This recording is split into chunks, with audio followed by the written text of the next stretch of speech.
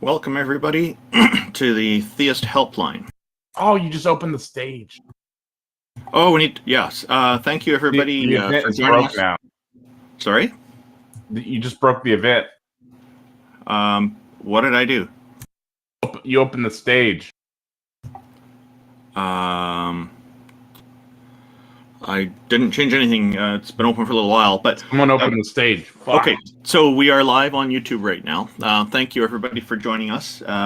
Your friendly and helpful hosts of the Theist Helpline are, in alphabetical order, Amy Newman, who is known for her trademark slogan, Sending Love, is a professional comedian and skeptic who hosts debates, interviews, and conversations on her YouTube channel. She also creates educational and other important content.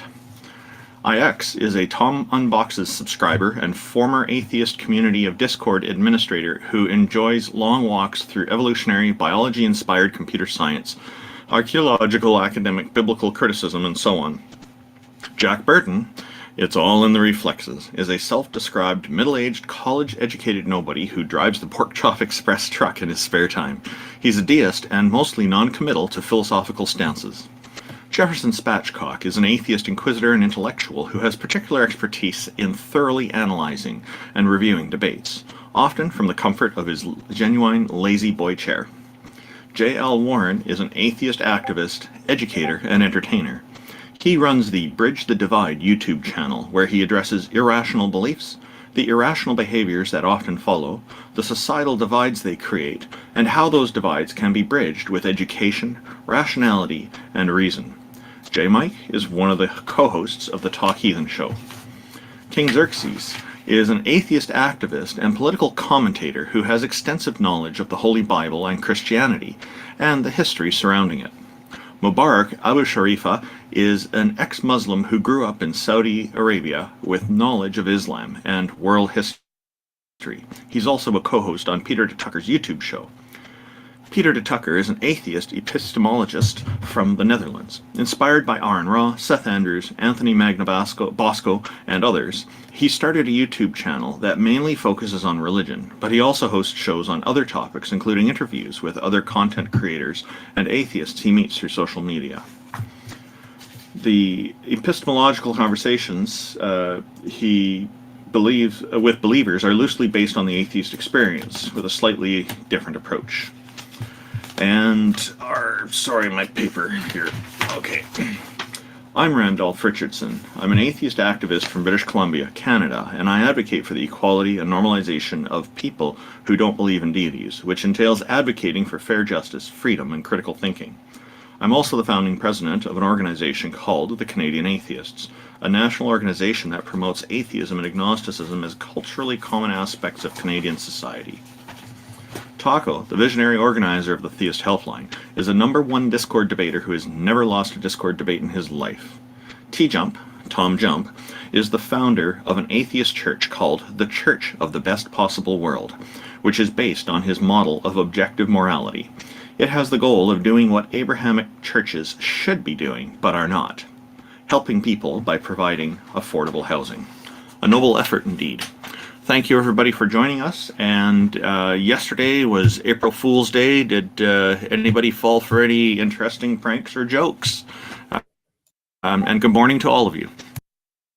What is up, everyone? And I enjoyed the large amount of atheists who found Jesus or Muhammad under their bed this morning or the other day, and by today have recently refound atheism. Welcome back.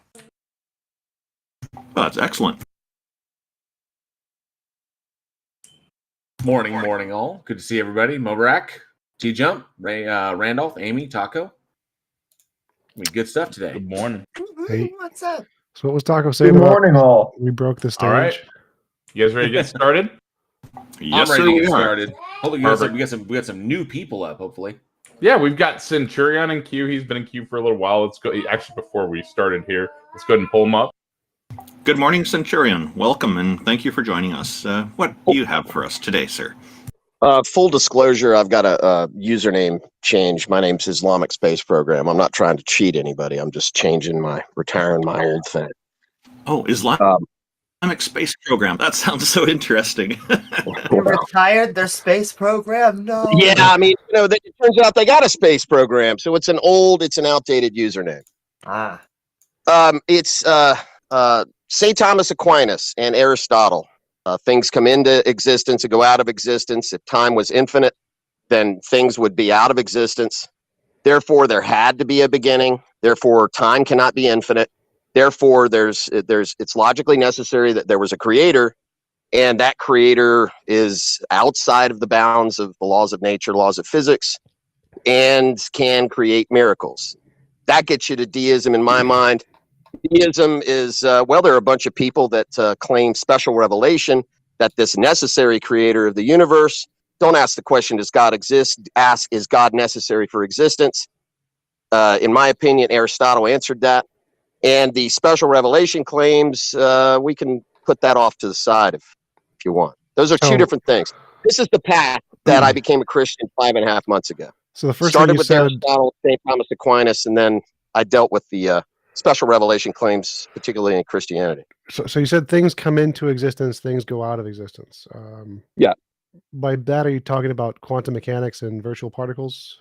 No, I'm coming from 500 BC or whenever Aristotle observed it, and it's sort of like a basic logic heat death prediction. Right. So we know that virtual particles do pop into existence in empty space. So are we talking about philosophy, or are we talking about science? Physics, are you gonna claim your knowledge of science is what is the topic of this discussion? Is it physics, or is it does God exist? Can you answer that question for me? Well, hold on. So I'm an expert in this field, so I'm trying to walk you down the path slowly. So you're an expert in something that's not the topic of discussion. No, great. I'm an expert in. Love to hear what you have to say about it. So shush. Tell us about quarks. Centurion, easy, dude, easy. So it's okay. We start with this topic, but we venture into other aspects of it, which what we're trying to do here is to have a conversation with you on these topics that you're raising because they're interesting. So I want to just go for the first thing you said. It is true that things come into existence and go out of existence. That is true, but it doesn't stop. That process continues eternally. There's no reason to think there's a beginning to an end. So Aristotle thought there must be a first mover. Which is wrong. There's no reason to think that. And the fact that things do come into existence and go out of existence all the time in virtual particles, which we've proved in the lab, shows that we can have infinitely many things coming in and out of existence at infinitely many points in time with no problem. And so I don't understand what you think your argument is showing here, because if things do come in and out into existence and out of existence through virtual particles, then there's no reason time couldn't be infinite. I think you're full of shit. I disagree. You just assumed that it wasn't derived through rationality. What? A bird is born and it dies and rots. No, Suns Centurion. are born and they die and blow up. No, Centurion. What do you do about that? Centurion, the point is that there are things about the universe that Aristotle was unaware of, obviously, given the time period. There are conclusions that he drew based upon his empirical observations of reality. So he was just taking what he could observe and what he could measure to what he determined would be the logical conclusion on that. But we're quite a bit removed from Aristotle. We know things that Aristotle never could have possibly even imagined about the universe, and things that we've confirmed in the lab. So you confirmed that the universe is infinite and time is infinite. No, we confirmed virtual particles. So what is your problem with virtual particles existing and they continually come on? I'm not talking about physics because I didn't come to talk about physics. I came to talk about God. Can I ask time you is physics. You said time can't be infinite. That's a physics question. He did. And there is no logical The necessary contradiction. Creator of existence. There's no logical contradiction in an infinite regress of time. And besides, when you're talking about like time, you have to make the statement: if there was time and then there was no time, that means that there was a point. Then how can there be a before that there was no time? Well, that's actually a thing in physics. We do have that, but That's But Centurion, can I actually ask you, do you believe we're talking about things that come into existence, not just things that exist? Things that come into existence, not things that exist. Because I'll Well, give you... look, we've got two choices here. Either time is infinite and the universe has always existed, or time is not infinite, and there was a beginning to the universe. Well, That's no. and one is not unreasonable, and the other prove it. Well, But that's also sounds that's like- also kind of Wait. So I want to jump in here. So that's not the only two options. Time can have a beginning and be caused by a different natural thing that isn't time, and still have a natural universe. So Then tell me how. Get in your time machine, buddy, and tell me how that works out. you don't need a time machine. Because the creator, the necessary creator of existence, creates this firm point, this ultimate benchmark for everything else. Well, that's called And making then we have to talk about the utilitarian value of No. theology. I don't care. If culture is to man what an elephant trunk is to an elephant, what don't care are about you going to do? You just say, "Nah, time's infinite. You no, don't I mean don't- anything. no, The stop, brain is a stop, machine, stop. and consciousness is just electrical signals. You're bringing Go up a bunch of maximize your gibberish. You're dopamine. bringing up Fuck a bunch of child." gibberish. Is that what So you're going to tell me? Stop, What? stop, Idiot? stop, stop, That's illegal. stop. They should go to prison. So there's no evidence of a sky daddy or a creator whatsoever. It's all just gibberish garbage. The best explanation is a quantum field created the beginning. Aristotle is not talking, gibberish stop garbage. talking. It is gibberish garbage. And everyone Well, in physics agrees that's that. a claim. Yeah, which is accepted by every academic. Well, which is thank why God no you one came uses them. along. You're welcome. So we know Do gibberish. you have anything Stop better than talking, stop gibberish talking, garbage? Stop talking. So we know Aristotle is You gibberish fucking garbage. guys Stop do this talking. once a Stop week. talking, or I'm going to mute you. So we know Aristotle was gibberish garbage because he had no knowledge of physics. He had no knowledge of modern philosophy. He was essentially a sheep herder in terms of philosophy today. He didn't know enough information about the universe to have accurate information to be able to deduce anything. We know for a fact that virtual particles do pop in and out of existence, so time being eternal is perfectly fine. No one really thinks that's an issue. In fact, it's one of the top views in physics. Sky Daddy isn't in there. It's not in the top 30 views in physics. It's not a thing in physics. Nobody takes it seriously because it makes no predictions, explains nothing in physics, and it's not even in a potential candidate explanation. Time And having a since beginning is perfectly fine. That's another one of the top views in physics, and it was created by quantum fields, which is perfectly consistent with the physical data. Why do you think Sky Daddy is a better explanation than quantum fields or past eternal time?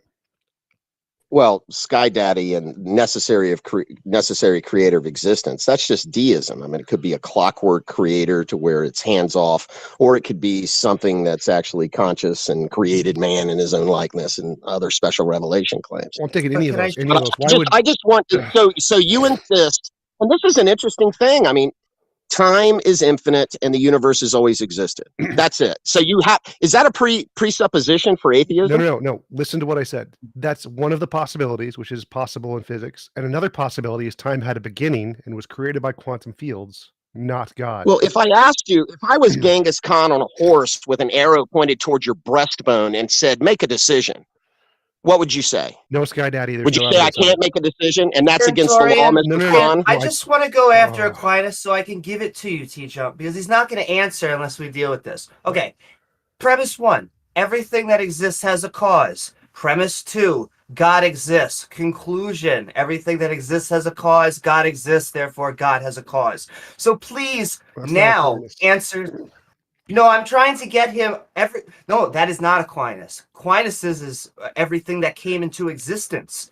I took out the came into existence clause because I think it's bullshit. What I think is you need to And there another address. bullshit. I think you need What did to he say address. before? Hogwash or something, and now I you say think- it's bullshit. Great I argument. think you need to. Thank you, ladies. I think that you need to address T-Jump's question. I'm trying to actually give you over to T-Jump because you're not answering. We have something that can come into existence without being caused. He is saying quantum fluctuations. You're saying God. Why is your deistic God any better than quantum fluctuations?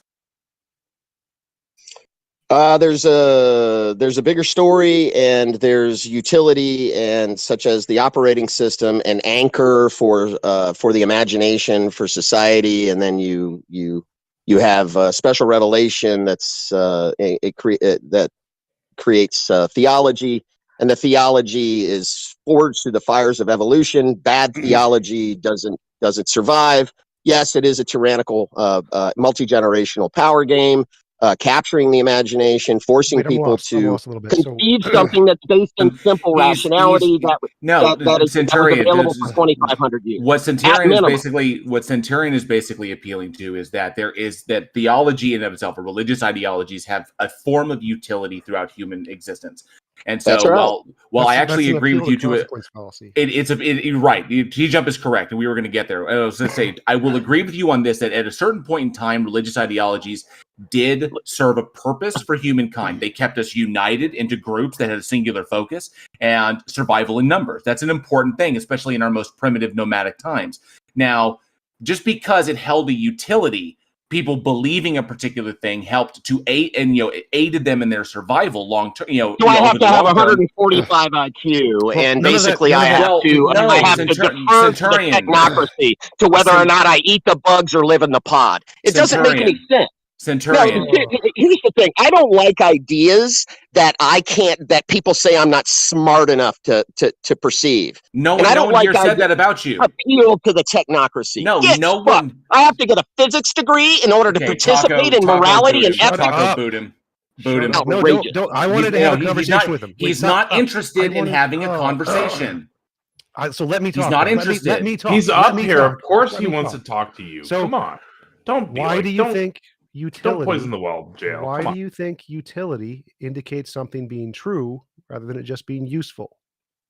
Well, no, it's reasonable to assume that time is not infinite, based upon the first three of the five of Aquinas. The first three are Aristotelian. Physics, and that's good enough. That's good enough for me, because the other option is I have to get a physics degree. No. So I have option one. It's right in front of me. It's reasonable. It's been reasonable for 2,500 years. And then option two is I have to defer to a guy like you. No, I don't trust you. I don't care. So why should I trust you? Stop talking. Stop talking. So that's like a flat earther saying, I can go with my intuition and I can look and I see everything looks flat. Is it intuition or is it a logical process? Did Aristotle, is this intuition? Did he just come out of his ass? Just mute him so I can keep talking. What you said is as stupid as what a flat earther says. To me, the world looks flat. Great. And in order to take your position, I have to learn science. Science is complicated and hard, and it's too big for my tiny brain. And so I'm going to go with what's obvious to me, because that's the only thing I can do with my tiny brain logic. Guess what? The way evidence works, it doesn't matter what you think, what you feel, what you comprehend means nothing. What matters is which ideology can accurately predict the future before we know it. Science gets it right. Physics gets it right. You don't have to know all of physics to understand that they can predict the future and get it right, and you can't, which means they're probably a better understanding of reality than you are. So the model, they can't predict the path of an asteroid more than... Stop talking.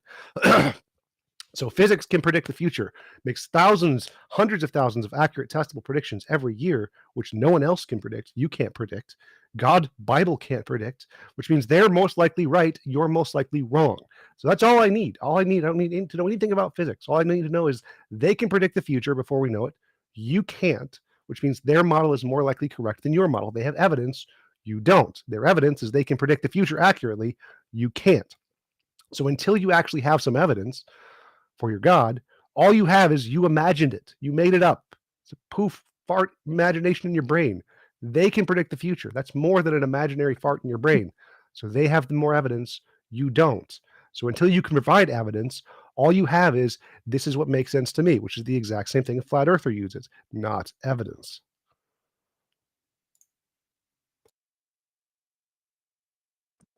Oh, he's muted. But I will say, Centurion, just to back up what T-Jump is saying, to me, it sounds more of an epistemological debate. We're talking about what evidence we do accept. Are we going to accept scientists? Are we going to accept philosophers? I'm not saying Aquinas was a dumb guy, but we do reject a lot of his arguments, like his first cause argument.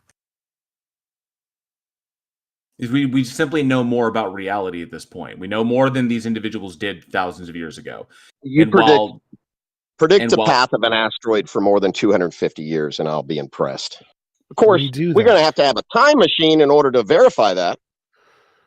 No, We people do in the predicted- fossil no. record and That's other That's things. that's orbital mechanics. That's literally orbital mechanics. All we have to do is apply the mathematics, and then we can determine where it's going to be. You really don't know that they can't do that over 200 years. They You don't can know do that, do you? They have done that. Yeah. So you're enjoying the present value of future human unraveling of mysteries of physics, No, and you think that on a long enough time horizon, humans are going to be able to achieve this. what? But you're not going to be able to achieve the attributes of the logically derived necessary creator of the universe as a concept. Let's just, but it's not. There are You no didn't such pull it out of things. ass. There are no I such have things. I have a quick question. Why would I have a quick why would I question. trust you if it's falsus in unum, falsus in omnibus? If I I have have a ever question. been lied Wait a to minute. by Wait a men minute. using science, why would I Doesn't trust matter. you? I have a question for you. Does the sun revolve around the Earth or Earth around the sun? Quite frankly, it doesn't make a bit of a difference to me. Answer the question. Personally. Does the sun revolve around the Earth? Can you create a model where I the didn't Earth is ask the you center anything of the about galaxy? creation. I asked you Can about you create a model where the Earth is the center of the galaxy? No. Or Does do you the sun insist that we revolve bring in around the gravity wells? Does Is the that sun necessary? revolve around Earth or Earth around the sun?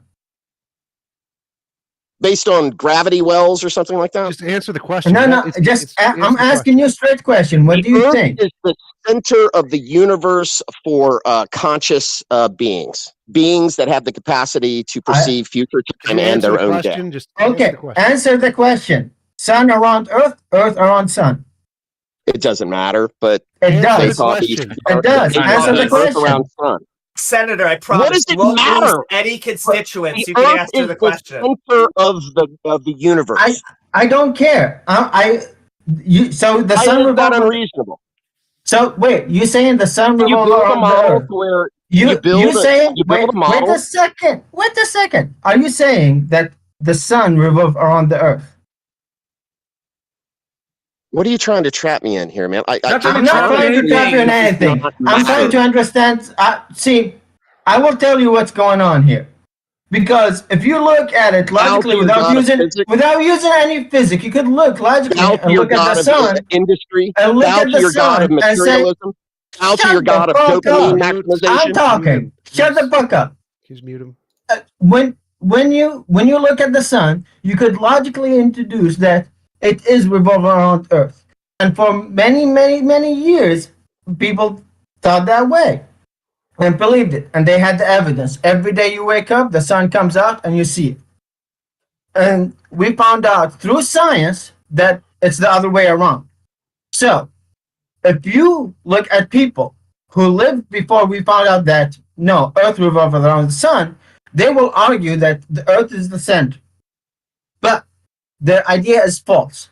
So when you talk about Aquinas and Aristotle, when they talk about ideas that have been proven false, because it's not just the simple fact that, oh, because they're smart, because they said something, then we have to believe them. We know that their ideas are false. You just want to go back thousands of years and stop there, not advance. That's your problem. Yeah, you got nothing. You got nothing to replace it. You got nothing to replace the. There's plenty of things to replace it. Wait, hang on a second, Mo-Rest. The Centurion, just to give you the heads up on that, you're also wrong on your previous claim. 2018 AG 37 is the designation given to the furthest object in our solar system. It's about 132 AU from the sun, which is an astronomical unit, and requires, in order to make a lap around the sun, requires about 1,000 years. So, yes, we can make these predictions. We do understand them. It's literally how we put people in space. The mathematics are irrefutable. Now, there's just one very important point here, Centurion. Just because something gets defeated doesn't necessarily mean a replacement must be provided. Those are two different things. Well, see you. I look forward to you guys waving your peer-reviewed studies at Genghis Khan as he comes over the hill for your women. But he's dead, so Genghis he can't. Khan doesn't affect truth. My peer review study would still be right. Genghis Khan would still be wrong. Truth is the opinion of the powerful, my friend. No, truth is a fact. And with this model, that truth is something omnipotent and omnipresent and beyond human endeavor. Your need Your psychological need for this thing to be We true. can bow to the British Your petroleum scientists. You guys used to have criticism for them. Centurion, your emotional and psychological need for this thing to be true, to give relevance to your own life, is not something that affects us, and it's Now not he's something of any interest. psychopathologizing. But Now We're his talking single about- mother taught him we're how to talking argue with about a what man. we're I talking about gotcha. what we're No, talking I about. don't deal. I don't deal with.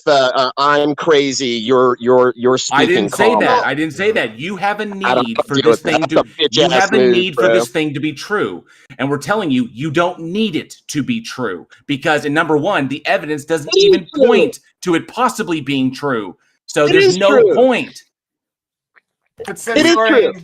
What are you going to do about it? Demonstrate it. True. That is your You're claim. That is your. going to put me in prison next? No, Because Because Centurion. that's That coming. is your. I will not bow to the technocracy. I will not defer to The the technocracy- physicists. kidding.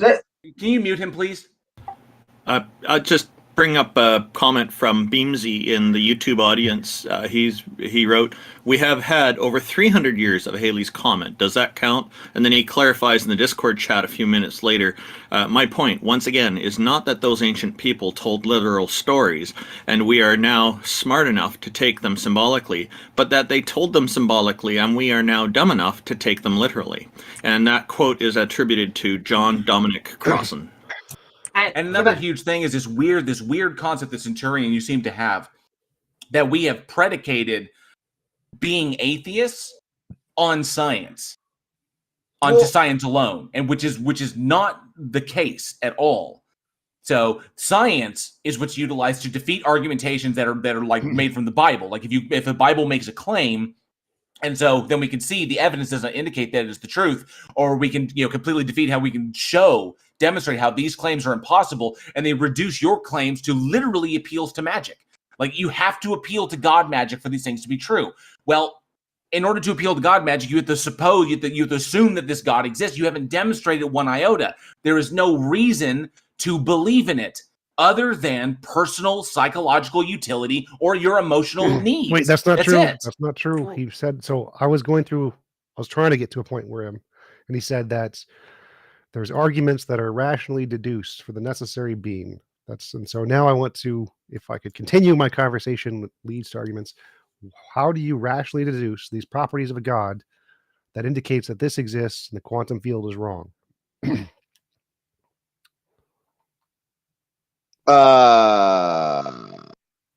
Because I don't believe you, because I've been lied to by scientists before, and because your conclusions are not intuitive. I'm not asking your conclusions are special, and the conclusions that you make after you prove that God is not necessary for existence are that everything that came from theology is fake and gay, and you don't need it. And I guess go to the hamburger. Stop. What I asked was, what is your evidence for God? What I do doesn't matter. What I'm saying is, how do you? Dude, it's the first three things in Aristotle. That's in the first three of the 5 ways of Aquinas.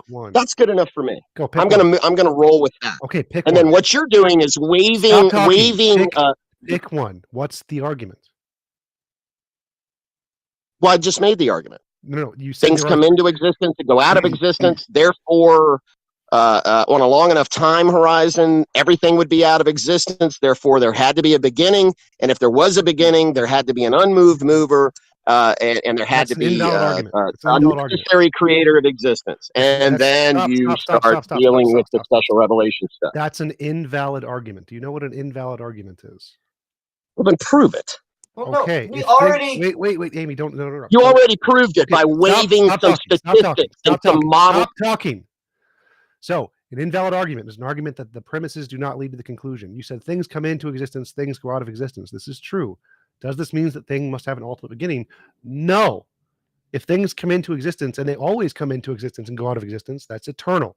So your first premise does not indicate that there was a beginning. What you're trying to indicate is contingency, that things can be caused by other things, which are caused by other things. And that could also be eternal. There could be an eternal amount of contingent things. So nothing in anything you presented gives us a reason to think that there isn't a past infinite universe. You just assumed it based off of your tiny brain. So If you have an argument that actually indicates that there can't be an infinite universe, can you present the arguments? Because all you said, none of what you said actually indicates there is such a thing.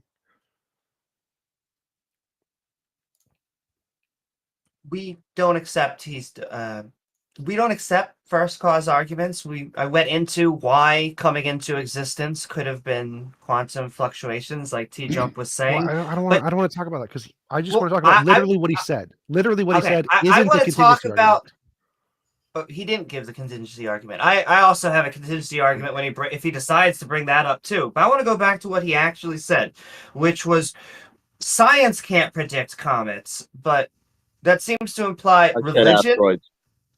Okay, so science can't. They can predict that. Science can't predict asteroids, but you're saying religion can predict asteroids, and that gets to.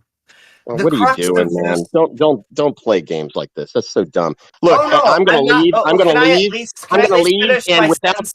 Can I you look at least- forward to seeing you in those wild streets down below at the channels down below without your mute button to win. I look forward. Centurion, Y'all take care. speaking Okay, of playing games, But when truth. I didn't Go get ahead, to Amy. finish. Well, no, it's just his main claim is that truth is what speaks to power. That is categorically false. So that would have made truth subjective, and truth is what corresponds to reality, and that is why science is about describing and not prescribing, unless it's your doctor trying to give you pills. And so I wish he would have actually given us some evidence for God. But, besides the first cause, he did give the first cause, that we blew that away.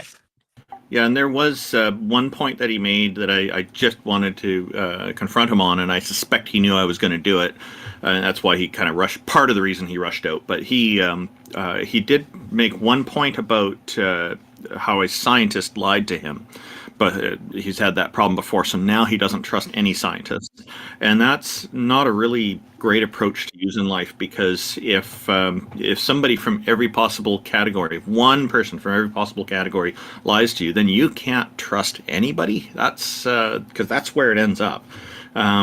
Just because one scientist has lied to him doesn't mean that all the other scientists are going to lie to him. It just means he had a bad encounter with one person, and so he needs to work on coming to a better understanding in that aspect, I think. Good morning, Barth the King. Barth the Kang. How are you? Thanks for joining us. What have you got for us today? If you're talking, we can't hear you. You might need to exit Discord and come back in. Or set the microphone to the correct setting. Well, just give him a moment. He's got to come back. T-Jump, you were trying to complete a point there with the previous guy. Did you want to sum up something quickly while we get Barth back up? No, I wanted to actually have a dialogue with him to try to explore a little bit more of what he believed. But no one gave me the chance.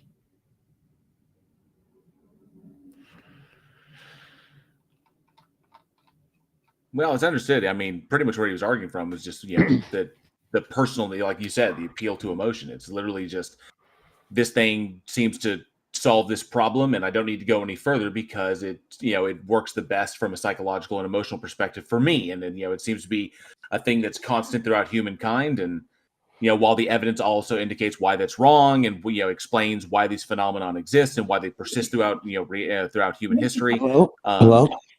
Yes. Hey, Bart. Yeah, Yeah, just a moment, Barth. Can you just let JL Yeah, Warren? sure.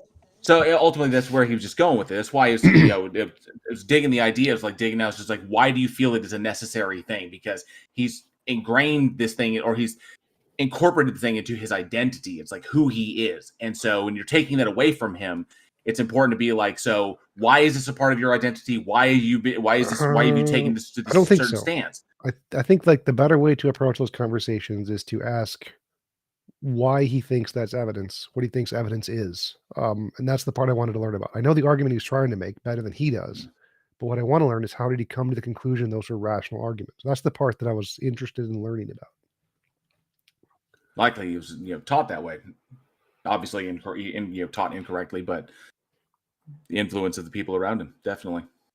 I think we can All agree right. on that. What's up, Bart? So why when he started talking about a philosophical thought about the existence of gods, you guys went to quantum physics? Like, why did you guys do that when you guys know that there's several reasons why we don't have direct evidence of quantum gravity, which is a theological framework That doesn't matter. that attempts to unify the principles of Doesn't quantum matter. mechanics and Doesn't general matter. relativity. That doesn't matter. So why would you bring up science when he's talking about the existence of God? He invoked science. That's why T-Jump brought it up. So he said that time can't be infinite. That's a physics question. Time can be infinite in physics. There's no problem with How is that. that a physics question? Stop. How do we test that with Time is time? literally physics. It's literally a thing. So in physics. time. So we test time with time. Stop. So first, I wanted to say, you mentioning quantum gravity is irrelevant. It's not relevant to anything I said. Well, why is it irrelevant when you guys can't? There's no quantum gravity has nothing to do with virtual particles or particles popping in and out of existence. None of that has anything to do. Oh, they don't? No, because that's just a model. That's just a theory. No, that's not actually. That has nothing to do. Just the theory. I love that. That has nothing to do with quantum Well, gravity. think about it. Think about it. Oh my At the God! quantum Shut up! level, Shut right? up! Holy shit!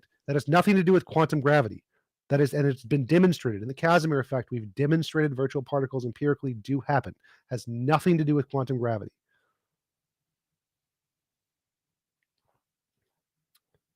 Quantum gravity is like how we unify general relativity and quantum mechanics in singularities. Has nothing to do with virtual particles. Okay, so basically, what you're saying is all conclusions in science provisional? I literally never said that. No. I'm asking you, are they? Everything is provisional. All facts are provisional. Okay, so in are all science declarations provisional and subject to revision? And all facts from any worldview are provisional. All of them. He literally just said that, Barth. Yes. Yeah, they are. In the advent with the advent of new evidence and better and new information. Why is it when I answer one guy, another guy jumps in right when I'm he probably should have done that. So Barth, all propositions are provisional. All God propositions are provisional. All propositions are provisional because they could all be wrong. Yes, except for like. When you use induction, right? It's a probabilistic, a non-deductive probabilistic inference. I don't care about induction. When I use induction, right? It's a promise from God, never failed, and that doesn't fail. That's what we understand science to be. We understand science to never change, right? Because if the uniformity changed, all of science that you know would be garbage. The uniformity did change. So it is a promise from God that the world is uniform in such a way that it is intelligible. So uniformity. Now, if things start to be random, right? Barth, if things start to be random and different, stop. there would be no way of being intelligible. Your argument is already wrong. Why do you guys need to do this? Because like I was in the middle of talking. Why are you stopping? Barth, stop. But you say wrong things all the time. I'm not stopping you. Mute him. Stop being obnoxious, bro. Mute him. So, Barth, uniformity is not a thing in science. We don't accept that. No, it's changed. Gravity used to be repulsive. It changed. It's not the same. No one cares about that. It's not relevant. Induction isn't relevant. All of the facts in your worldview have even more likelihood of being wrong than the facts of our worldview. All facts in every worldview. So all your observations. Go ahead. Because existence is not a predicate. You do know that. All observations. So you're saying all your observations are grounded ontologically? Is that what you're trying to tell me? That means nothing. That means nothing. So you don't want to answer the question. It's not a relevant. What are they grounded on? If all of your observations are not grounded ontologically, what are they grounded on? It is grounded ontologically in reality. In what? No. Reality of what? Reality. Do you know what the reality is? All things that exist. So I'll explain to you what reality is because you use this term a lot. No. I told you what it is. You didn't give me an answer. What I mean by the word. So when I say reality, I mean all existing things. That's what reality means. No, reality is the sum or the aggregate of all that is real or existing within a system, as opposed to something which is. I don't care about your definition, Barth. I'm going to tell you what my definition. No, what do you mean about my definition? So what definition are you using? Reality. When you say reality, what are you saying? I'll say it again. Reality is all existing things. That's the Okay, definition. so it is the aggregate and the sum of all that is real within a system, correct? No, all existing things. Only use my definition. No. not your definition. It has to Barth, be Barth, within a I don't- system I in don't order for you care. to I understand don't it. care about your definition. My definition is reality is all existing things. That's it. No other So words. the term is also used to refer to ontological I don't status care. of things, I don't care. indicating their existence. Barth, use my So definition. what do you mean you don't care? How? Why Barth, would you invite Barth, me up if here you ask if I'm me a explaining question- to you what reality Barth, is, and now you're Barth, telling me you Barth, don't shut care? up. If you ask You have me a 5 other question- people Barth, up here to shut help you out. Shut up. I'm Barth. up here by Barth, myself. Shut up. If you ask me a question, what is reality? And I tell you what I mean by reality, you don't get to change the definition. I get to tell you, and you only have one definition you can use, which is the one I'm using, because you asked me a question. What do So then you I win. mean by reality? So I get to tell So you. you win. You'll win every time then. Yeah, just tell me what words mean, and tell me that I'm wrong. Well, I have to point out, before this goes on, I have to point out, Barth, so there's something a little dishonest that you just said there, because you said reality is the sum or aggregate of all that is real or existent within a system, but you're quoting that definition literally from Google. And you're missing a part of that because that's only half of what that definition is. I didn't get to finish. You told me to shut up. No, you said reality is the sum or aggregate of all that is real or existent within a system, comma, as opposed, Barth, as opposed to that which is only imaginary, non-existent, or non-actual. Is the total of the system known and unknown. Okay, I don't care. That is exactly as opposed, please stop. as Please opposed stop. to Please that stop, which is Jalen. only Please imaginary, stop. non-existent, or I non-actual. don't. Please Yeah, stop. it's opposed. That's what I said. Please stop. You cut Please me stop. off in the middle of me speaking. I don't care about your definition. We're going with my definition. We're going with the Google. No, we're going with my definition. We're going with my definition, Barth. We're going with my definition. So what is your argument? Your definition. Yep, my What definition. is? So it's Reality is provisional. all It existing can change. things. Go on. So are you saying that your definition can change? Is it provisional? I can change the definition whenever I want.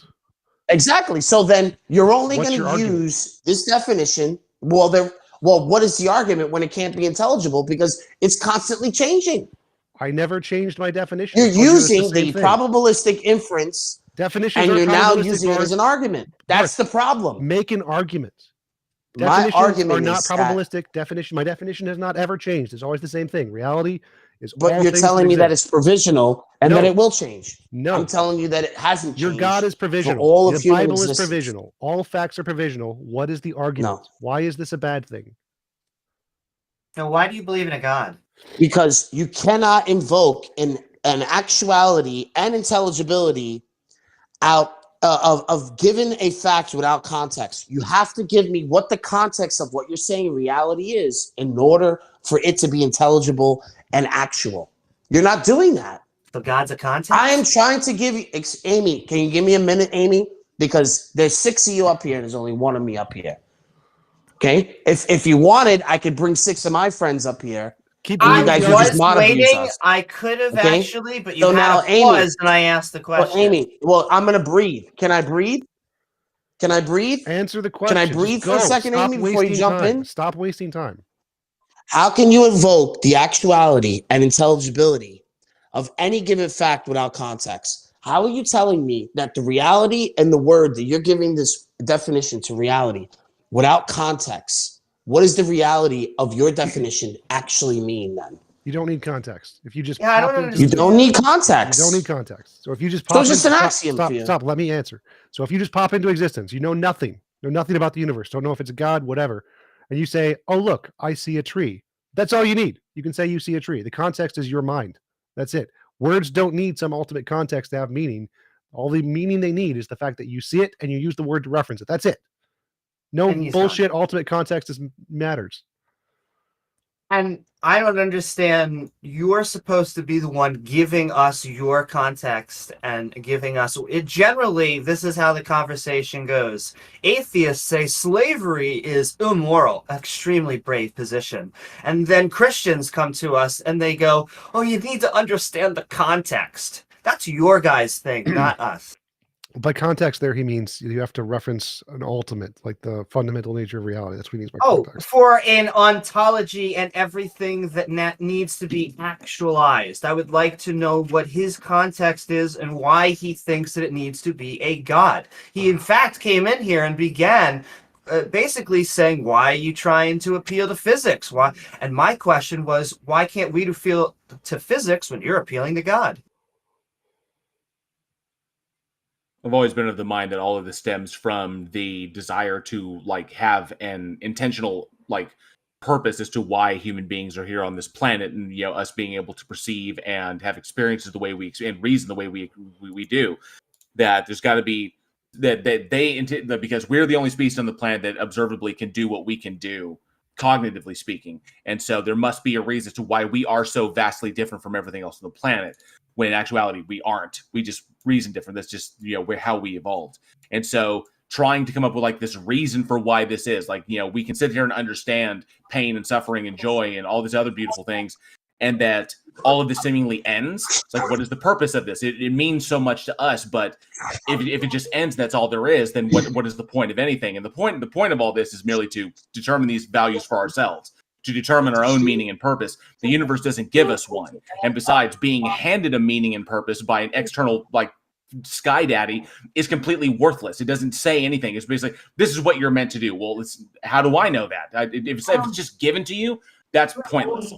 But, you know, the journey is finding out what your meaning is. And all of these things stem from that. Is because if everything changes and everything is a result of these random occurrence with no agential interference or intention, then of course we're just a result of natural process, and they can use that to justify this concept where, well, then there's no morality and it's all chaos like that. But that's obviously not the case. Obviously not.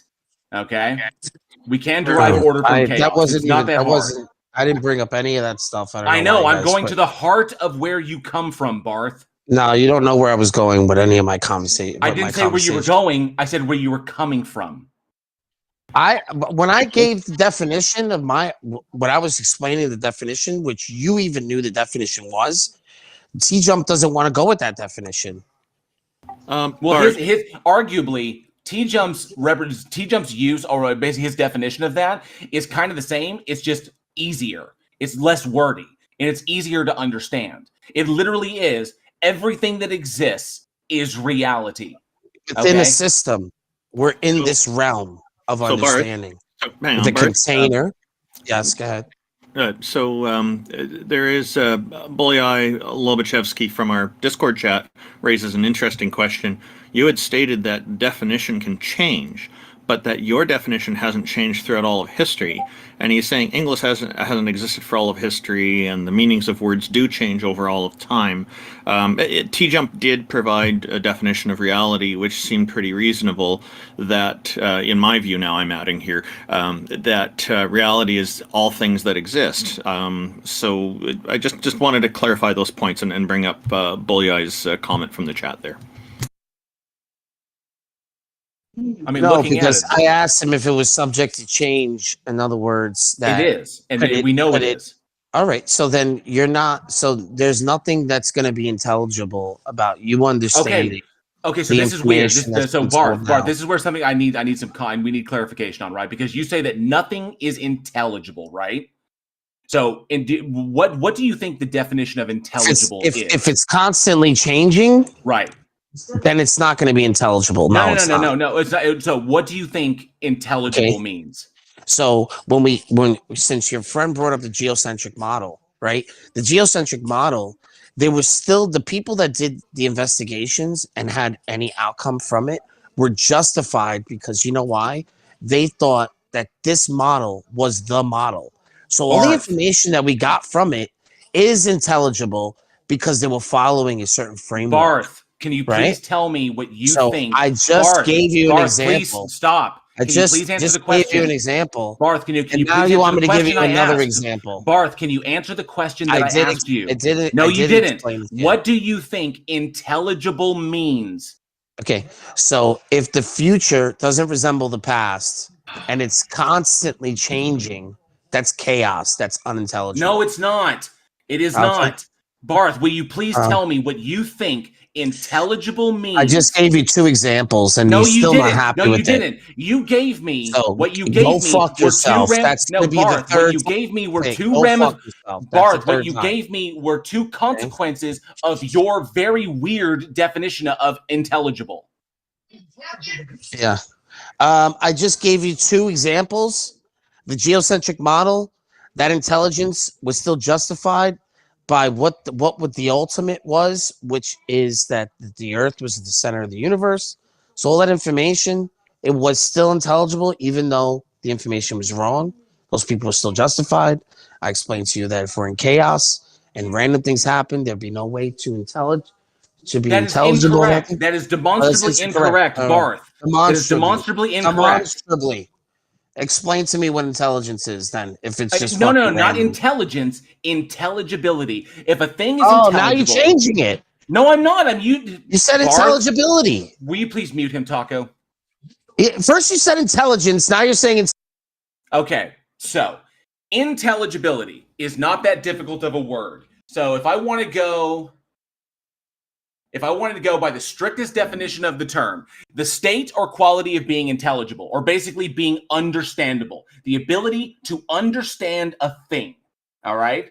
So that's what intelligible means. What you're basically stating is that if everything is a result of random events, and that states are constantly in a form of flux or change, and that the end will not look like the beginning because it's constantly changing between the two, then nothing can be understood, is ostensibly what you are saying. And then it requires God, the existence of this entity, to ground everything underneath it from the bottom in order to ensure that we can continue to understand things the way they are. But that is demonstrably not true. Okay? We understand that things change. Our models make allowances for the fact that new information can come along. The Ptolemaic model was justifiable at the time because of the limited information that they were working with. As we got more information, we improved the model and made it more accurate.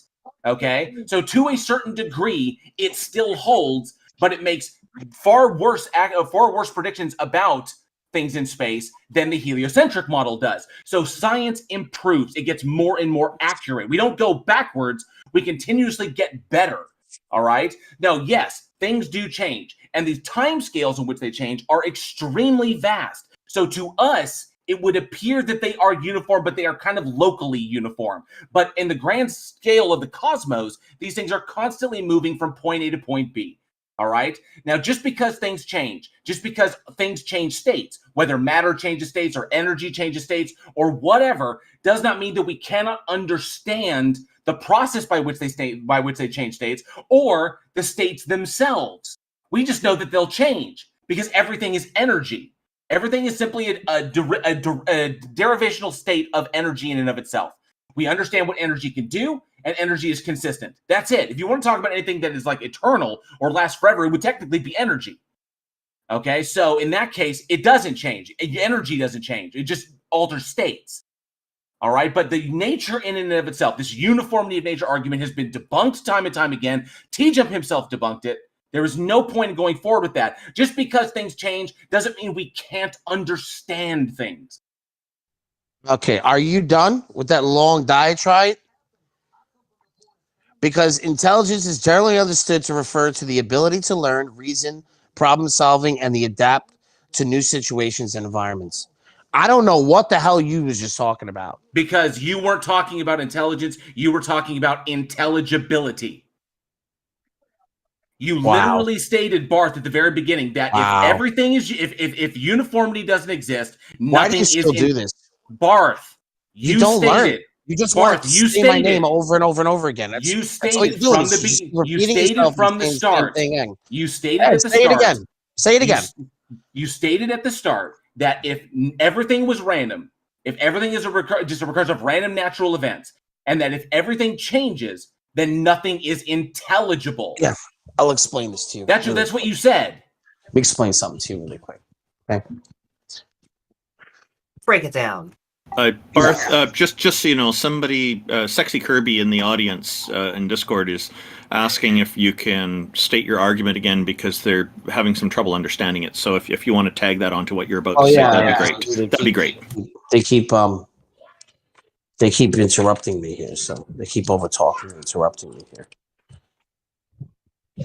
Well, I don't know why you're lying. So what do you mean? I'm not lying. You are lying because your initial statement was that if science is provisional, if nature changes and there is no uniformity, then nothing is intelligible. You said nothing about intelligence If your itself. array of particulars are brute facts, then they're not ultimate. Brute facts, by definition, are facts that simply exist without any intelligibility, identifiable explanation whatsoever. They just are. They just happen to be. Right? So I think you're equating intelligibility with reason. Well, no. How am I equating the two? We just went over what intelligibility is. I don't know why you're switching it. Intelligibility is the ability to understand things, that things can be understood. Okay? So in essence, if like this pen in my hand is intelligible, it can be understood. Now, it depends upon the person if they have the capacity to understand it. Warren here? Do I have to speak to this guy? Because yes, you're speaking to me right now, Barth, or you can get off this. You're speaking to me right now, or you can go. Just want to tire me out until you Barth, you're speaking to me right now, or you can get off the stage. Okay, so in order to have intelligibility out of an array or plethora of particulars out there, you're going to need something in existence that's ultimate, static. Why? The grand unifier. Why? Divides. Why? Any unity amongst the... Why does he keep doing this? Because I'm asking you why. I understand your claim. I'm actually just going to repeat myself again. Since you didn't hear what I said the first time. I understand your claim. And I'm going to lower you. Because all you're doing... Okay, you can get him off the stage now. Well then, why don't you mod him? Why don't you mute him then? He asked a valid question. You made a claim that no, he didn't let me finish what I was saying. It's fine. 2 seconds into what I was saying, he's over talking me. Hear it. So why do you? I don't care. Seven of you. I don't care, Barth. Barth, answer the question. He asked, "Why do you think you need something ultimate to have intelligibility?" That's the question. Thank you, T-Jump.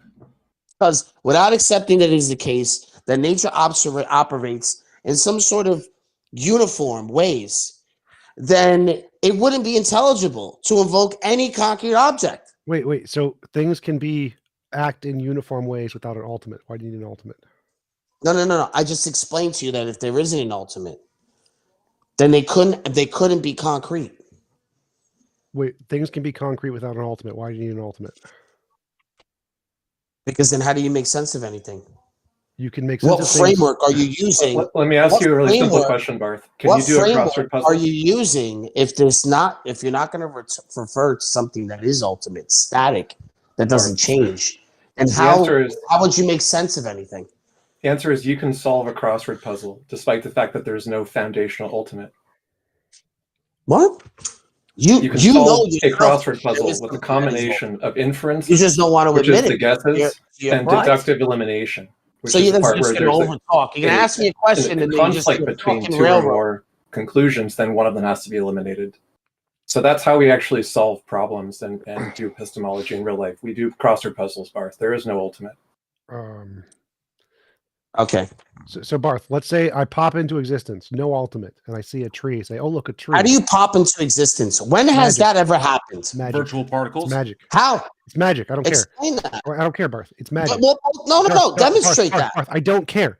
Let's say magically. So you don't care. So then Barth, out of the conversation. You're not addressing the question. Address the question. Say magically we pop into. I asked 4 questions. You guys haven't answered any of my questions. So let's say we pop into existence, and I see a tree. I say, "There's a tree." Why do I need an ultimate to exist in that universe for this to happen?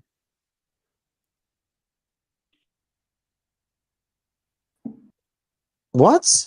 What? Do you even know the answer to that question? Well, no, that's what I'm asking.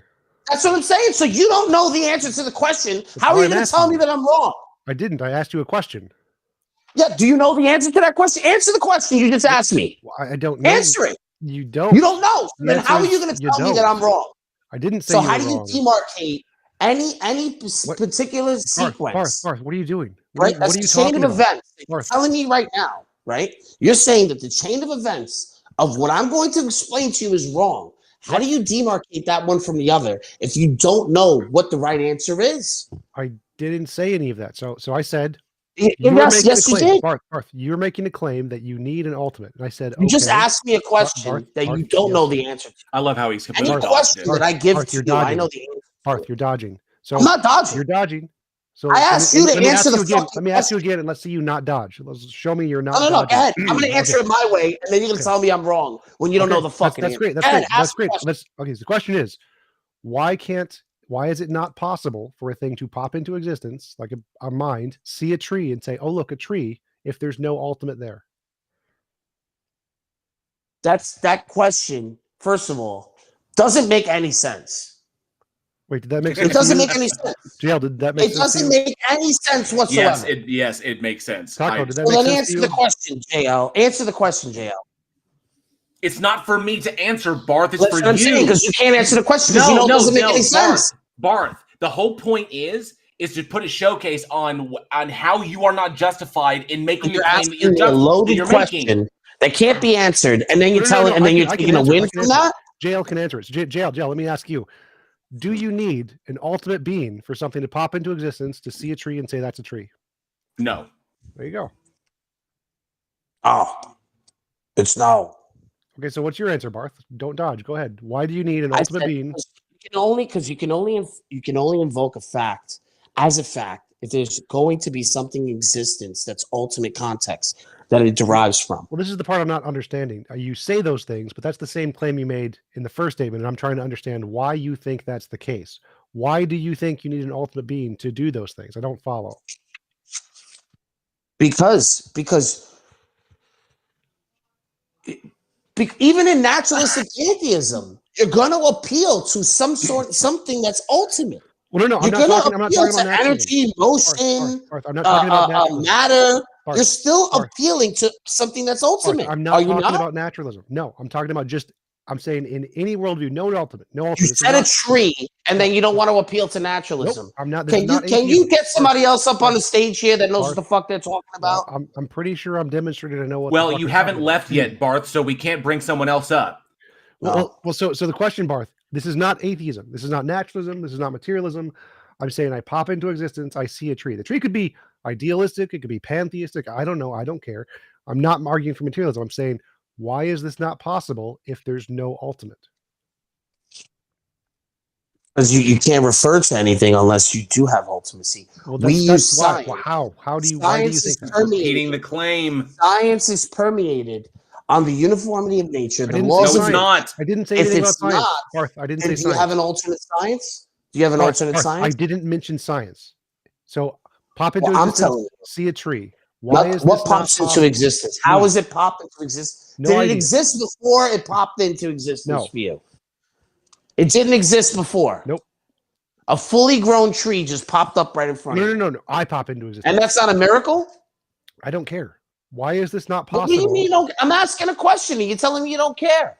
The question is that a miracle? It doesn't matter. Any port in the storm, huh, Barth? Wow. So the question is why is this not possible if there is no ultimate? And you simply saying you need an ultimate to refer to things, that's the claim we're asking about. Why do you need an ultimate to refer to things? Because it's necessary. There's necessary to have these things in existence in order for us to understand what the aggregate of all that is. If it's necessary. If it's necessary, then how do you know the future will be like the past? I don't care. If it's necessary, what imposes and secures it doesn't make a difference. It doesn't make a difference. Let's say it's not. Let's say it's not like the past. I don't care. That's fine. Do the laws of logic stand in causal relation? No. Or all the laws of logic. Now you're just repeating Darth. Now you're just repeating Darthism. Well, he's a precept. He's a precept, but I don't care. Go back to the question, Darth. I pop into existence, my mind. I pop into existence. I see a tree. The tree may not be there. It might just be a part of my imagination. It may be the case that everything changes in 5 minutes. I don't care. Why is this not possible? Well, then that would be a very unintelligible place for you to be in the universe. Why I see a tree and nothing. You're not going to make sense of anything. Wait. I saw a tree and I said there's a tree. That's intelligibility. How do you know it's a tree? How do you know it's a tree if it doesn't remain? Intelligibility. A tree needs to be a tree. Barth, stop. The only way the facts of trees are trees is if it's never changing. Stop. I don't need to know it's a tree for it to be intelligible. For it to be intelligible, all I have to do is be able to have an intelligent understanding. I see a tree. I say it's a tree. That's intelligibility. I don't need to know it's a tree to say it's a tree. Also, I just want to put a claim on Wow. the floor that pre-suppers never defend their actual claim that a God exists. They go on a philosophy. Are we even brain in vats? How do you even know the tree is there? Well, we know your Guy's God's not poisoning the there. well. Yeah, I would You're disagree. poisoning the I well would- here I would because I never disagree, mentioned Amy. any of those things. So, And you're just inserting things that I never said. so I think So now I have to fight my way out of that. Why don't you invite Wait, my stop, friends? stop, Barth, shut up, Barth, shut up. So What is Amy, your reason that God you're exists? incorrect. Precepts do defend the existence of God. Their argument is typically that any alternative worldview leads to contradictions or inconsistencies. Therefore, God is true. So they are trying to defend their God claim. They just do it badly. And yet every time that we ask for a clear and precise answer. No, it takes six of you to do it. It doesn't take you alone, Amy. Because if you and I wanted to have a one-on-one, I would own you on any given Sunday. Sure. Okay? Why does a God exist? So come to my channel. I'll give you mods. You don't have to. You can prove your God and we exists. can do it here. one-on-one He's instead of you everywhere. having T-Jump. So are you going and to answer my everyone else question, helping Darth? you. Are you going to answer my question? Yes, I'll answer your question. Go ahead. Why is it impossible for me to pop into existence and see a tree and say that's a tree if there's no ultimate? Because you wouldn't know it's a tree. So Why? it's a loaded How? question because a tree wouldn't be a tree if things just pop in and out of existence. Wait, There would be wait, no law of Barth, identity. Why do I need to know anything? If how do you know a tree is a tree if things are random that way? Stop, shut up. See, you guys, Barth, shut you guys up. just do Oh this. my God, shut up. Why do I need to be able to know it's a tree? I don't care. I don't care if I know it's a tree. I see what I think is a tree and I say it's a tree. I don't know it's a tree. I don't care. I know it's a tree because that's not intelligibility. Intelligibility is just the ability to intellectually understand. That's it. So if I look at something and I understand that what I'm looking at to me seems like a tree, that's intelligibility. I don't need to know it's a tree. Why do you keep bringing up irrelevant things?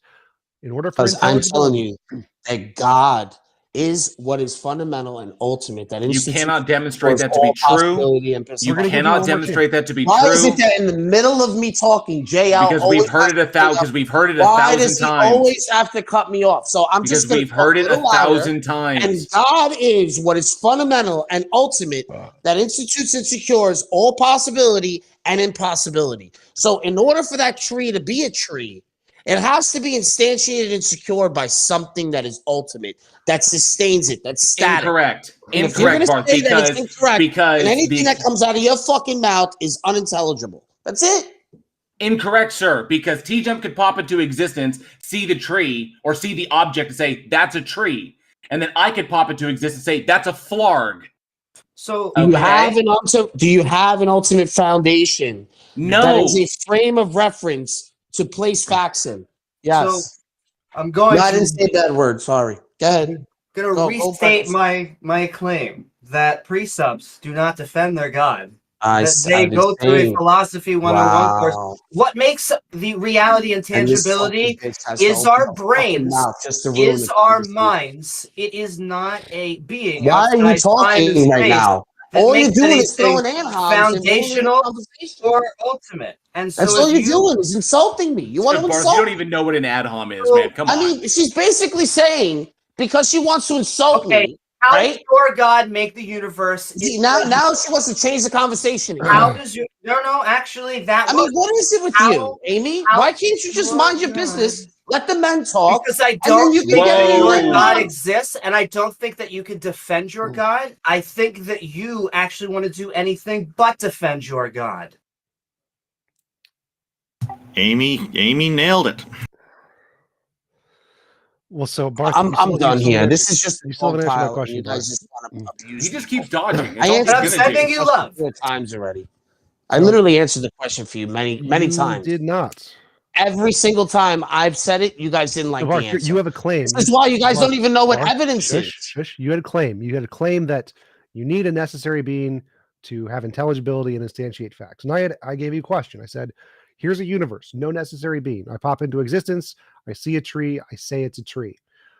And I asked, why can this not happen without a necessary being? I'm going to play lacrosse with my kids. I'm then you simply repeated your claim. Go fuck yourself. Because you got nothing, Barth. You got nothing. Okay. I guess that's a concession that he loses. Yeah, just want to wish Barth a great time with his kids. Family values very important. Thanks for joining us, Barth. Try not to screw them up too. And He's a blatant misogynist. I'm going to say what I say. Come on. Well, actually, funny enough, he did not misgender Amy. He did misgender Amy, No, he didn't, because he said let the men talk, which means he was referring to Amy as a woman. but still being sexist. It's like, what the He is getting better at this. I will say, although it gets spicy, Barth, and I do still think that is the presuppositional tactic. I'm sending you love, and I still feel like I'm attacking beliefs and not you personally. So sending you love. Hey, I just want to say welcome to Invalid Drop Table. I'm very curious before we start. How many bots have you been able to interfere with that interesting SQL injection attack attempt? 0, a total of 0, unfortunately. Your avatar says it all. Okay, well, welcome, and thank you for joining us. How are you today? Good. I hope you guys are as well. I won't have near the amount of time as the previous people, so, but I probably won't be nearly as combative. So I don't have access to the chat. So you'll see that in the Heathen Hangout, I had actually posted some of the stuff that I'm going to talk about. But like I'm a theist, and I need theism. Okay. Because I like to create worldviews, models, position, whatever you want to call it. And, I like to use logic to do so. So, like, I use the worldview to make decisions, both moral and whatever. So, like, I've posted all of this already, so just so that you know where I'm coming from. I know that my model's wrong, and I'm always looking for a better position, which I think you guys are too. Because that's holy cow! That's part of it. You're like the perfect kind of person we want to speak with. So please go ahead and present your ideas. Thank you. I wanted to. So like I'm defining God as an object that is outside of space and time. Something that's outside of the natural world. So you're not going to find it with science, unfortunately. That's just a necessity of things. And this is important. I guess the models of science do have some holes in there, and I guess this is where I kind of like I fill in things. So I think Tjump had already mentioned that there are some people who do this where you're saying that you have a worldview and it has some holes, and you try and explain these holes, and you say, well, then you put in God, and you're like, no, don't do that. So I'm trying to understand where it is that you guys come from, but I want you to know that I came in with you guys say Theist Helpline. So I came in under the guise of you guys are the theists, or you guys are the atheists who are going to try and help me, the theist, kind of get out of the problems that I'm in. So I look at theism as like a logical position, and I'm trying to understand, if you guys got something better, please help me. Could I ask you at the table, what is your best? Why are you even convinced, or what are the best logical arguments that convince you that a God exists? Okay, so just before we start, we are mostly atheists here. There, Jack Burton, who is in most of our shows, is a deist, but mostly non-committal to philosophical stances. I guess you had made one reference to something being outside of space and time. When you say it's outside of time, that right off the bat, from a logical perspective, seems to completely invalidate it as being part of reality, because we don't seem to be able to get away from time completely. Okay, and I can accept that. I can, even if that's the worldview that you think is better, then I'm totally, down to hear that. I do have some questions for you guys, I guess, before we even get into things too deeply. If I could, can I ask these questions? Sure. There are 4 questions. They're very simple. Sure, I'll just quickly clarify something. I'm personally not trying to deconvert anybody, but I do welcome the conversation very much. And I think most people here, I'm going to guess, are probably not trying to deconvert, but will definitely try to focus on the ideas that you bring forward. So yes, please go ahead with your questions. Yeah, for the record, my conversion is simply about logic and reason. You guys, I think we'll all be on the same page, and I don't think we'll have that much animosity. But I'm trying to understand, based on, I haven't talked or I haven't listened to this show at all before, to be honest with you. I've maybe heard a couple people, and that's it. And then there were the 2 people that are just ahead of me that I was able to hear. Centurion actually seemed like he had a good argument, I thought. I guess one of the questions I have is, can one be a theist and also completely believe in science. Is this a possibility? Sure. Yes. Okay, all right. And is it possible that God exists? Sure. Some of them. Okay. I would say that I'm not able to completely rule that out. There are certain gods that their definitions are problematic, such I as agree. the Christian God. There's a paradox that is a big problem. But go ahead. Yeah, I don't know about the Christian God, but I agree with you that there are certain definitions of God that definitely are incompatible with Yeah. other things that we know, and that's fair. So And I like, would say the same. I would say the same applies to goddesses. Go ahead. and if there's anyone who can kind of sum it up for everyone, or at least as close as you can to for everyone, is there a difference between the atheist belief and agnostic's belief? 'Cause I'm agnostic as well, and Okay. you know, yeah. So So we it's atheism. Atheism is not a belief. What it is the absence of belief in any deities. Agnosticism is not having knowledge in it. Although a lot of agnostics will say that it means that it's not possible to determine whether a deity exists. So the difference is that atheism focuses on non-belief in deities, and the agnosticism is about not knowing. I go with this Right. classical philosophical definition. So I say atheism is the position God does not exist. So there are multiple definitions, but I don't think it matters. Man, okay. So this is a very, I guess, germane next question. Then, what does it mean to have a logical worldview? Well, logic is just a system of a formal system of language that doesn't have any inconsistencies relative to its own systematic model. So there are like lots of different kinds of logics. There's standard logics and non-standard logics and pair-consistent logics and many-valued logics and fuzzy logics. So I imagine you're probably going to go with a standard logic. And so a standard logic would be like A equals A does not equal not A, law of identity, law of non-contradiction, law of excluded middle. And so as long as it doesn't violate any of those three, it'll typically be considered a logical worldview. But I think that is insufficient. I think that you need a logical worldview that is based on evidence, like scientific evidence, empirical evidence, predictions.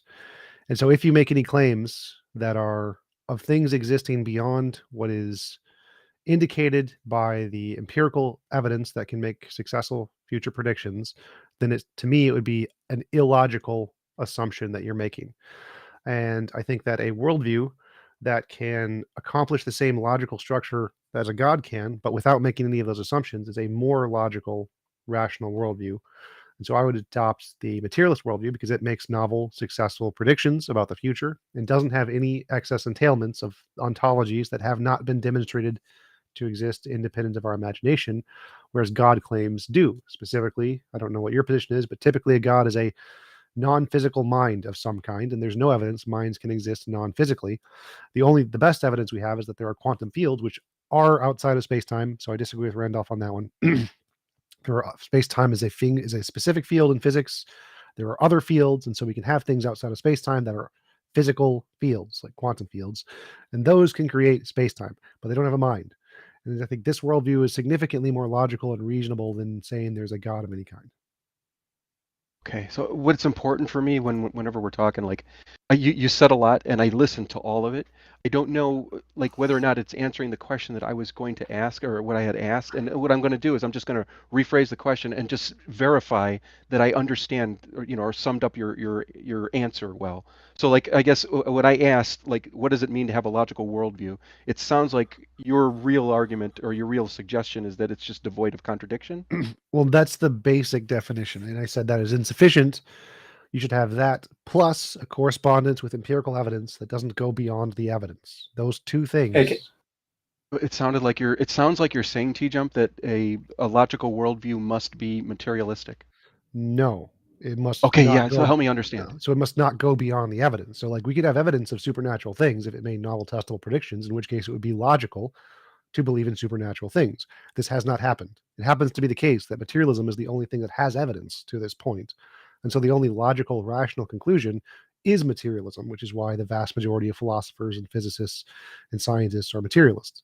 So the logical conclusion is the one that doesn't go beyond the evidence. It has claims that are proportional to the evidence, in addition to not having logical contradictions, which entails that since the only evidence we have is materialism, the only logical position is materialism. Okay, I'm sorry. It seems as though, and maybe I'm misunderstanding. And please, I'm relying on you guys to tell me because I won't know.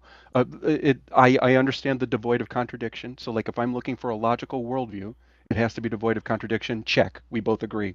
Sure. It sounds as though you're also saying, additionally, T-Jump, that the worldview must also be materialistic. I'm trying to understand whether or not you are saying So that. it must Okay. follow the evidence. Does evidence require materialism? No. No.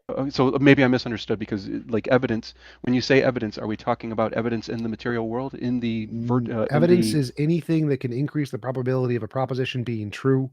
The best kind of evidence is the ability to predict the future. Has nothing to do with materialism. So, like, if we're in a non-material world, okay. you can still predict the future, and if you get it right, that's evidence. Okay, so I want to make sure that when we're saying it must predict the future, is that it? Like, if, imagine that I'm writing it down because I am, Sure. and I'm trying to understand whether or not is prediction the thing that you are saying is necessary for you to create to have a logical worldview. Can I have a logical worldview that doesn't predict? If there is a worldview that does predict and gets it right, and you have a different worldview that doesn't do that, it is illogical to hold the second worldview. Could you say that one more time? I get the idea that, like, for instance, if I have a worldview that is less complete, but has predictions, and then I have the exact same worldview, but has an additional component that doesn't necessarily make predictions. Are you saying that the one because it seems as though both of them are exactly identical, with the exception of one of them that makes additional claims? Sort of. So it makes predictions that have been confirmed. Like, just making predictions doesn't matter. You have to make predictions that have been confirmed. I'm sorry. What do you mean by confirmed? Like, you predict the future and then you wait and see if it happens, and then it happens. So I was asking you whether or not what I'm trying to figure out in order to have a logical worldview. Again, devoid of contradiction, we're okay. It sounds as though you're saying now it also must predict. Yes, that's the second thing I said. So at the very beginning, the first answer was must have no logical contradictions and has to conform to the evidence. And now I'm just giving you a more comprehensive definition of evidence here. So a logical worldview is one that has no contradictions and follows the evidence. Right. Evidence is things that can accurately predict the future. Right. So yeah, and that's the weird part, I guess, to me. So like, I believe that you can have a logical worldview, and it may not predict anything, or at least anything that you can actually verify immediately, or within our lifetimes, or within I don't know, the lifetime of humanity. Well, just to jump in for a second, is it logical to believe in pink unicorns? I would probably say you could say, like, for instance, pink unicorns exist. Yes, you could say that, and that would be a logical worldview. You could be wrong, and most likely are, but you could say that and still be logical. So logical worldviews can be false. Well, no. So or am I misunderstanding something? Since we have pretty good evidence that unicorns do not exist, it would be illogical to believe they do exist because it goes against the evidence, right? That's what I'm saying. I wouldn't say that it's necessarily illogical if you're saying, for instance, that unicorns exist in a place we have not looked. So can I ask a quick question? Sure. Okay. And I'm just talking about, keep in mind, I'm not even making a position. I'm just trying to understand. No, that's okay. I just wanted to ask a question that might be helpful. So it sounds like you think the word logical is an important characteristic for a worldview, but I'm not sure from hearing you talk about logic and limitations what the word means. If you are familiar with the subject of epistemology, in which logic is just a part of what's called soundness. Do you know what I'm talking about? I understand what it means for like a syllogism to not be sound. Okay. So the question is, why would we be interested in a merely logical worldview when we could have a sound worldview, a worldview that has not only a lack of internal inconsistencies, but also the ability to refer to facts and predict facts about the world that are true as the basis for all of its premises, following to conclusions that are therefore justified as being believable. I'm concerned right now that I'm coming to the Theist hotline or helpline, and I'm trying to, like, convince you guys to be theists as opposed to understanding how the non-theism will help me. So, like, I get what it is that you're saying, like, hey, how come you're you know, why should we believe you? And I'm not even making a Well, statement. no, I'm no, trying If to I understand could what it just means wait, to have a wait, let me logical jump in. So Ix was Yeah, saying yeah. we could have a worldview that's just valid, premises lead to the Right. conclusion, or we can have a worldview that's valid and sound. So the premises lead to the conclusion and it's true. Like, would you prefer one that's valid or one that's valid and sound? Oh, I definitely want the sound one. And I'm Great. saying that there are multiple sound ones. In Oh, other words, you oh, go Can I ahead. just I'm sorry. interject for a second, Drop Table? Are you, when you say coming to the Theist Helpline, are you, generally, the topic is to convince us that a God exists. It sounded like you were trying to preface that, like, oh my, I'm just some helpless theist. Can't you please prove that there is no God? Can I just ask, are you coming in because you actually are skeptical and you're doubting your theism and you're looking for atheists that are looking to help you get over that line? Or are you just a theist who is strongly convinced that there is a God and you're trying to shrug the burden of proof back onto us by trying to make us prove there is no God? Okay. So Amy, it sounds as though you guys have probably had a lot of assholes. I'm going to say it in no other way. You had some assholes on here. I'm not one of them. I'm telling you with all honesty, and this is not bullshit. I know my model is wrong. You I'm know, always looking for a better model. Always looking for a better model. This Okay. is 100% genuine. If Okay, anyone good. questions this, I'm I've asking you. actually got it. I'm asking.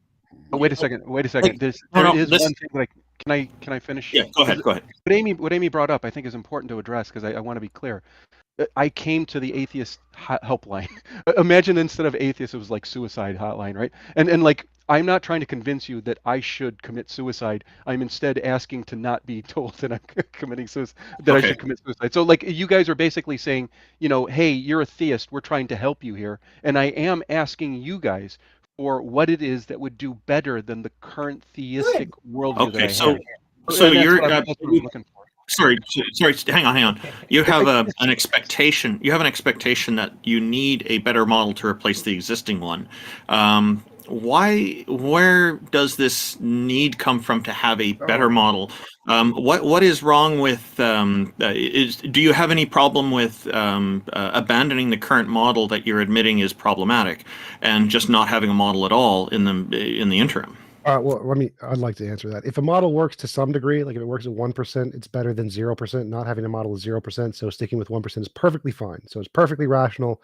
If you have a partially functioning model, to stick with the partially functioning, looking for something better. That's what science does. Perfectly fine. But I do want to get back to the I topic. agree with that.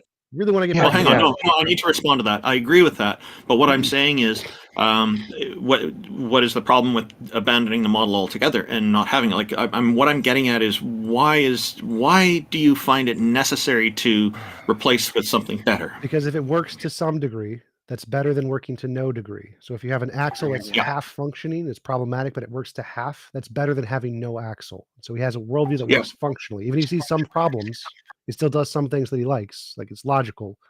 So he's keeping it for that reason. It's perfectly right. Yeah, and yes, I that's fine. I'm asking invalid why why that necessity is there, because do you find such a necessity burdensome at all?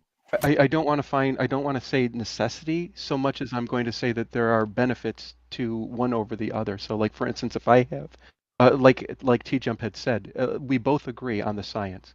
Me and you, most likely, I don't know exactly what your theories are, and there were maybe some weird things that I had heard, but I don't even know if it's worth it to get into it yet.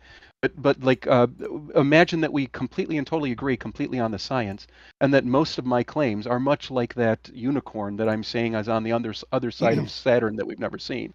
And my claim isn't necessarily even that's. I'm not even saying that this is true. I'm just saying it seems as though a model that would explain something a little bit more, even if it is not necessarily 100% verifiable, may have some benefits, and I can explain those benefits. But I'm just trying to understand when we say, you know, that this logical worldview must predict. This is where this is the part that I'm currently challenging. I don't know that it necessarily must predict, or that the prediction is something that you may be able to see in your lifetime. There are many things that we have to live in a world of imperfect and incomplete information, and it makes, I'm not just saying makes sense, it is useful. There is a lot of utility to having the ability to make logical distinctions, logical positions on things, even if you won't have enough information. And I don't understand why, you know, I should why I should, abandon a model that does have these additional pieces of information. Great. That might be Okay, wrong. that seems reasonable to me. Okay. That seems reasonable to me. So Can you back to tell the- us what your model is? Oh, no, please don't. I want to continue with my line of questioning. So the question was, is there a more rational worldview? A more rational worldview is one that's both valid and sound, not just valid. So logically, we should go with with a model that is both valid and sound, right? Not Can I just one pause that's you, valid. T-Jump? What? I didn't understand. Were you talking about rational? Logical, rational synonyms. So here, we can go either Oh, way. I didn't know that. Okay. I didn't know that. So Okay. is it so wait a more second. logical Help me to distinguish. wait, is it logical to I don't go understand what that means. Okay. Is it more logical to go with a model that is just valid or a model that is both valid and sound? I would definitely want the valid and sound, which I Right. agree in science. That's exactly what you have. I'm totally in agreement. So if we have a model that's both valid and sound, and then a model that's just valid, which means they have some premise that hasn't been demonstrated to be sound yet, which one should we logically go with? Does one encompass the other? No, because so there's say there's 6 premises. 5 of the premises are verified, one is not, and the other one just has 5 premises, all of which are verified. Which one's better? Which one should we logically go with? I would go with the one that has the additional premise, if that additional premise was allowing you to make, additional decisions. So, like for instance, I don't think that unicorns on the other end of Saturn are very necessary for me. So, I don't really care. But if it turned out that I had to do something, I don't know, if I were making a satellite to try and see that other side of Saturn to see if there's a unicorn, I'd probably say, you know what, it's probably not worth spending that much money. So There let's probably say isn't one there. Let's say the 6th premise So, is there's a magical leprechaun and he tells me that I should do certain things, like don't step on gold or whatever. And so he helps me to make decisions. And this is the 6th premise. Does the fact that the 6th premise give me commands and tell me to do things make it rational that I should believe this 6th premise is true? That's a good question. So yeah, for instance, T-Jump, if you have to make decisions in the world, and let's say that there is a piece of gold that you either have to stand on or you can't go to work. You have to, you have to do something. So and the thing is I think at that point you need to start making a decision that either that damn leprechaun exists or he doesn't, and he's either telling you the truth or he's not telling you the truth. Well, that I think is if you illogical. decide that that I think is illogical because I think if we're trying to make a decision, should we step on the gold or not, and we have no evidence of the leprechaun, then making the decision based on what this leprechaun may say is no more probably true than the inverse of an anti-leprechaun. So if say the leprechaun says step on the gold, you can imagine that there's hypothetically an anti-leprechaun that says don't step on the gold, and both will send you to hell for eternity if you do or do not do what they say. To make a decision based off of this hypothetical leprechaun is no more rationally justified than to make a decision based on the anti-leprechaun. And so until evidence is provided to differentiate a particular hypothesis from imagination, then all of the infinitely many possible alternative explanations are all equally as justified, which is to say not justified at all. And so to believe this 6th premise, whatever it is irrational because there's infinitely many alternative premises that have equally as much support as that one. 0. Okay, so when you're saying this, I agree with you if you were talking only about a singular decision. I would argue though that if you have multiple questions, Well, for instance, let's expand it. Let's say go all ahead. decisions. Let's say there's a leprechaun that gives literally all decisions you should ever make in all of space-time. How does that change the situation? Because there's also going to be infinitely many alternatives. Good. So now we have multiple questions, and the thing is I would argue, and this is my only argument here, is that you should either decide that the leprechaun exists and make all your decisions in line with that, so that there are no contradictions, or you should decide that the leprechaun does not exist and then make all of your decisions based on that truth. But wait, and this is my claim that in order to have a logical worldview, you have to select one of those two. If you ever think that at one time he doesn't exist and the other time he does exist, and you make decisions based on those two contradictory things, then you have a worldview that's already kind of messed up. It's already doomed. But that seems illogical. That seems illogical because you have eliminated leprechaun 2, 3, 4, and infinity, and said this one leprechaun. You either decide it exists or it doesn't exist. What about the anti-leprechaun? What about the one that tells you to do the exact opposite of everything this one does? Jump, I thought I explained that. So let's imagine it's just one for now, if it helps. And we're saying that there's either the leprechaun or the anti-leprechaun. Yeah. and that you have to decide one of the two. Well, And no, so I'm I saying think in order to have a logical worldview, you have to choose either A or not A, right? So we're making a choice, and we stick with that choice throughout all of our decision making until we have evidence that suggests we were wrong, and then we switch completely to the other side. So in order to have a logical worldview, we have to choose either that does exist or does not no. exist. I don't Let think me you're. interject No, one more please time because I have to please leave. don't, I'll please. give it Okay. back to you forever, T-Jump. I'll give it back to you forever. I just want to say that invalid. Although I do think that sometimes the burden is shrugged off, it sounds like you are coming into this with an open thought process. What I would say, just why I think T-Jump's point is so crucial and why prediction is one of the most important things we could talk about when coming to a worldview is that you see this both in religion when it comes with prophecy, probably one of the number one things for why they say that they are convinced for it being true. And you see this with, it doesn't have to be a materialist. You can see this with theological viewpoints as well. But you need to be able to predict the future. You need to be able to discern fact from fiction. I think science, a materialist worldview, does that the best. But I do think it is one of the most crucial aspects to building a worldview. And so, right back over to you, T-Jump. And thank you all. Don't forget to like, follow, and subscribe on all our respective channels. So I guess to kind of address what I'm hearing from Amy is I get this a couple of times already, and I don't know if I'm misrepresenting what it is that I'm trying to do here. So I'm not suggesting that prediction is bad, and I'm not suggesting that I don't want prediction in my model.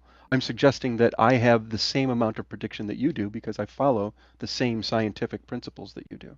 So there's nothing different between our worldviews. Well, My you're worldview adding has something, additional right? You're adding something. You're right. My worldview has additional components that are not a part of the science at all. And what I'm suggesting is that, like we were talking about before, when we're talking about a logical worldview, I myself say that I have to come down as either the leprechaun or the anti-leprechaun must be true. All right, so This is a logical. In order to be logical, this is the claim. And what I'm hearing from you, logical. So there's right, infinitely and that's many what I didn't leprechauns. understand. There's infinitely. There's not. It's not just leprechaun or not leprechaun. There's infinitely many leprechauns. For each Okay. possible action you could do, let's say there's 10 actions. There's one leprechaun for each possible variation. So 10 to the power of 10, whatever that is. Right. There's that many leprechauns, variations of Okay. possible things. So it's not just leprechaun or no leprechaun. Each leprechaun can manage to do a different set of actions. Now, is it rational to pick any one of those leprechauns and believe in them over the others? I would argue yes. I mean, you want to choose one of them. What, Or for why? that matter, maybe it's a leprechaun. Maybe even the correct answer is a leprechaun that, doesn't even, it's not even on the table yet. So like, and again, I tried to explain why, and I'm sorry that it's not coming across right. So T-Jump, what I'm trying to explain, or at least, and again, I'm not trying to convince you of anything here. I'm just saying when it comes to worldviews, when it comes to worldviews, I'm simply saying that if you have a worldview, it is only logical to choose a worldview in which either X exists or X does not exist. In order to be logical, that's what you're necessarily going to have to do. And this is the issue that I currently have, because right now you're telling me, so like, and with your example, the question that you would ask, which you had asked very eloquently, I want to make sure I address it correctly. Choose the first one. I don't care which one. Choose any one of your leprechauns and decide whether or not it either exists or does not exist. And your worldview should match that as far as every decision you've made. Then you have a logical worldview without any contradiction. If you somehow choose one of those leprechauns and decide half of your actions are going to act as though it is true and half of your actions are going to act as if it isn't true, I would argue that is not a logical position. Sure, but you can say that is a contradiction. You can say I don't know, and that's still logical. It's logical. I agree with you. I agree with you. So like, and that's why I was asking you about your agnosticism. But I want to. I don't agree on agnosticism. But here's the point: is it's more rational to say all of them don't exist until evidence is provided than to pick one and to believe it exists based on no evidence. Actually, I would argue that that's necessarily not true. So like, for instance, if you have so if you have, you said that you have like an infinite number of leprechauns. So if you have one leprechaun who believes X, in all, let's just say, the entire, I don't want to say the entire alphabet because we want to use the not X, but basically we have a leprechaun that has a recipe of variables, and then you have another leprechaun who has the exact opposite, right? So his premises are exactly the opposite. Now you have actually right there basically a truth apt statement, right? You basically have to choose either it is true or it is not true. I think that what I'm saying here, T-Jump, I really don't know why you have any. This doesn't even seem controversial. What I'm saying. In order to have a logical position, you have to either believe that X is true or that X is not true. Well, no, you can. And I don't know why. Why is there a like, fight back on that? You can have a logical position that doesn't say either. That's perfectly fine. That's an interesting claim. I don't know why you're saying it. Maybe you could help me. Like it sounds as though you're saying. It sounds as though to me, this is what it sounds like. It sounds like you're saying, well, there is obviously X or not X, and then the universe has to be one of the two. But you could also not know. Well, no. So it's like if there's an apple in front of it, and you say it's possible there's a leprechaun that created the apple. It's possible there's no leprechaun. I can say neither of those are relevant. They're irrelevant facts. I have no position on whether or not there's a leprechaun because my position is only based on the evidence I have. And since there is no evidence for leprechaun or not leprechaun, it has no value whatsoever. Could you say that again? It sounded like you said your position, blah blah blah. Could you say that again? Yes, sir. No, seriously. I'm not trying to. I don't care. I don't care. Insults are fine. So I have a. I'm not trying to insult you. I don't care. Just want to be clear. Apple is here. It's possible there's a leprechaun that created the apple, and it's possible there's no leprechaun that created the apple, or there's a anti leprechaun apple. Who cares? All of those hypotheses, none of them have evidence. So the rational thing to do is just to discard with all of them. Say the leprechaun consideration is an irrelevancy to my worldview. It has no relevance. Do you remember what you said? What? I'm just curious. When you said that your position was, could you say that sentence again? What my position was about what? You said that your position was, and like you said, relevant to my position. So the apple. There's an apple here. Okay, what is your? So yeah, you say in this analogy, the apple is your position logical. You have a. Do you have a logical position? Yes. So I'm going to have an apple, and I'd say I have evidence of this apple, and it's logical for me to believe this apple. And then you can come along and say there's a leprechaun, an anti-leprechaun, and no leprechaun, and all these possibilities, and I can say those have no consideration in my worldview, and that's logical. Yes.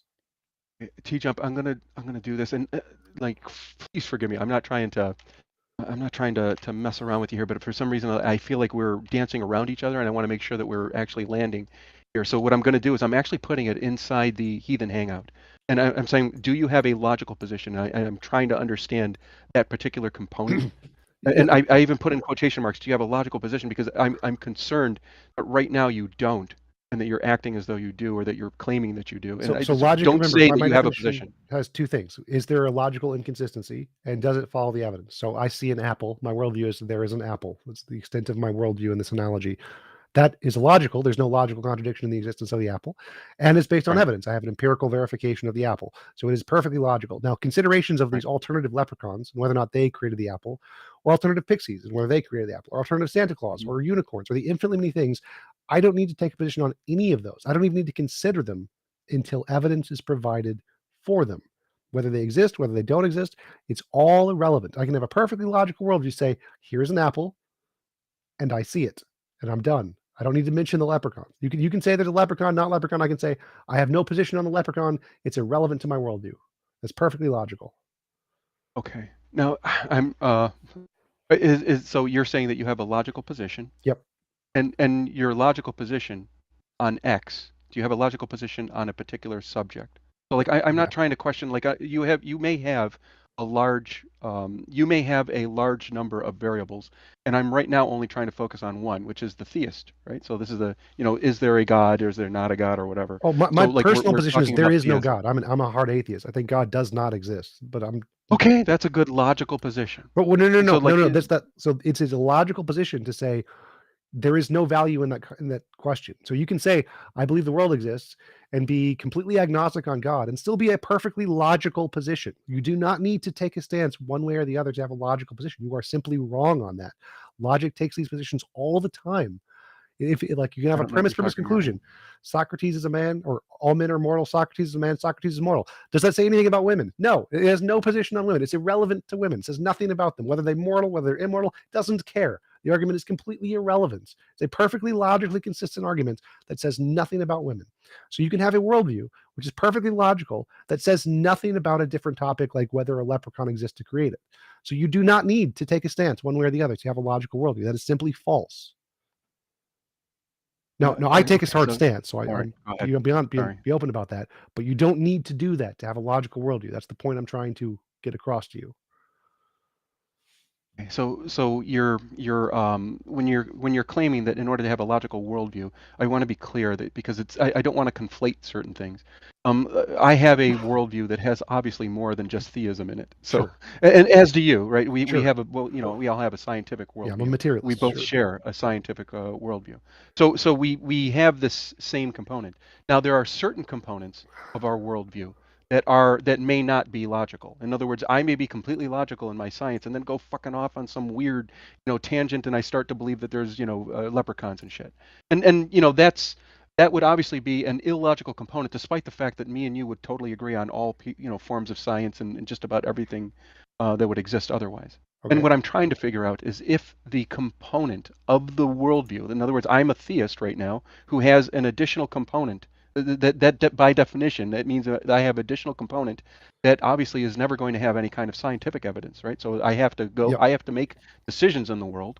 And as I'm making decisions in the world, I'm saying that in order for my worldview to be useful to anyone, I would argue that you want to be able to make logical decisions. And if you're going to make logical decisions, you want to make logical decisions based on whether or not a particular premise is true or not true. And in particular, the only premise that we care about right now is whether or not God exists. Right. We can define that in different ways, but it's... Yeah, so that's a good point. I hope I'm not saying something crazy here. No, it's perfectly fine. So okay. If there is no evidence one way or the other, the only logical, rational position is to just make it irrelevant from your worldview. That's the only I don't know logical why you're position. saying that.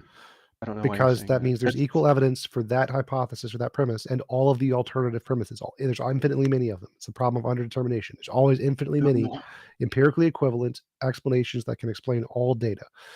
And so if there isn't evidence for one, then you should never take a position on any of them. Now, I think there's evidence against God. So I take a position atheism is true because I think there's more evidence for materialism.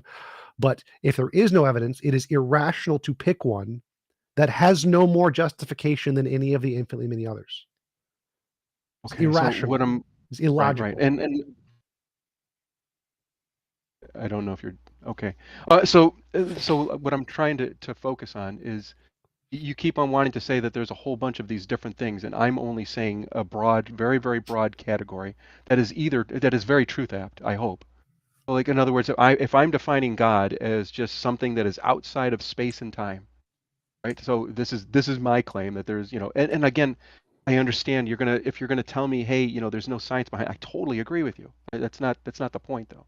That I'm making decisions. That if I'm going to make decisions in the world, then I'm going to, by necessity, because I live in an imperfect and incomplete information world, I'm going to have to make decisions and do things in this world. I'm going to have to make decisions on basically premises that I will have insufficient information on. And I think that if you're going to have a logical worldview on that subject, not an entire logical worldview, but a logical worldview on that particular subject, it's extremely necessary to either choose truth or false. And I don't understand why you're saying that isn't necessary. This is it's necessary to not do that. So I'm not saying it's not necessary. I'm saying it's necessary to not do that. So let's say, like, there is evidence for things outside of space-time, but let's suppose there was no evidence of anything outside of space-time.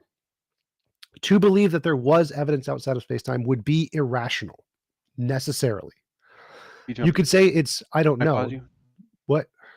I'm telling you right now, it's like these things, the explanations that I'm getting, I'm genuinely trying to understand here, but it seems as though, and I think that maybe we can get to the point where we forget any other examples and we'll just talk about X. Sure. So because I really think that it'll help if we just focus in on that.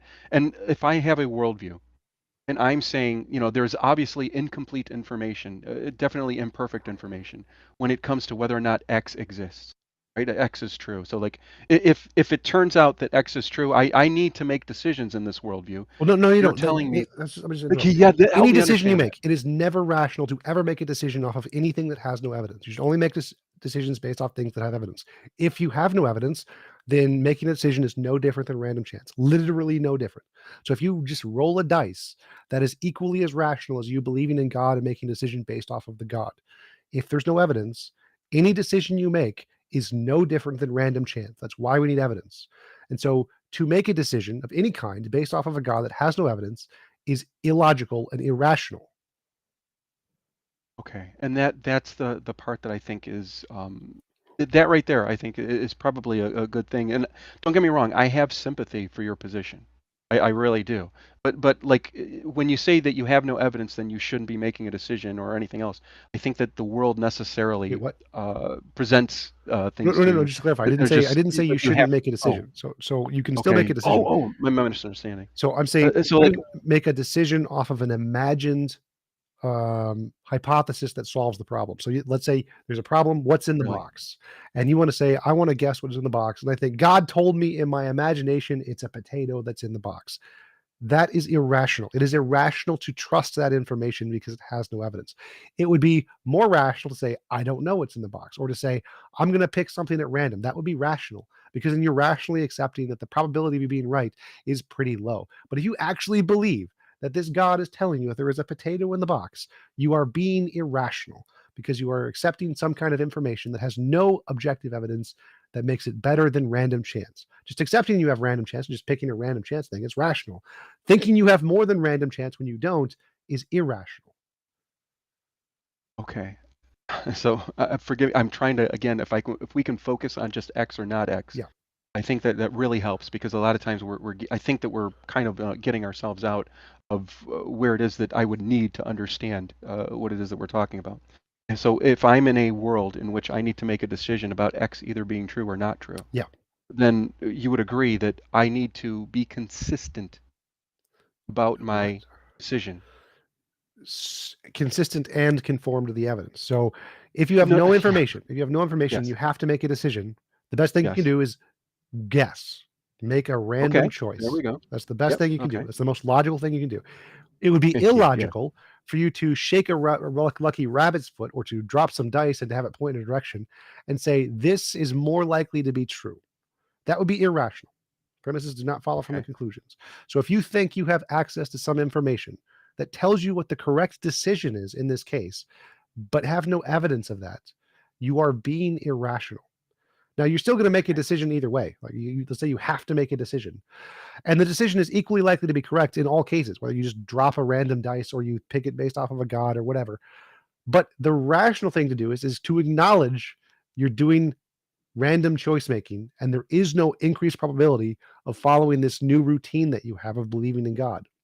So the rational thing to do is when you have to make a choice and you have no evidence, to make a random choice or Okay. based on previous Yeah. evidence. Those are the two things you can do. So you made a very, very good point that I think is kind of like, now we're getting to where I'm talking about. Yeah, in order to have a logical worldview, you are necessarily going to have to choose one or the other. Even if it's random, you need to choose.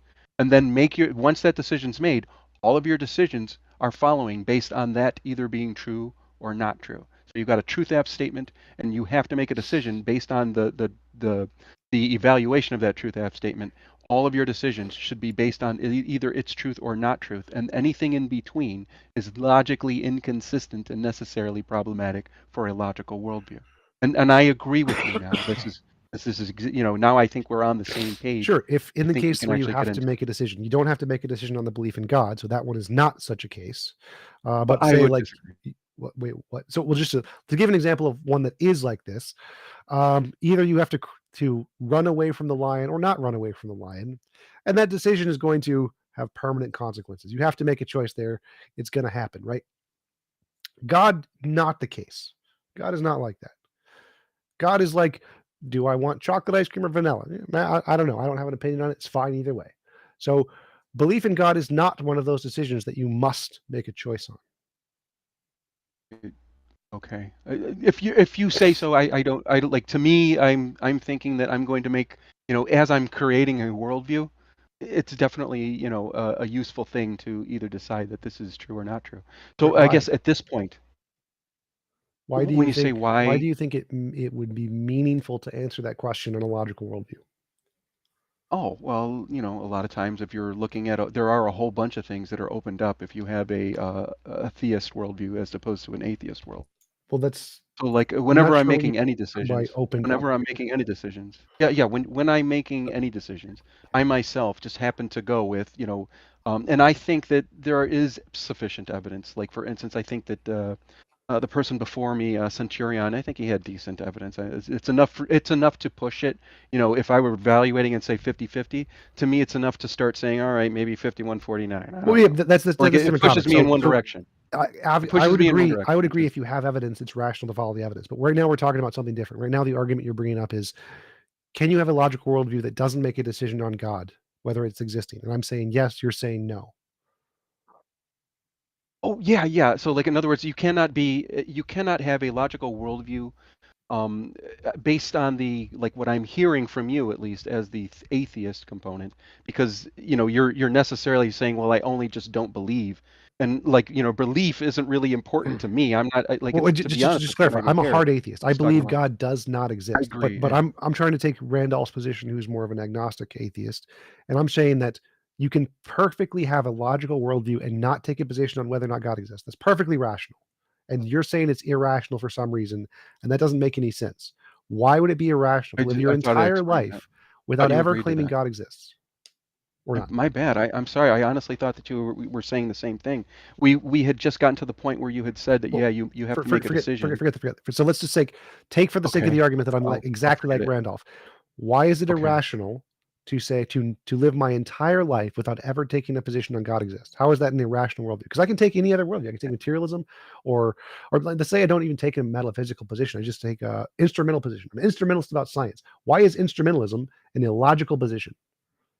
Okay, for the record, I'm going to have to go in about 5 minutes. It was fun, and I think that we've gotten somewhere. But to be honest with you, I feel like there is more that has to be done, and maybe we could do this at another time. But to answer your question, I guess with Randolph, again, I'm not necessarily saying rational. I'm saying logical. Just Again, because I myself worldview, happen so to say that forget they're that. not interchangeable. And when I'm saying logical, I'm basically saying that there is no third position, right? There is no middle position. So I believe in, I definitely believe that there's, the excluded middle is extremely important for me. So whenever you're making a decision about a subject, for instance, whether or not there is God, or it doesn't really matter what the hell it is, whether or not there is X, in order for your worldview to be logical about X, you must necessarily believe that X exists, or that X is true, or that X is not true, and that only those two positions are the actual logical positions that will allow you to be, have a useful or utility in your worldview. So that's why, and I hope that that's clear. And if it's not, I guess I don't know what I can do in the next 5 minutes. But Well, it's clear, but this it's is wrong. this is a necessity for It's us. clear, Yeah. but it's Can we wrong. move on to another question? Because he hasn't understood what you're trying to say, T-Jump, and I think we would be amiss if we didn't actually hear Invalid's beliefs. I'm curious. Can you elucidate, or like obviously Okay. T-Jump makes sense to you? I'm trying to understand. I would Can like to oh, yeah, go table ahead. it because I don't think you're getting understand. it, and that's okay. Okay. So I think that Was it would explained be. well? Out of curiosity, just I don't want to like I want to know if characterize I'm it. missing something. I Okay. understood what All right. T-Jump was All right. saying. Fine. That's not the problem, and I don't think T-Jump did anything wrong in explaining it. The point is, we've gone a long time Yes. sort of pushing aside the issue of what is it that you believe, and every time you say that your decisions are informed or shaped, consequentially you think it matters whether you are acting in accord with your belief that God exists or not.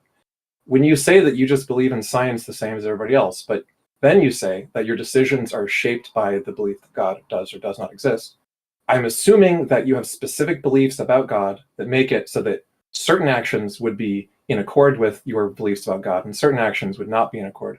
So just rather than getting into meta, let's just put all the meta aside. Tell us what your beliefs are and why you think it is justified to act in accord with that particular view of what you think God existing means. Okay. So to be clear, Ix, I just want to be clear when I'm saying, that I believe something. All I'm really saying, and I'm sure you've heard this before, X is more likely than not X. That's all I'm saying. So So just for Invalid, just for clarification, just for my own kind of clarification, sure. this because I got the sense. Do you I got hold about more 3 to minutes, guys. do you hold to more of like a classic deism standpoint where it's kind of like the creator entity, but it doesn't interact with us, and It was just kind of out there. I Like, think so I can you hold the answer. I think I can answer. So when I'm saying X is more likely than not X, you're going to find that obviously when it comes to a deist God, I'm going to put much more, what would you call it? I'm going to put much more like possibility of being true. Like for instance, that might be a 51 versus 49. Whereas if I were going to a Christianic worldview, I might start getting a lot less sure of my claims, and I might be more right. like, I all want right, to hear your view. this is more of a light, a light version. Well, Invalid. And I'm just giving ideas of likelihood of something. Yeah, the being reason true, the and reason that's all for I the sake have. of time, the reason I was asking for clarification on that is because if we're going like just if you're just looking at it from just I'm going to look at classic deism, okay? Ostensibly, it's it's an unfalsifiable hypothesis. It's literally just hypothesizing about states of the universe that we don't like have access to, and there's no evidence to indicate that this is the case, but there's nothing to indicate it's not. So it literally is just kind of like a hypothesis that's just out there. It's like we could posit this, but there's no way we could prove or disprove it.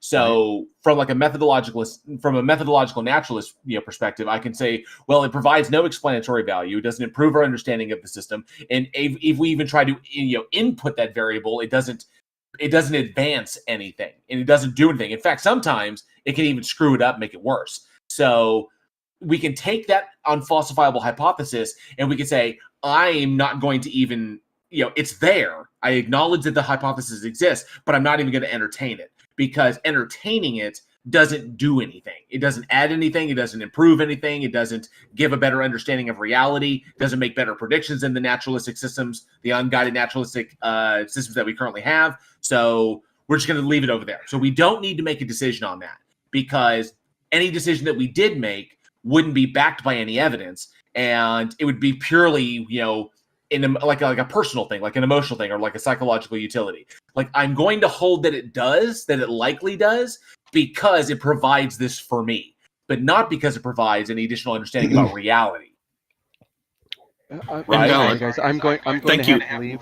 Thank you. I sent you a private message with the link to our website that will find the archive if you're interested in our previous, because you seem to be interested. I really enjoyed the conversation with you.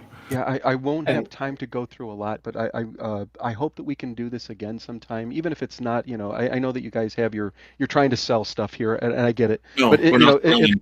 I am. But what I mean is, you are selling, and that you're selling, to stuff to put online, and I don't know if you guys make money from it or not, but I know that you want to archive it too. I think that that's important, but I really would like to talk to you guys, even if it's not online. We're Can you archiving just tell these. us what you believe, in 1 or 2 sentences. Yeah, so the Kalam. Let's not end the call without even hearing it. Just a sec. We run every Kalam- fortnight, so in 2 weeks you'll find us here again. Feel free to join us again anytime. Go ahead. Okay, so the Kalam cosmological argument, I think, is enough to push me, 51 to 49. So is the arguments that Centurion was bringing. I think he's asking, like, are you a theist? Are you a deist? Pantheist? What do you believe about God, and what difference does it make in your decision making? That's what I'm asking. I thought I tried to do that already, since I'm only considering like X is more likely than not X. The closer I get to, and I only view things as like more likely or less likely. So Okay. I'm looking The at right question- now, and I would simply say that God, I would say, is more likely. No, than he not. wants the And then definition when of it God. comes to- Definition of God. Mind, I'm no sorry mind. if I didn't give that already. I already wrote that down. So I'm defining God as an object that is, outside of space and time, that is responsible for the creation of the world in some way. Do you have So it any has a other causal properties? relationship. Does it have a mind? I'm sorry, our guest is running out of time. So Additional properties to that, I would argue, are going to be less and less likely. The second question was, if you think that is the case, how does that change your behavior? You said it makes all your decisions for you. Tell us one example or several. Oh, that's going to be a tough one. Let's do this when I get back. Okay. But Let's try to cover for it the and record, not for the go record, the I happen entire to call be without doing so. I happen to be a moral realist, but I don't base it in my theism. So That's fine. It's a different. That's fine. So sorry, guys. I wish I had more time, but it was interesting, and maybe till next time. Enjoy. Looking forward to it. Thank you very much for joining us. I did want to say that his worldview seems to entail that the position that I don't know if something exists, but I'm going to act as if it doesn't, would be irrational, which it's not. And the position that something is not even wrong, like the Pauli position, would also be irrational, which it's also not. And so his position seems to make certain very logical positions illogical by his definition, because they don't take a hard stance on the existence or non-existence of a certain object. That was a very interesting conversation. And just in case the audience is wondering, like T-Jump pointed out, he doesn't agree with me on certain things. You will find that on this panel there are different viewpoints from each of us, which is where a lot of the value in the conversation comes from. At least that's the intention here. I don't have a problem with people disagreeing with me, and the show is about our guests and the issues that they raise and the ideas that they bring to us. And so that's why you normally won't hear the hosts getting into heated discussions with each other or even arguing with each other that much. It's mostly we really want to delve into the ideas that people bring to us. So who's next, Taco? Fantastic. Welcome, Brenda Debates. Thank you for joining us. How are you today? You have your microphone turned off. There we go. Hey, Brenda. We can't hear you. Yeah, there might be something off with your mic. Maybe a hardware mute switch. Oh, we can hear Brenda Debates now. We heard you. Well, we heard a little. Yeah. Oh, it's push to talk. I forget which devices I'm push to talk on. Welcome, Brenda Debates. Thank you for joining us. How are you today? I'm fine. I'm fine. What you got for us today? Well, I was actually kind of hoping to talk to Amy. Oh yeah, Amy had. Did Amy disappear? She had to get going early today, unfortunately. Did you want to put the idea forward to us? Because we can certainly try to address it, and you'd be welcome to come back in a future show. I wanted to propose something for modern day debates, and I'm not really good at this social app stuff, as far as you can see. I'm not terribly good at it, so I wanted to propose some idea for modern day debates, which is basically I would come on and then invite flat earthers to come in, and it could be like a rotating debate instead of like this formal debate stuff. Okay, so yeah, modern day debate I know is set up for specific debates. The platform that would probably be really good for that would be Amy's channel. She and I would suggest that you contact her privately to make those arrangements, because she'd probably be up for it. I did. So my question is Tom, are you loving the snow? No, it's fucking awful. This is freaking March, and it just snowed 6 inches. Yeah, you love all that snow? We got it's just everywhere. It's 6 fucking inches of snow. It's horrible.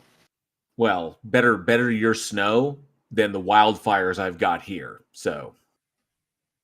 By the way, Brenda, I enjoyed your question last time about Sabine. The video you mentioned, I had watched also, and we could talk about that sometime if you'd like. What was that? What did I mention? So you called in, I think it was a week or two ago. Well, they're every 2 weeks, so it was 2 weeks or so ago, multiplied by something. And you asked about a video by Sabine, the physicist, when she asked, does GPT understand language? And you seem to agree with Sabine's position, which was that if what we mean by understand is like demonstrating competency at using it in a particular way, then we can say that it does that. And I wanted to say that I agree that in the literature, like cognitive scientists and AI people use the word understands constantly and a lot of other terms. But I want to say also that it depends on what we mean by understands. And we get into the danger of something kind of like teleonomy versus teleology. When we say, well, if what we mean by understands is just a level of competency, then yeah. But if what we mean is the kind of competency that we have, that kind of understanding, then I think it's fair to say that they don't.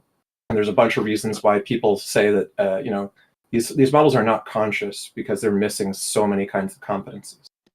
Yeah, but I think that as far as her usage, I think that that's what we mean by understanding, which is you're able to use a concept within a certain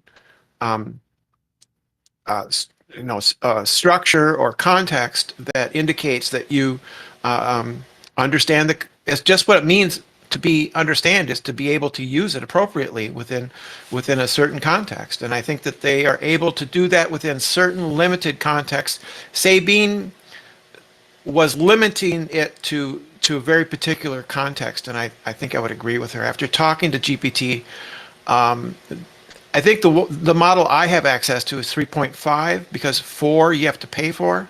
Yeah. Is that right? Yeah. You can. Yeah, I think. And I would agree with what you said basically, which is that if what we mean by understands is just like some degree of competency in a limited domain, then yes. But one of the things that a lot of people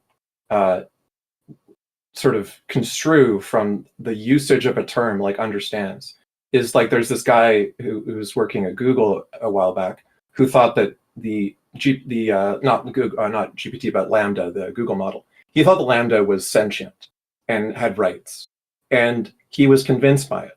Now the reason that this is dangerous, even though I'm not saying that Sabine is committing to that mistake or whatever, but I want to make sure people in the audience thinking about this take this into consideration, is that if we're going by like the original concept of the Turing test wasn't just, a limited duration, limited domain question and answer session. The idea was that you could endlessly interrogate the thing in any way whatsoever, and it would hold up to all of that. Not just that it would get a very constrained set of limited understanding criteria. And a good example of this is Eliza, the very first chatbot that was popular. Eliza understood people and asked them Rogerian psychotherapy questions that convinced people that it understood them. But it didn't, in the modern sense, have very much competency of understanding, because all it could say was, oh, interesting. Is that because of this, or is that because of that? It tricks people.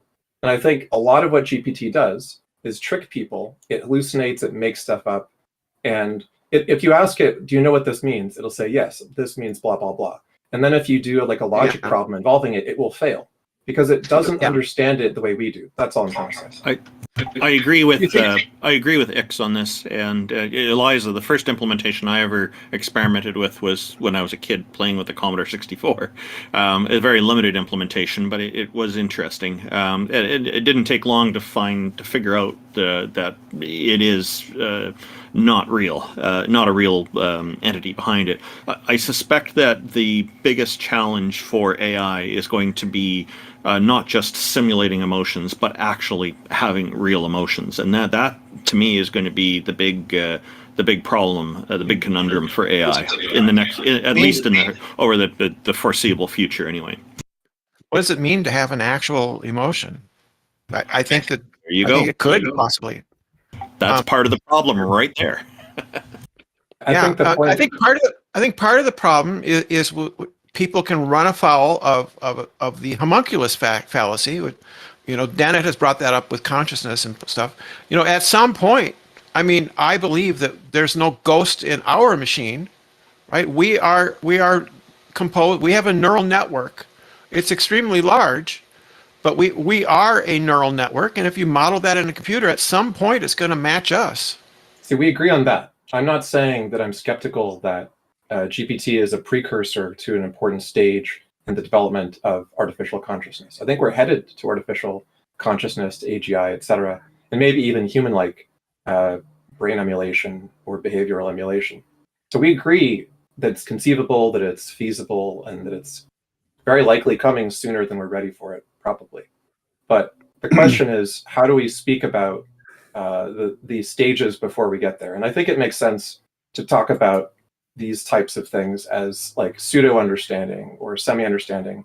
If we're talking to lay people, it's fine to say it understands if you're speaking like with teleology versus teleonomy amongst people who understand that it's not real, complete understanding in the human sense. But it is more like a spectrum, a degree in which we say it has this much competency across these many domains. Well, I think Brenda brings up a really good point that there's no hard line to distinguish when we will get to true intelligence. Like, we're not going to be able to know what that is. And so it's essentially going to look to us no different than it does now. It's just a bunch of switches that are determined to react in a certain way. They're just going to be better at it. So right now you can say it's like a toddler. A toddler is going to make mistakes when it tries to associate things. But would you say the toddler is not conscious? Well, no, of course you'd say the toddler is conscious. And so we don't know at what point the system of switches will actually become conscious. And the question is could it be now? And I think probably the answer is no, but it's a valid question to ask because we don't know at what is the property that is required in that system in order to really achieve consciousness. Yeah, and I'm not Something- claiming that there's a single monolithic property either. I'm in agreement that there's a whole bunch of different competencies that make up the very complicated and messy capabilities that the human mind possesses. And when we say consciousness, we're usually talking about something close to our level. We're talking about sentience. We're talking about something which has a lot of those competencies all put together in a certain combination. That's a threshold. And we could argue about what that threshold should be and so on.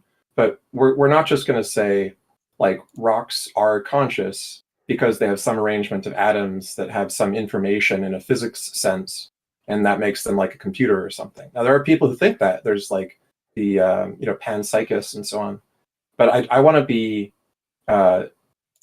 rigorous about trying to say, like, if we're going to be developing intelligences by degree, we shouldn't just jump to saying we're at the end just because we have accomplished one of the competencies that's a constituent part of the whole picture. So what is the distinction we make between like sentience, intelligence, and consciousness? Because I think that some plants might be, I don't know, it might be somewhat intelligent because they have. Yeah, they're intelligent if they do stuff like exchange signals and so on. We would say that, like, so in the some of them do, don't they? Yeah, they do, because what they're doing is so-called learning, which is to say their behavior is adaptive, right? And so-called communication, because they're exchanging chemical signals which trigger changes in the other plants and so on and so forth. But so I read a. Sorry, go ahead. I was getting excited. I'm sorry. That's okay. All I was going to add is that, like, this is like there's a distinction between the word communication and language, and there's a distinction between intelligence and sentience. So you can say that a thermostat is intelligent if it's adaptive, and you can say that a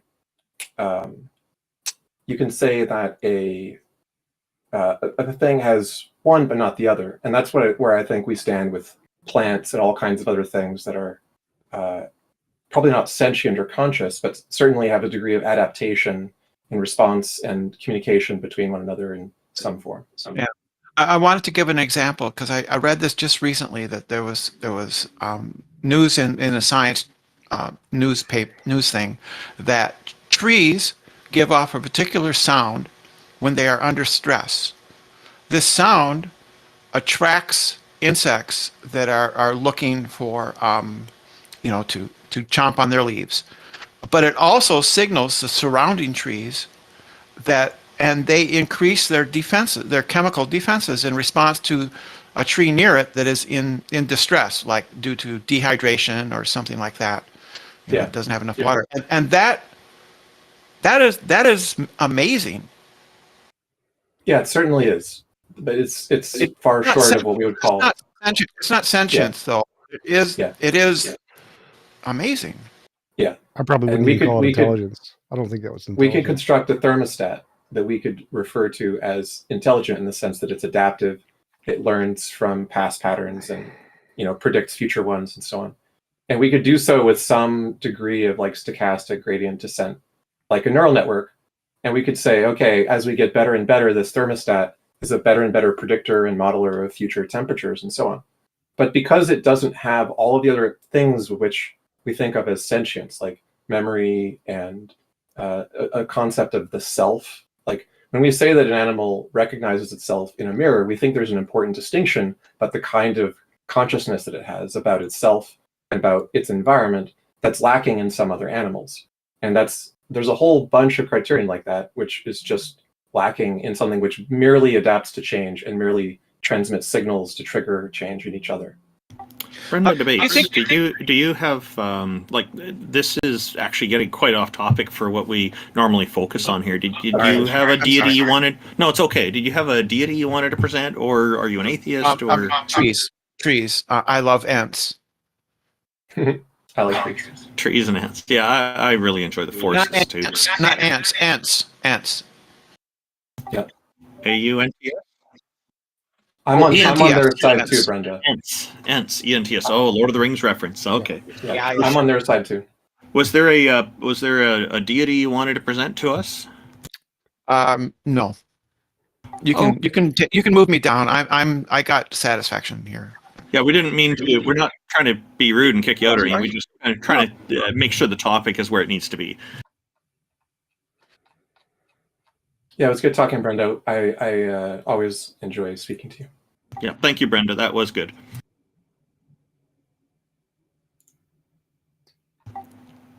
Hello, Tunamon. Welcome and thank you for joining us. How are you today?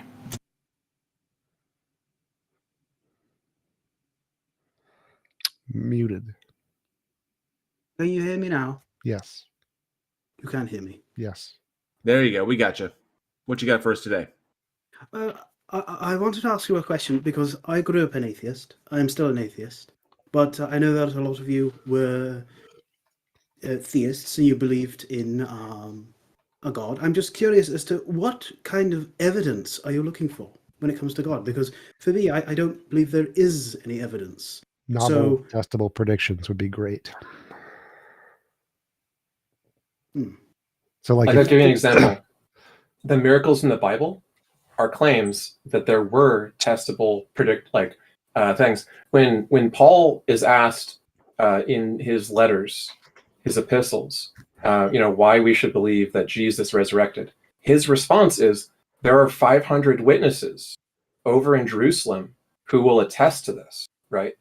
And incidentally, that's the only place where that claim ever occurs, and he never backs it up, and there's no documentation of those 500 witnesses. But he makes the claim that something supernatural happened, people observed it, 500 of them, and that he can provide the evidence. So modern theists don't do that because they probably know that it's not going to work. But the classical and Christian theists often did make claims about things that they believed God did in the world, like miracles. if I die and go to heaven and see God, that's pretty good evidence. Well, unfortunately, I've died and I didn't go to heaven and I didn't see a God. It was just a discontinuation of time. I died as I was going into the operating theatre and I woke up in the hospital bed.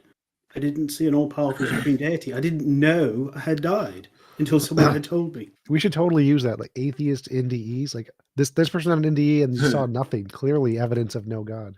That's the closest that I can kind of surmise it as well. Is that for me, it was all, there was no discontinuation of time. It was literally, I was in the operating room, and then there was no sensation of falling asleep, no sensation of like losing consciousness. There was just, I was in the operating room, and then I was waking up in recovery. So it was a weird continuation because it was like, well, I never felt like I fell asleep, and I never had a sensation that I was asleep, and there was no. So my time literally goes from operating room to waking up in recovery, which is really weird. I had no concept that there was like 4 hours that passed, and that was only because I was told 4 hours had passed, but nothing afterwards. It was just like the discontinuation, the non-existence. So yes, I can agree with Tuna. That's about as close as I could get to describing it. Well, when I died, I had a reaction to the anesthetic. The anesthetic that they were supposed to give me, they didn't give me. They gave me something else. And I hadn't been tested for it. And because I hadn't been tested for it, I had a reaction.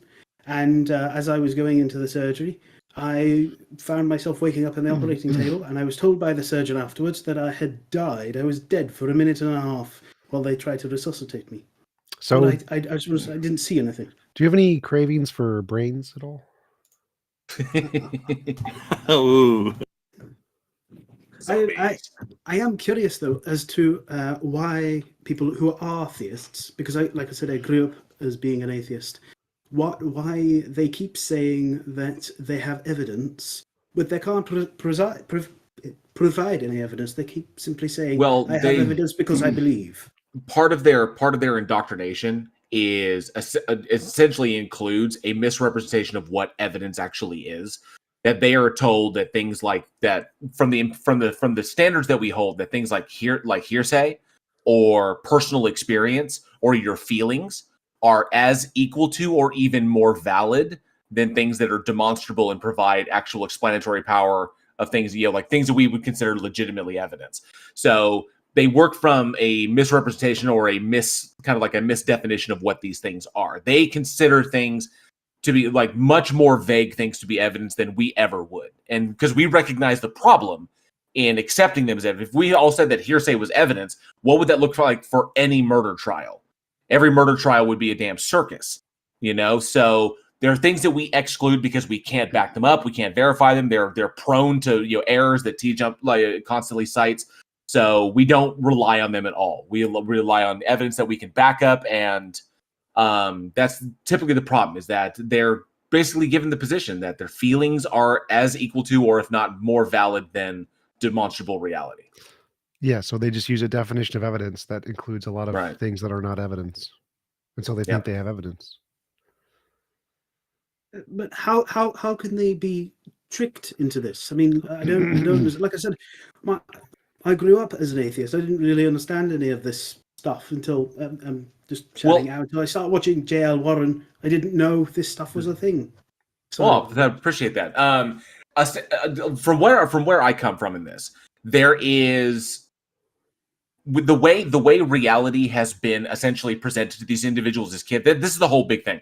The cycle is you have people that are indoctrinated, they indoctrinate their kids, and the cycle perpetuates. Okay, that's how the church in and of itself, or the religious ideology, survives, is the indoctrination of the next generation. You've got to have the continuous spread of the ideology. And then, of course, that's how the church survives, that each new successive generation then comes in, provides money to the church, and the cycle begins again with each new generation. Now, the idea is that it comes from where I come from, or where I conclude, is that there's an inherent fear in there of non-existence. It's kind of a primal thing. The idea of not existing is kind of scary to some people. There's an existential kind of fear there. It's like, what does all this mean? If it just ends and then there's nothing, then what is the point? Well, that's the difficulty in that. And you look at where I look at it from this kind of psychological perspective is it easier for someone to come along and tell you all these important things? There is an afterlife. Your life has meaning. This is what its meaning is. The meaning has been given to you. And all you got to do is follow these steps, and you can get all these great rewards. And you can avoid all of these bad things by doing these things as well. It's all been laid out for you. All you got to do is follow what we're giving you. Or is it easier to do that? Or is it easier to do the work, knuckle down, experience the world, and derive these things for yourself?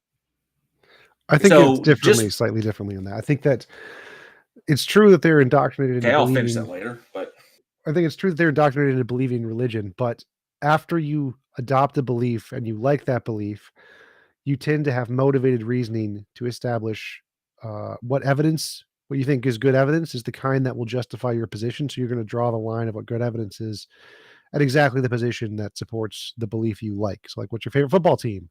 Well, whatever your favorite football team is, you're going to find whatever is evidence of a good football team is going to be the things that support your favorite football team. The same thing applies to religion. That's the reason.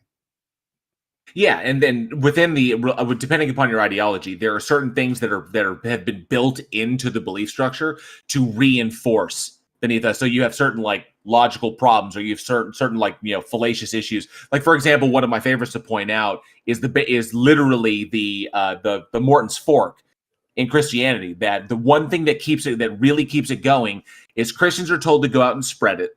And if they convert somebody, or they win souls, or however you want to dictate it, they go out and they convince somebody, then they win. That validates their faith. It validates their position. They've convinced someone else that it's true. But if they're rejected, that's also a validation of their faith, because the book tells them, they're indoctrinated to believe that they will be rejected by those that are already condemned, or they've condemned themselves, or they simply refuse to believe, or blah, blah, blah, blah, blah. So essentially, everyone is wrong and you're right. And the way you validate that is the ones you convince, they validate you're right. The ones that are wrong, they also validate you're right. So, and Christianity is not just the only one. The entire Abrahamic monotheism is just rife with these little fail-safes. And these have been generated over time, created over time to ensure the system is self-contained and keeps perpetuating itself until you expose it to information that that system doesn't want you to have. So you begin to ask questions. That's why, like, the idea of asking questions, of questioning your elders, of looking further, of actually getting education, that's why the systems of faith really don't like it when you do that. There's actually scripture that dictates not to do these things. So, okay, well, if I'm just going to get interrupted there, so you have been talking for like 2 minutes straight, so we should try to keep it concise, please. Argue. So, Tuna, did you have anything else from there? Yes, I do. Would it be fair to say that people who believe in a god, they're not actually believing in a god, they believe in a book? Because I think tells them that God is real. I think the book is presented as reinforcement of it, yeah.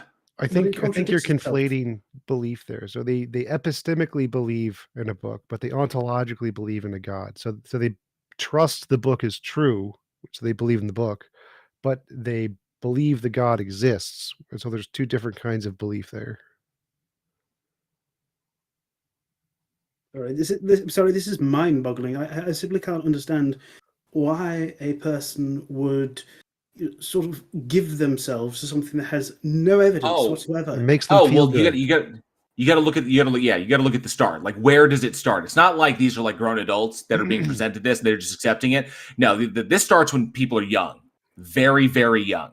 And when they are completely impressionable, completely subject to the influence of their parents and their little social groups that their parents create for them, the little echo chambers you have when you're a child. And so that is where it starts. If you have parents that beat into their kids' heads that this is the way it is, they're going to be carrying that forward.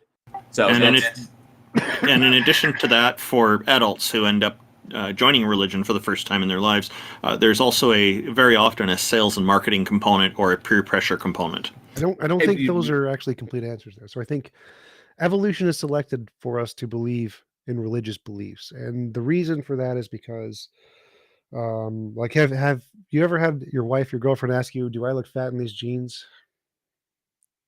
Yes, of course. And typically, even if she does, your best answer is to say no. No is probably the best answer there, because the white lies we tell give people more confidence, more self-assurance, more ability to function and move forward in life more effectively than if you tell them something that'll make them more stressed. And religion is just the king of that. So, like, if your loved one dies and your religion says you will see your loved one again after you die, it gives you a little bit of solace and helps you to recover a little bit faster. There's several studies on this that theists can actually recover from grief a little faster because of those beliefs.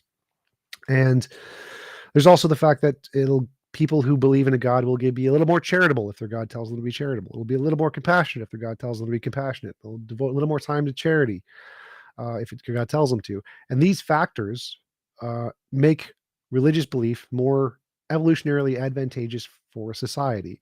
And so the reason people go over to these beliefs is because there are fallacies built into the human mind to accept certain beliefs if those beliefs will be conducive to a better society for evolution. And that's why our brains have been preconditioned to accept very wrong thinking if it makes us feel good. There's also like a historical progression in a lot of these ideas where they increase the degree to which they're comforting and satisfying to people's desires and wishful thinking. So in the example of the afterlife, if we just look at Abrahamic beliefs about the afterlife, we see multiple points in history where it changed. And it didn't change in the direction of being scarier and less reassuring. It changed in the direction of being more and more comforting and more of a big reward in the sky, a big party where the salvation of the anointed is guaranteed for more and more people on less and less criteria required of them. So if you look at early Jews, they use the word Sheol, and it just is translated in the Greek versions of the Hebrew Bible as Hades. In other words, just like a place of darkness or unknown where we don't really know what happens to the souls, but they go there. And even the word soul didn't exist in the Greek conceptual vocabulary in a translated form until later, and it was because of the Greek influence and so on. But then over time, when they encountered the Greeks, when they encountered the Zoroastrians and so on, they adopted cooler sounding afterlives. They changed it so that in the later books of the Bible, in the later authored sections, the newer authors wrote a different version of the afterlife that sounded more appealing and more comforting. And eventually they did the mother of all upgrades. They said everyone can go there, not just Jews, everyone. And they changed it to Christianity, right? So we see this probable historical explanation of why do we keep upgrading our afterlife claims to more and more appealing ones in the evolutionary pressures of the primordial past. So our brains got this way tens of thousands of years ago, but as a result of our brains being predisposed to constantly desire better and better white lies to comfort ourselves more and more, we have historically been on a trend of going from simpler, less specific afterlives to more specific, more rewardy, what we call paradise afterlives. Afterlives keep getting upgraded because the part of our brain that wants them to be evolved a long time before.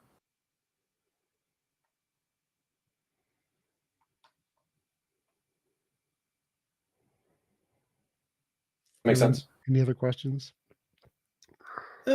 No, I still don't really understand why people believe. I mean, I can understand if they've been indoctrinated since they were children, but well, my mother was devout Catholic, and I never understood the religion. I just thought it was something that was dying out. It makes them feel And good. That's the answer. It just makes them part of it. It's part of it. I mean, the other part is that for a person who prides themselves on being rational and so on, and wants to be able to defend their belief on more than just the "it's my faith" argument, they will convince themselves of the evidentiary arguments as well. So when you talk to like an apologist, you're talking to someone who has memorized a lot of very detailed attempted defenses, such as the 500 witnesses, minimal facts, Christianity arguments of Lee Strobel and others. And those are the things they fall back on when they're challenged. They just say, well, I think there's historical evidence for it, right? They say these witnesses are reliable, these mentions of Jesus are reliable, and so it must have happened. And that's what they fall back on if they're trying to educate themselves to justify what they already want to believe in. Okay. Well, I only have one more question. You say it makes them feel good to believe in this stuff. Then why are they so hateful towards anyone who is not themselves? Why would being hateful be different? Like, you can feel good and be hateful at the same time. Those aren't contradictions. Well, I would disagree. I don't understand why someone can be mean for no reason. I mean, why? I mean, it's like if you Because it spend makes your them entire feel life good. hating. Have you never heard of I know, but- bullies? They get a self-validation out of it because they're expressing their position, and part of that position is the inability to accept or the refusal to accept anybody who does not believe what they believe or hold to their same tenets. So it's just an expression of their tribalism is what it is. Our tribe believes this. Our tribe is right. Your tribe is incorrect. So if you don't believe it, then you need to get the hell out of here or something or whatever. So even going back 50,000 years, 75,000 years, tribal conflicts where two tribes have come into contact with one another, they don't believe the same thing. One would annihilate the other one. Whether it's for whatever reason, this is just a contemporary expression of that, And then because by being hateful, they validate themselves. That's how they defend their belief. Being hateful can make you feel good. Bullying can make people feel good. It releases endorphins, releases dopamine. Being mean can make you feel good too. But it's very short, though. I mean, wouldn't it be better to all work together? I have autism. I don't really understand people. It's not specific to religion. I think, to be fair, when we're talking about primordial reasons for modern behavior, which can explain some things, tribalism seems to be an almost universal by degree tendency. And so tribalism in religious groups manifests as the behavior you're talking about. Tribalism in political groups, has manifested as, millions of dead people. So we're not going to say religion has a monopoly on tribalism, but we have to, I think, provide like a measured critique about the kinds of tribalism that it encourages, or the kinds of rationality it encourages, while not making the claim that it's the only irrational or tribalistic. So People aren't rational. Even if it makes you feel good now, like cocaine, people are going to take cocaine, even though it would be more rational to not take cocaine. People are going to eat a cheeseburger, even though it would be more rational to go for a jog. It doesn't matter if something be more rationally better. If it makes people feel good, they're going to do it. Religion makes people feel good. Yeah. Yeah, it helps to look at religiosity in the broader spectrum of critical thinking and skepticism.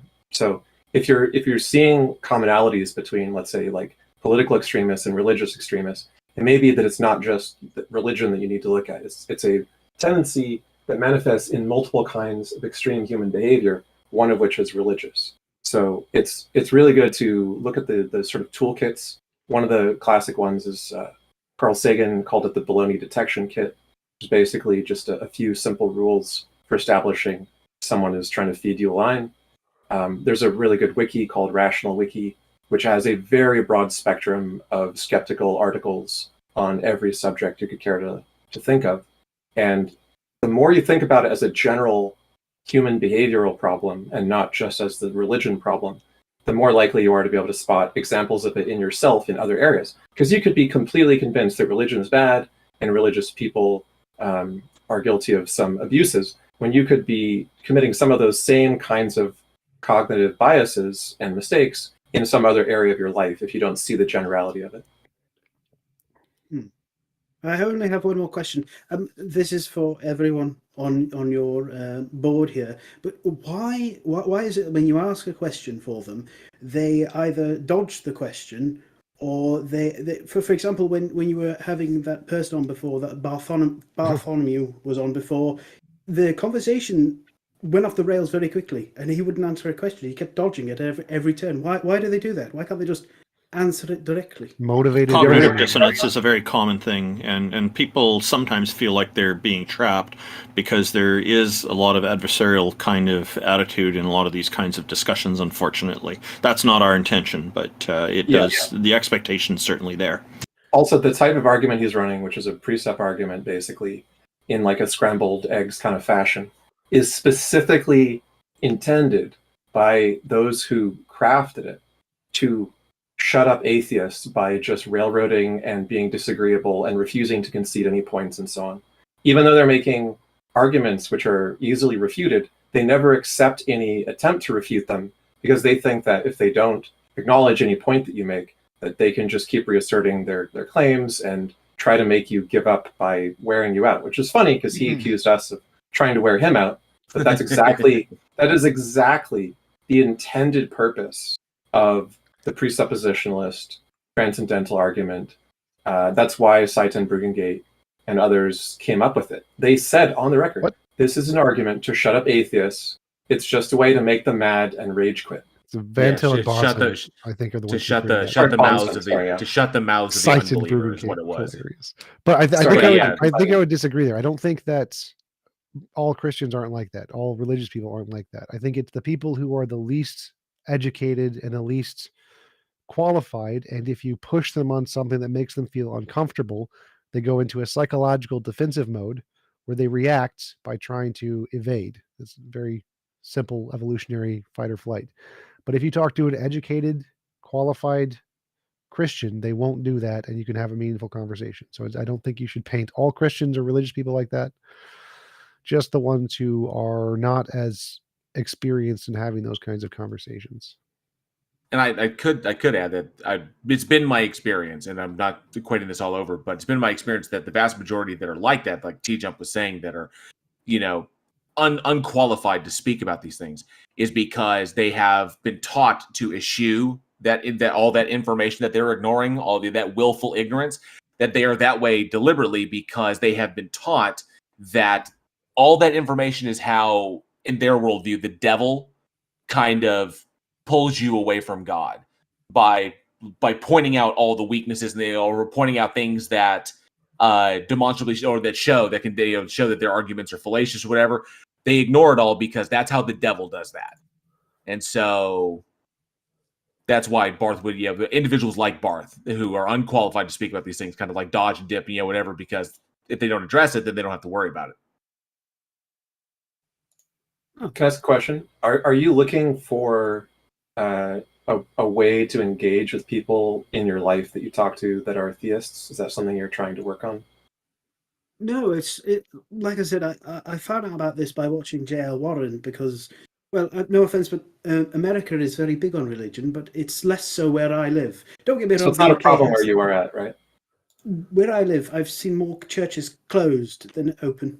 I'm sorry to say, but yeah, the concept of religion is not something that I have in my life. But like I said, I've seen churches that are closed. I just assumed that it was dying out, and it's an unusual thing to say. But obviously, America is very big on religion. When I watch J.L. Warren, it comes up in my YouTube recommendations of all this theistic stuff that comes up out of America and extremism and stuff like that. And I didn't realize that it was very much still alive. It's actually growing worldwide. If you want to engage with people of different ideas and learn more about their beliefs, and you want to be able to ask them, not just their critics, like we're going to tell you, of course, a certain point of view because we disagree with these people. But if you'd like to be able to have conversations of your own that are somewhat productive or at least less of a train wreck than tends to happen, I would highly recommend as a starting point for getting into these type of subjects, looking at street epistemology. And in a nutshell, street epistemology is just a way of having conversations based on relatively non-confrontational and less leading questions, at least to start, where you say, okay, you tell me, what it is that you believe and why you believe it. And you don't present your own opinion if you disagree or agree as much as possible if it's helps to just ask them more about what they believe instead. There's a whole bunch of YouTube channels. I would recommend one called Cordial Curiosity. It's a really good channel. And they diagram in some of their videos in real time, having conversations with people and being able to understand the connections that exist between the statements people make, between their beliefs, what's called a web of beliefs. And it's a really, really useful framework to have a conversation about someone with very wildly different beliefs than your own, without it just turning into, an argument where neither of you wants to talk to each other again. So even if you don't talk to a lot of theists, maybe you're just interested in eventually talking to them, but you could practice street epistemology by talking to like Brexiters, right? Whichever side of the issue you're on, you could just talk to someone about their different opinion about it, using street epistemology as a framework. It's not specifically religious in subject domain. Does that make sense? Another good one to look at is Anthony Magnabosco, and all this started with I'm trying to remember the name. I just had it. There's a professor who started this. He wrote a book, a manual for creating atheists, and that one gets into that. That was not the original intended title of the book, but the publisher wanted it, so the author made that the case. I'm trying to remember the name of Peter the Boghossian. Manual for creating atheists by Boghossian. Yeah. But it's honestly best not to read Boghossian at this point because he's become kind of like a fanatic about all kinds of fringe stuff of his own. Oh. Are we talking like David Icke fringe? No. He's just like, he's really obsessed with culture war stuff, and like that's become his whole obsession. Yeah. Well, it doesn't affect his old books. His old books are still fine. Yeah, I'm just saying, like, you could just read Magnabosco. Like the Street Epistemology has a Discord server. Are you at all interested in learning about that? Because I can send you an invite to their server, and you can just chat with them.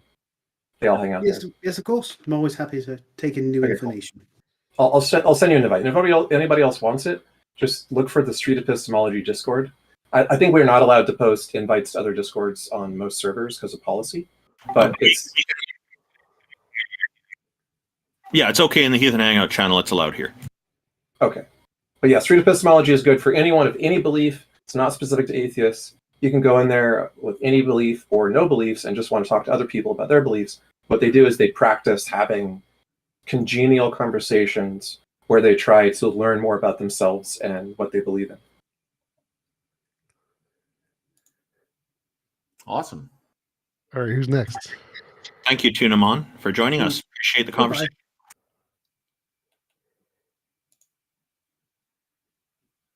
Welcome, Lulz. How are you? Thank you for joining us. Your microphone. Yeah. Hello, can you hear me? Yes, sir, we can. How are you today? Yeah, I'm good. How's everyone? New Zealand. I recognize you. How you doing? Yeah, I'm doing well. Yeah, I have a sort of, I don't know if you know of an argument against natural selection by Ray Fodor, but it's much maligned and I think unfairly so. Does it have something to do with God in your mind? Fodor is an atheist. No, right? no, it's not. Okay, so Sorry, we're say that pretty again. much talking about, despite some tangents into like consciousness and so on, but consciousness and the idea that disembodied minds may or may not exist has a lot of bearing on whether or not we should believe in God. So that's why I think that topic is related. But I don't think Fodor's arguments about naturalism and natural selection are germane to this unless you have some specific connection to your belief in God or not. Right, okay. I mean, I thought this was just sort of, it said other topics as well, given that you're all sort of, I think Sounds a lot of you seems ascribe to sciencey enough. sort Go, of, go for it. What is it? Sorry, what's Fodor's full name? Well, what I'd like to establish, Lulz, is do you take a position on the existence of God before we get off on some other subject? Just because we have sometimes callers where we never hear what it is they believe or why they believe it, and then they have to go. yeah, sure. I'm an agnostic. I don't take. So to answer Randolph's question, it's Jerry Fodor, and it's Fodor. He's Thank a philosopher, and he worked with a cognitive scientist named Massimo Piatelli Palmerini. And they did there was I guess like, I don't want to say a book or like this, but it was called What Darwin Got Wrong. It's come under some extremely heavy, criticism from academia. Ultimately, what Fodor does is he misrepresents what the problem is that Fodor misrepresents what natural selection is, and that's why his conclusions are wrong. So essentially, it's just a straw man, is what Fodor was doing. That's the critique there. That Fodor presented a straw man. He attacked the straw man. He didn't represent it correctly, and that's why he's incorrect. So. Oh, okay. Thank you very much. No problem. So I don't think that Fodor constructed a straw man. Do you want to present the argument, Lulz? Just tell us what the argument is. Well, yeah, sure. So basically, the idea is that natural selection is supposed to be explanatory, right? It's supposed to explain why certain creatures have the phenotypes that they do, or the traits that they do, right? So natural selection purports to answer the question via some sort of mechanism. Why do certain creatures have the phenotypic traits that they do? And they say they have the trait they do because of fitness, right? And fitness can be whatever, right? The ability to reproduce, whatever, it doesn't really matter. I think this is, I think that an answer to the question, like, why does a creature have trait A rather than trait B? An answer to that question, because trait A produces fitness and trait B does not, that is obviously false. But I don't think many proponents of natural selection are going to actually assent to that anyway. But I think that it goes further in the sense that natural selection is either going to turn out as to be false, like that is, or it's going to turn out to be trivial. And I can quote from Fodor when he says, "The theory of natural selection reduces to a banal truth. If a kind of creature flourishes in a kind of situation, then there must be something about such creatures, or about such situations, or about both, in virtue of which it does," right? And nobody seems to disagree with that. Like a creationist can accept that. Yeah, the point is that it's supposed to be explanatory, and natural selection doesn't do that. Right? It doesn't explain much of anything, and anytime it does explain, it does it as trivial. And there's a lot more to go into. There's intentional and extensional and coextensive traits and free riders, which I can explain. But that's the basic idea. Yeah, just another little point. Did you mind if I just respond to that really quick? Yeah, so sure. the part he got wrong is that it's not about fitness. It's about it didn't die. Who cares? It doesn't matter why it didn't die. So like if you like artificial selection, you can just kill all of certain kinds and the one that lived was the one that lived. So natural selection is just the one that didn't die that's the trait that moves forward. And that's the only thing. The reason it didn't die doesn't matter. It doesn't. No one cares.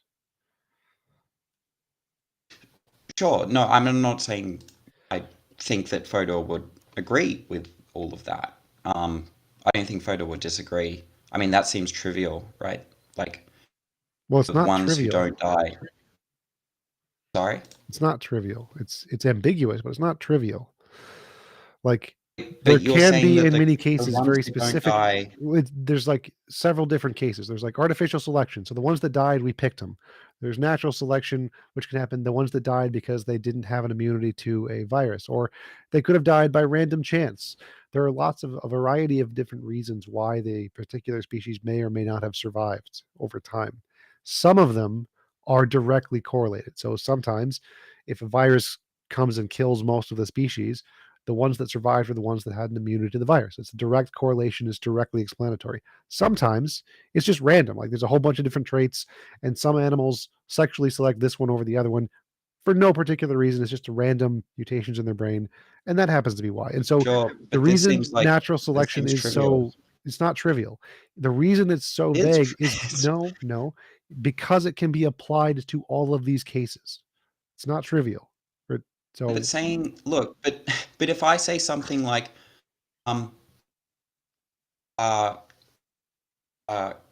creatures change over time, right? Well, that can explain evolution, right? I mean, it's true, right? And if it weren't true, the creatures didn't change over time, evolution would be false, right? So, I mean, that explains everything. It's like, there's an analogy by Ozymandias, right? On a YouTube channel, which I can send you, but basically he says that imagine there's some kind of you're investing in the stock market, right? And some guy comes up to you and says, I have a principle. If you apply this principle, you'll win big in the stock market. Everyone who has won big in the stock market has used this principle, and you get really excited and you're like, oh wow, what's the principle? And the person says, buy low, sell high. And you go, oh, okay, that's cool. Right? And it's not wrong, right? Like, it is a principle you should have hold to, right?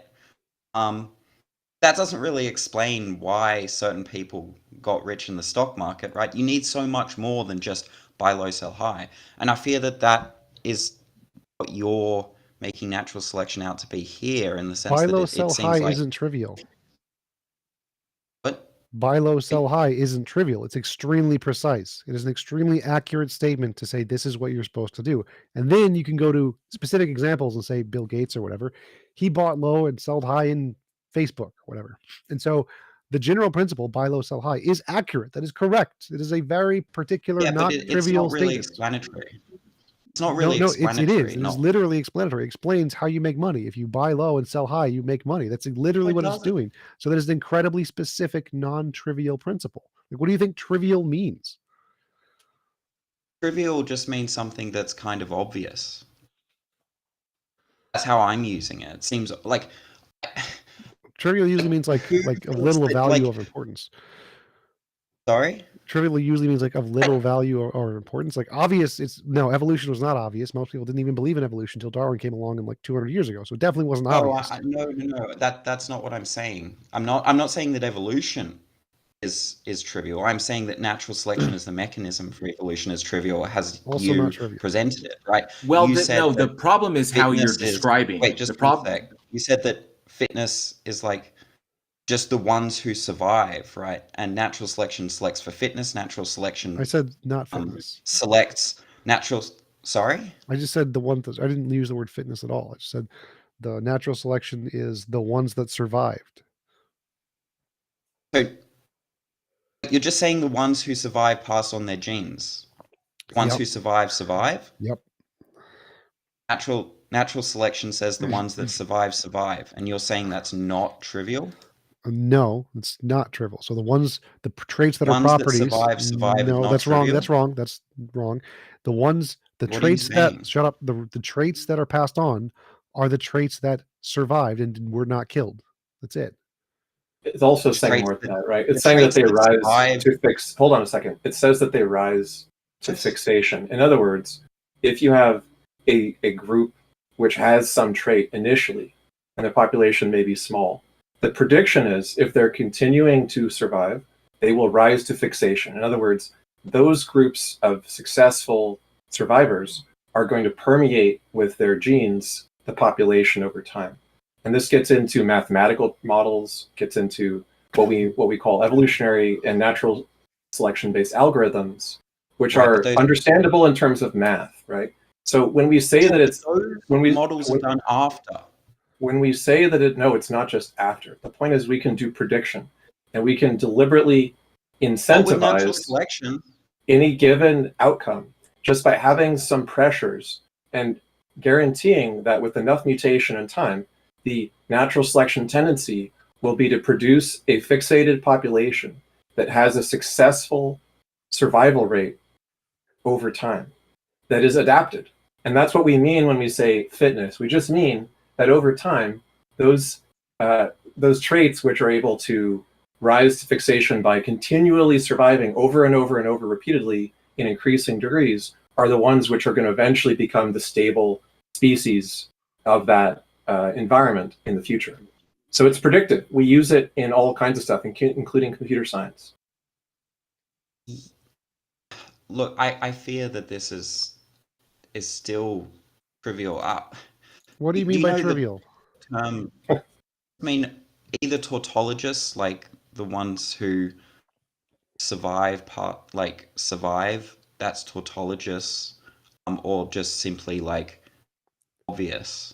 Well, that's because that's what I was trying to say previously. It's how Fodor, the reason why Fodor gets it wrong, and the reason he came under such heavy criticism was because he was utilizing the context which he was utilizing natural selection was incorrect. So Jerry Fodor argued that Darwin was wrong about natural selection because for two reasons. One, that Fodor claimed it was only a tautology rather than a scientific law that could support counterfactuals.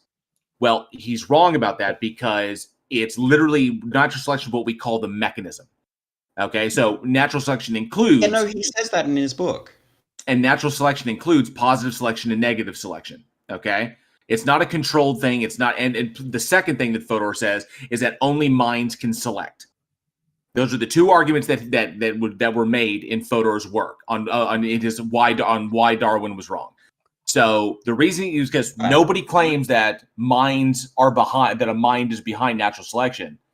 We describe the phenomena. We describe the phenomena as natural selection, meaning as opposed to artificial selection where there are minds involved, like what we've done to dogs, instead of what nature did to, say, every other animal or the dinosaurs or something of that nature, the evolution of those species. So he's misrepresenting natural selection is the problem. He's misrepresented it, and he's claimed it that it does something that it doesn't do, or claim that Darwin was saying it does something that it doesn't do, like minds are behind it or something. It's not.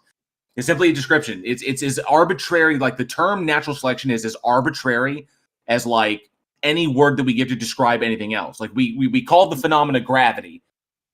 Okay, but that's arbitrary. He called the phenomena of certain traits being selected for, or certain traits surviving and certain traits dying out, natural selection. That these were selected for, that's why they survived. These were negatively selected against, that's why they died out. That's it.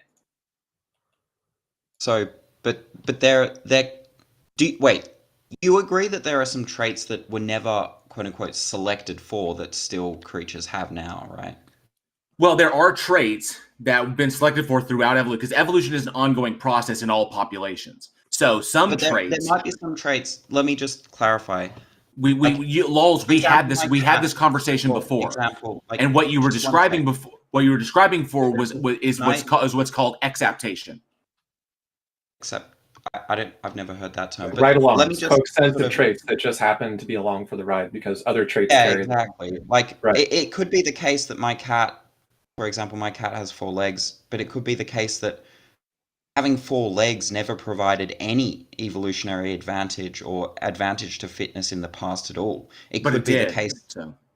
But how do you know that? That you can't possibly know that, right? There might be some traits that never provided. Yes, we can, Lols. Stop. stop. Can I, You and can I, I just ask, do you no, think that lol, all stop. traits- Stop for 1 second.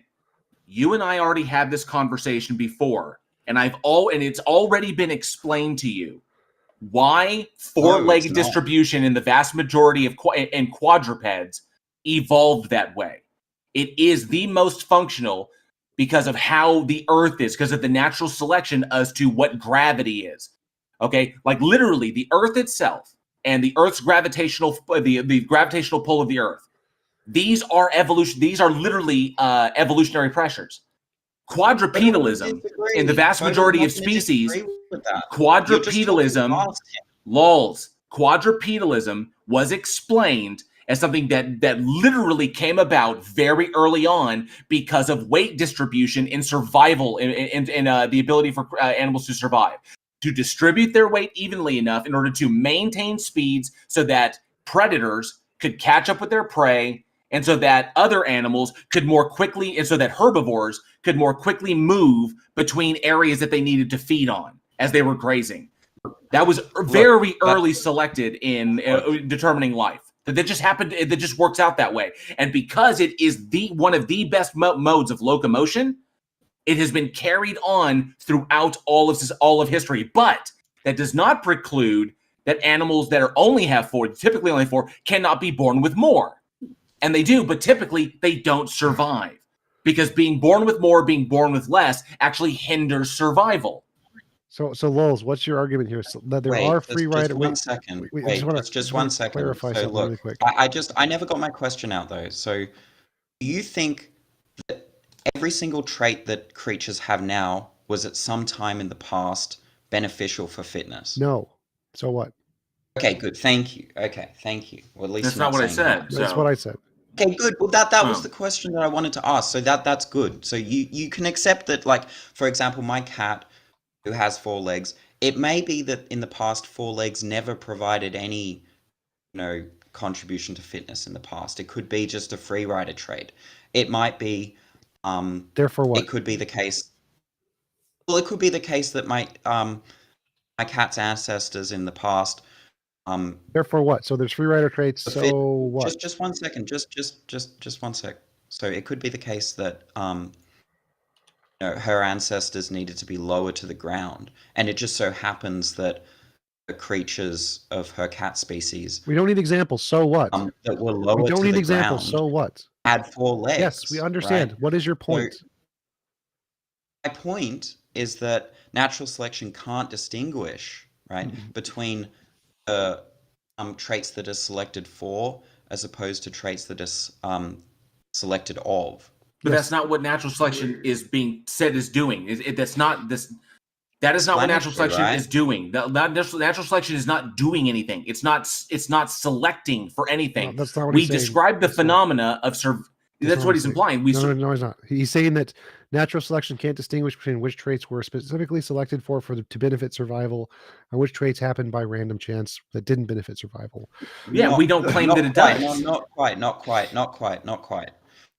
I'm saying that there might be some coextensive traits, right? And coextensive means that there's a trait at the ride along. I'll give you an example. Yeah, that was not selected for survival. I'll give you an analogy. So let's say that. Wait. Just 1 second. Let's say we're at a party, right? And there are 2 bowls of punch, and we want to get absolutely hammered, right? And we go.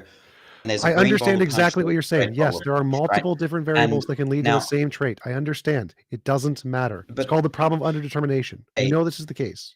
No, that's not really what I'm talking about. It is. I'm saying that no. This is called the problem of underdetermination. This is not just a case in evolution, it's the case in everything. There are multiple different explanations that can lead to the exact same empirical explanation. No, I'm not talking about No, I'm not talking about. I'm not saying I'm telling you, you don't realize it, but you are. You are talking about underdetermination. You're saying there is a particular trait. It's not an epistemic objection. This isn't an neither epistemic is underdetermination. It's not an epistemic problem. The thing is you're saying natural selection can't determine between if a property was selected because it was specifically something that benefited survival, or if it was an offset of something else that happened to benefit survival, right?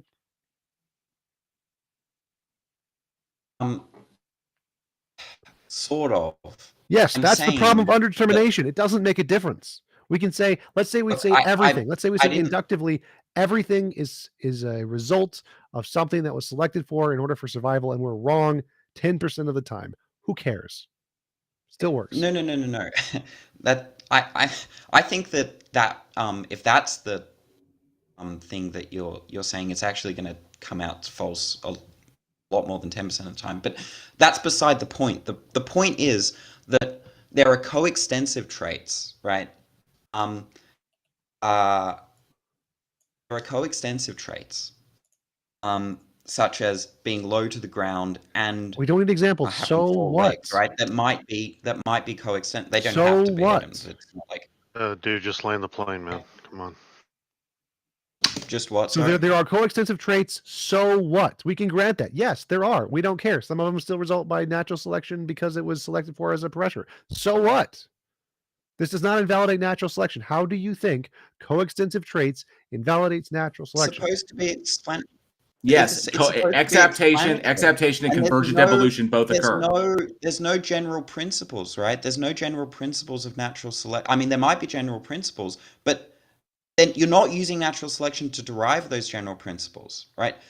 One of the criticisms. But we can be of, wrong and still do that. We can be wrong occasionally and still do that. So even if exaptation happens, which it does, No. we can still be right That's and not what I'm derive saying principles either. of natural selection. Look, look. Just let me finish what I was saying. So, okay, where was I? We were trying to get you to explain why do you think this occurring is damaging to natural selection in any way? Yeah. Okay. Thanks. So, natural selection basically is supposed to be scientific explanation, right? It's supposed to be generalizable, and that's it's not gonna be generalizable, because every, let's say you think that okay, being able to run fast is, a good adaptation. You observe in the wild that the gazelles that run fast can escape lions, right? You think, oh, surviving, in being able to run fast increases fitness in gazelles, right? We don't need examples. Then Just leave out all of the examples. Please leave out all the examples. We don't need them. So was Newton's theory of gravity generalizable? Yes, of course. But it was wrong, right? Einstein was like, it doesn't work. It's wrong. You got the thing wrong. The orbit of Mercury, the perihedron, completely wrong. Curvature of light on the sun, got it wrong, right? It's just completely wrong. Okay, Does that stop it from being maybe it generalizable? wasn't.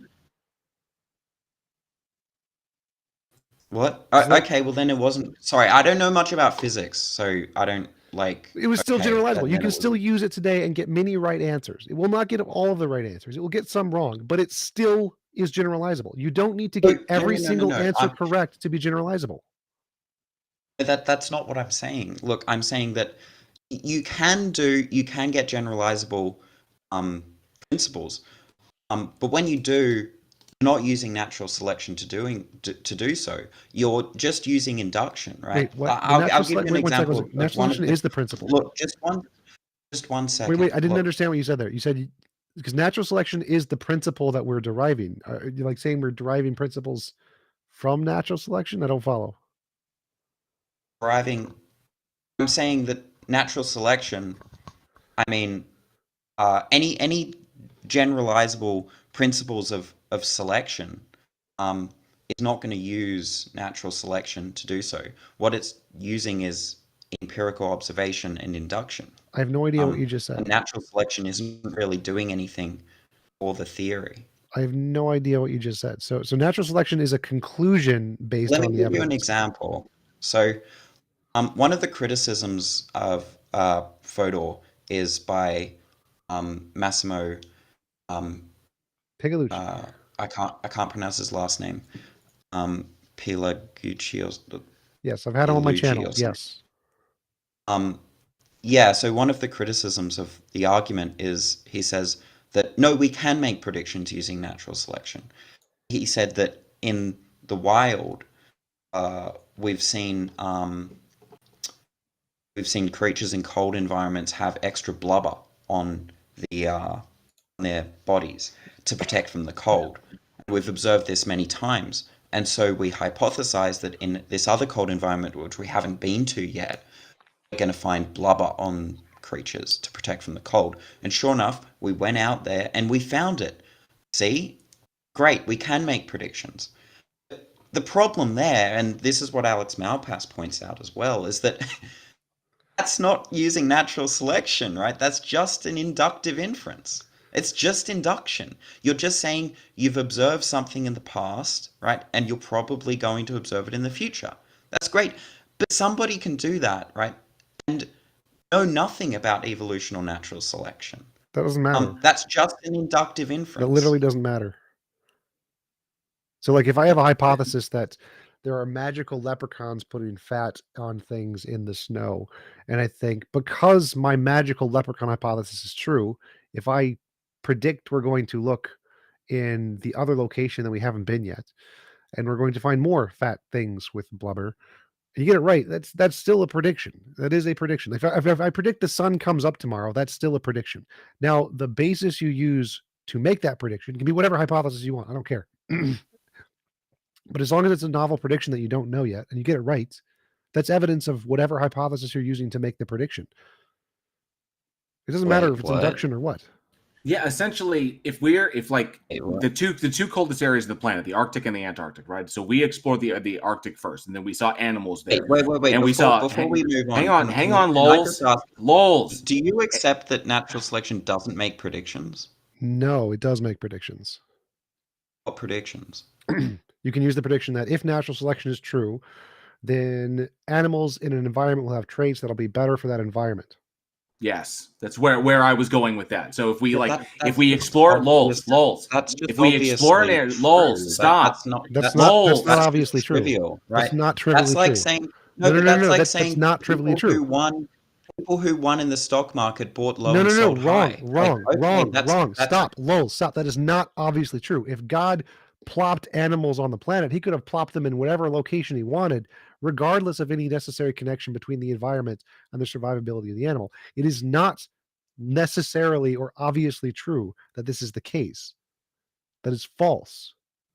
This is only true if there is some determining factor that causes this to be true, like if the environment causes specific traits to be selected for, which is natural selection.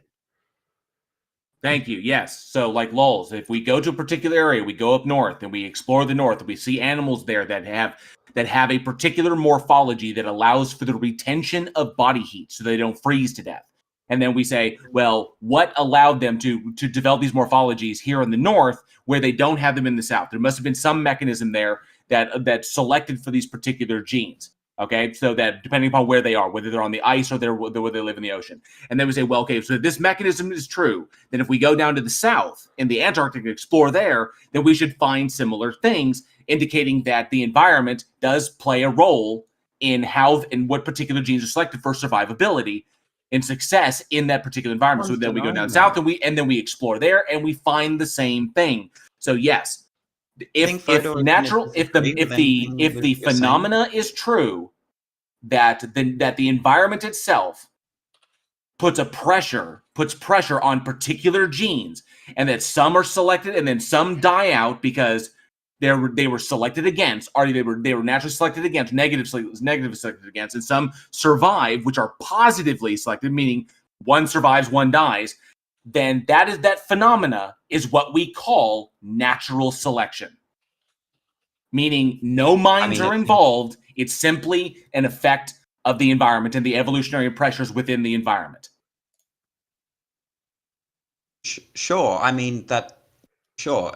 By environment, you mean the intentions of the creature, the intentions of the creatures. No. The animals themselves the organisms themselves have no choice in this.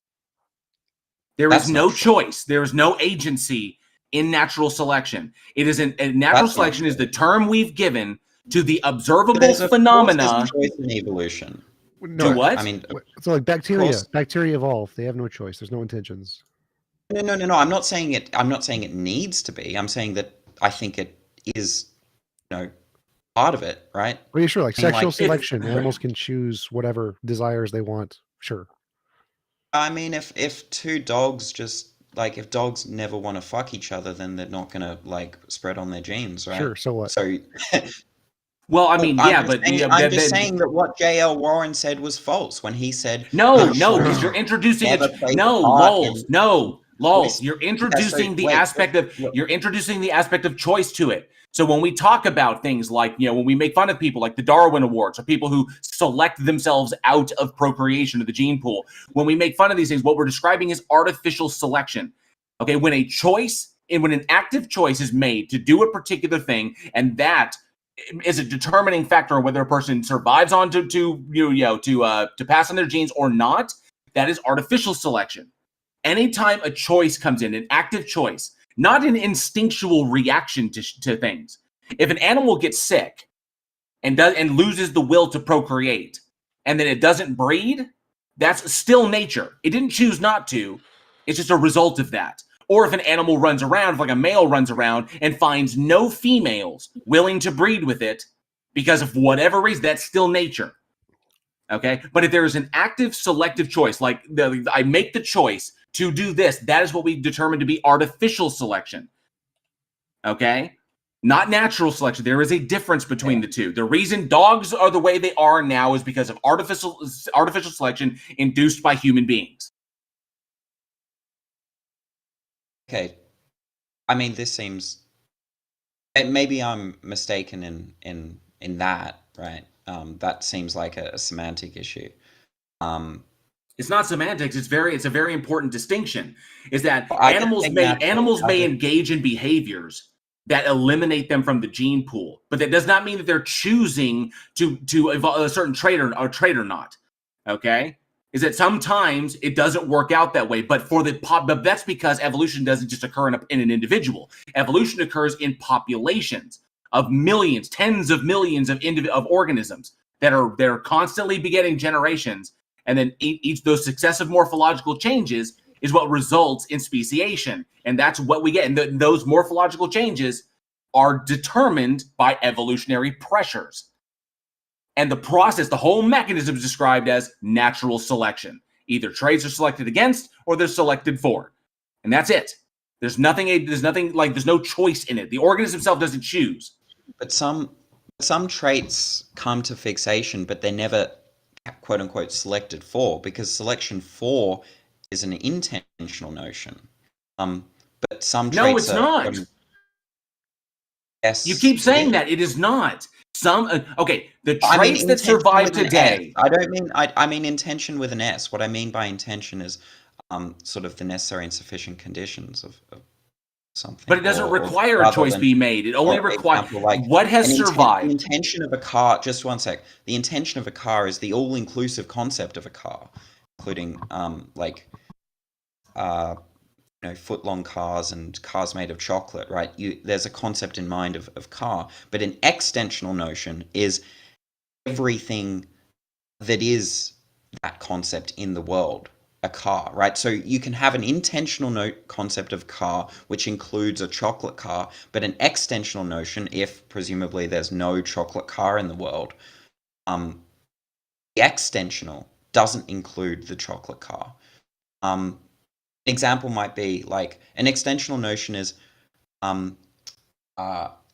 Superman can fly, Clark Kent is Superman, therefore Clark Kent can fly, right? That's valid in an extensional notion, but intentional notion would be something like propositional attitude. So Lois Lane knows that Superman can fly. Clark Kent is Superman, therefore Lois Lane knows that Clark Kent can fly, right? That's invalid because there's two concepts in mind. There's an intentional notion and an extensional notion. And that's why that argument becomes invalid. Unfortunately, natural selection, saying something is selected for is an intentional notion. No, it's not. Not in this context. No, not in the context of evolutionary biology. I can explain why I think it is. Not in the context of evolutionary biology. You're incorrect on this. Can I try and explain why I think I'm correct? So, let's say that there's let's say there are some lizards, right? Lizards in a forest, and some are green and some are red. Now the green ones blend into the background, and there are some predators, some birds, and there are some birds who are picking off these lizards, right? And obviously the red ones are standing out amongst the forest, so they get picked off, right? And the green ones are blending in, so they survive. Now, what's coextensional with the green color is them having little black dots on their underbelly. So, not only is it the green lizards that survive, but it's also lizards with little black spots on their underbelly. Now, of course, what's being selected, quote unquote, for is that specific trait of being green, right? But what's being selected of is I've already I've long ago tried to explain this to him, T-Jump. No, lols, no, absolutely not. No, stop. Stop, or I'm going to have him mute you. Stop, or you're going to be muted. Stop, or you're going to be muted. Stop, or you're going to be muted. Lols, no. This has already been explained to you at length. This is an old conversation. Okay, I literally just, like, when I was muted, told my live audience what you were going to bring up, and you're bringing this up again. Only it wasn't lizards last time; it was frogs. It's the exact same thing. Exaptation has already been described to you. Convergent evolution has already been described to you. You are still attempting to imply that because the term selection is in the verbiage, because in the terminology, because we've chosen to use the word selection, that there is some implied agential intentionality there, and there is not. Which is why I said to you, in the context of evolutionary biology, selection does not mean anything is making a choice. It is not, flatly. This is the same difference between someone colloquially using the term theory, and when we say, in science, when we say theory. Okay? When colloquially, what they really mean is really more along the lines of a hypothesis. Okay? There is a colloquial definition. There is the scientific definition. There are, contextual definitions. And in the context of evolutionary biology, which we are talking about here, you are using the term selection wrong. You're trying to imply that evolutionary biology is using the term incorrectly, and it is not. And that is because words are polysemous. I think it's also important that his example is wrong. Like, there are actual examples of excitation, but that's not one of them. So in his example, natural selection is selecting for both green and spots. It's not selecting for green; it's selecting for both in that case. But I think there are also traits that are maintained that were selected for in the past that they happen to carry on because nothing ever selects against them. So, for example, whatever in the past selected for this species to have those spots on their underbellies, whatever pressure resulted in that, then in turn was never selected against. So it was what you called a ride along, or essentially just a trait that just continuously gets passed. Now it will continue to be passed in the population until something selects against that. Once those spots on the underbelly become a detriment to the species, then it will be selected against, and then that trait will be less likely to be passed on, so on and so forth, until those ones who have fainter spots, until no spots eventually becomes the deal. Whatever, like, for example, you said red and green, right? So going into the past, whatever pressures dictate or was selected for there to be red and green lizards, now the pressures have changed, and now the reds are more apt to be predated against, so the green ones survive. Okay, but both of them had spots on their underbellies, so it's going to be continued to be passed on. So what does this have to do with the predictions thing? So, like, let's take Darwin's prediction of he had a flower with a long nestle or whatever it's called, with whatever it's the gooey stuff in the middle. He said he predicted that there's going to be a moth or an animal that has a tongue that long. That was a prediction made by natural selection. How is that not predictive?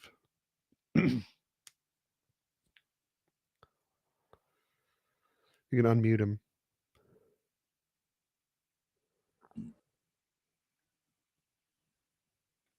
How was I muted? I was just trying to finish a point. I don't care. Because it's a point that you've made before, and it's been heard, and you're wrong. You're wrong. So look, let me finish what I was saying, okay? We'd rather not. I lose interest when people overtalk me. So look, we'd rather not hear that. We'd rather not hear that. You've repeated yourself. Why is evolution No, not no, no, no, predictable? no, Why no, is no, no, no. I never finished my point. I'm going to explain to you why the concept of selection 4 is intentional, right? The point is that when you look at hearts, right, you're not going to say the heart was selected for pumping, for making thump thump noises, right? What it was selected for was pumping blood.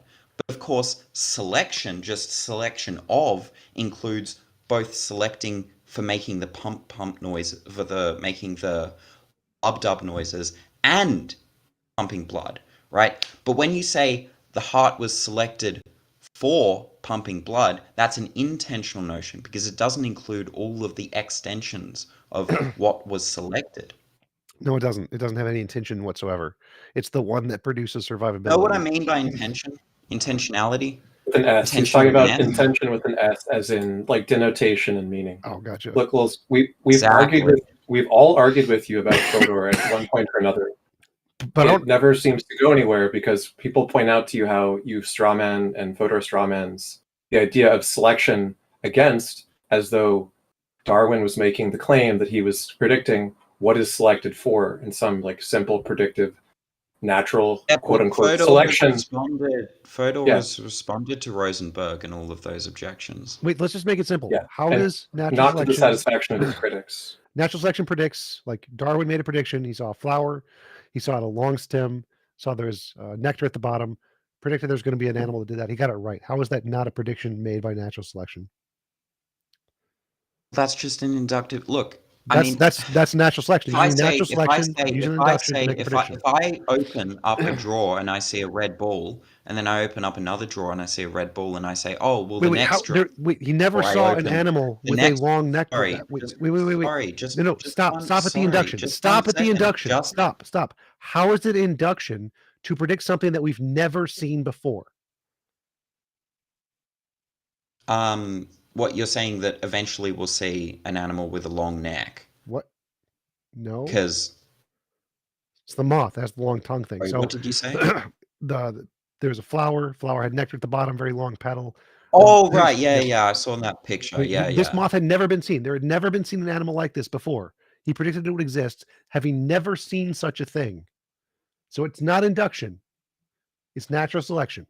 Well, there could there definitely could be an inductive inference he could have drawn there. Yeah, he's using an inductive difference of natural selection, not of seeing other animals with long tongues.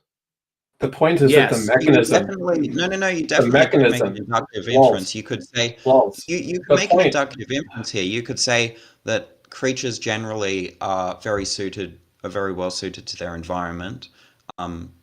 Therefore, in the future, when we see something like a flower in which the only way to get their nectar is to have a long beak, then we're probably going to see an animal with a long beak to grab the nectar, right? You definitely can make an inductive inference and not know anything about natural selection and come to that conclusion. The explanation, the mechanism that's being posited as for why that is the case is what natural selection is, right? It's just saying that we know why this happens over and over again. We know why we can predict it. And that's because the traits which are not selected against rise to fixation. So we can do the kind of... Hold on, just let me finish. The kind of work that evolutionary biologists are doing, biologists in general, is reverse engineering the explanation, which of course requires more kinds of theories and investigation than just the natural selection model. But they're predicting it's going to fall within the natural selection model because that's the mechanism that's expected to be found. And over again, we find models like natural selection predict all the particulars which come into play that explain why that particular adaptation works the way that it does. Just saying, it doesn't tell you which trait is selected for is a straw man. So I want to point out that's not exactly what I'm saying. I want to point out that example you listed of the fact that we could use induction in a different sense to come to the same conclusion, that's the problem of underdetermination that I told you were mentioning before.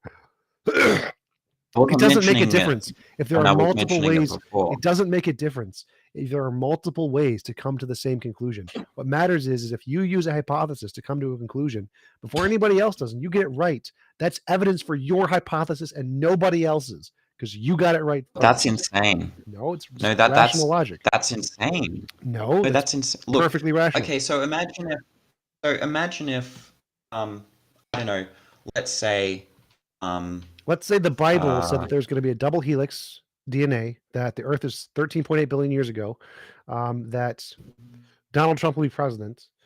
Says do this because God said so. Now, it's not the only possibility, but if it said this, would this be evidence of God? would it be evidence of God? Yeah. Maybe in some very small way. That would be huge evidence. That would be massive evidence. Everyone on the planet would believe in God if the Bible said that. This is massive evidence. If you don't understand that, you're insane. Well, I don't think so. But well, then you're delusional. Like literally, if the Bible said all of these scientific facts, everyone would believe the Bible. If you don't understand that, you understand nothing about epistemology. I mean, literally, if the Bible if the Bible said anything about like the theory of germ disease, you imagine how many lives would save from like cholera and dysentery and all of the manageable friggin' pandemics that we've endured. If it literally talked about washing your hands because germs exist, but it never did. It doesn't do that. But if it had done that, wow.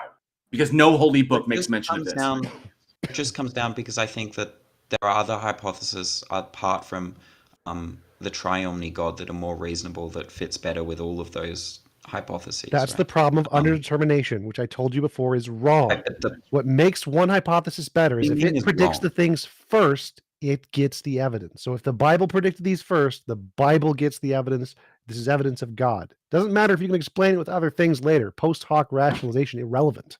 If it makes novel predictions and gets them right first, it has all the evidence. And so Darwin uses natural selection as a hypothesis to explain the data, and he gets it right every time. I don't care if you can post hoc rationalize it with other explanations. It's garbage. He wins. Okay, so you're saying that if a hypothesis predicts something prior to another hypothesis predicting the same thing, what wins out is the one that predicted it first? Yes, if a hypothesis makes a novel, successful prediction and confirms it first, that's evidence of that hypothesis. Up to so many reductios. What? I mean, imagine if, like, let's say. Well, I can give you an actual example. Newtonian physics. Newtonian physics. 1 second. Well, I know exactly what you're going to say. I know exactly what you're going to say. You're going to give an example of a wrong hypothesis that accurately made a prediction. What am I going to say? I'm literally answering. Shut the fuck up. You're going to give an example of a hypothesis that makes a prediction, but overall the hypothesis is wrong. Should we believe that hypothesis? Yes. Yes, we should. Just like we did with Newtonian physics. Newtonian physics made predictions which were correct, but then it was wrong about other things. Were we rational in believing Newtonian physics was correct? Yes, until a new theory came along and made more novel predictions like general relativity. So yes, a new theory that makes successful predictions and gets it right is the only rational theory to accept. It doesn't make a difference what your post hoc gibberish is after the fact until you make other novel predictions to make a different hypothesis more justified. So yes, even if a false hypothesis makes successful predictions and gets it right, that's the only one that's rational to believe based on the evidence. Okay. So let's just say we're both in a store, right? And we know that every time someone walks into the store that makes a ding noise, right? And we hear a ding noise and we look up and we go, oh, I wonder what made this ding noise, right? And someone says, I think it was an alien from Mars that made the ding noise. And I go, really? I think it was another human that made a ding noise, right? But because you said your hypothesis first, oh my God, that means it's more likely for it to be an alien from Mars than a human. If a new hypothesis makes novel, testable predictions and gets them right first, so you have to make novel predictions of things we have never seen before and get it right. And if you do that, then that first one that can do that is evidence. So novel, testable predictions. So you have to predict something that's going to happen in the future, and then you observe that thing. That's we don't already expect.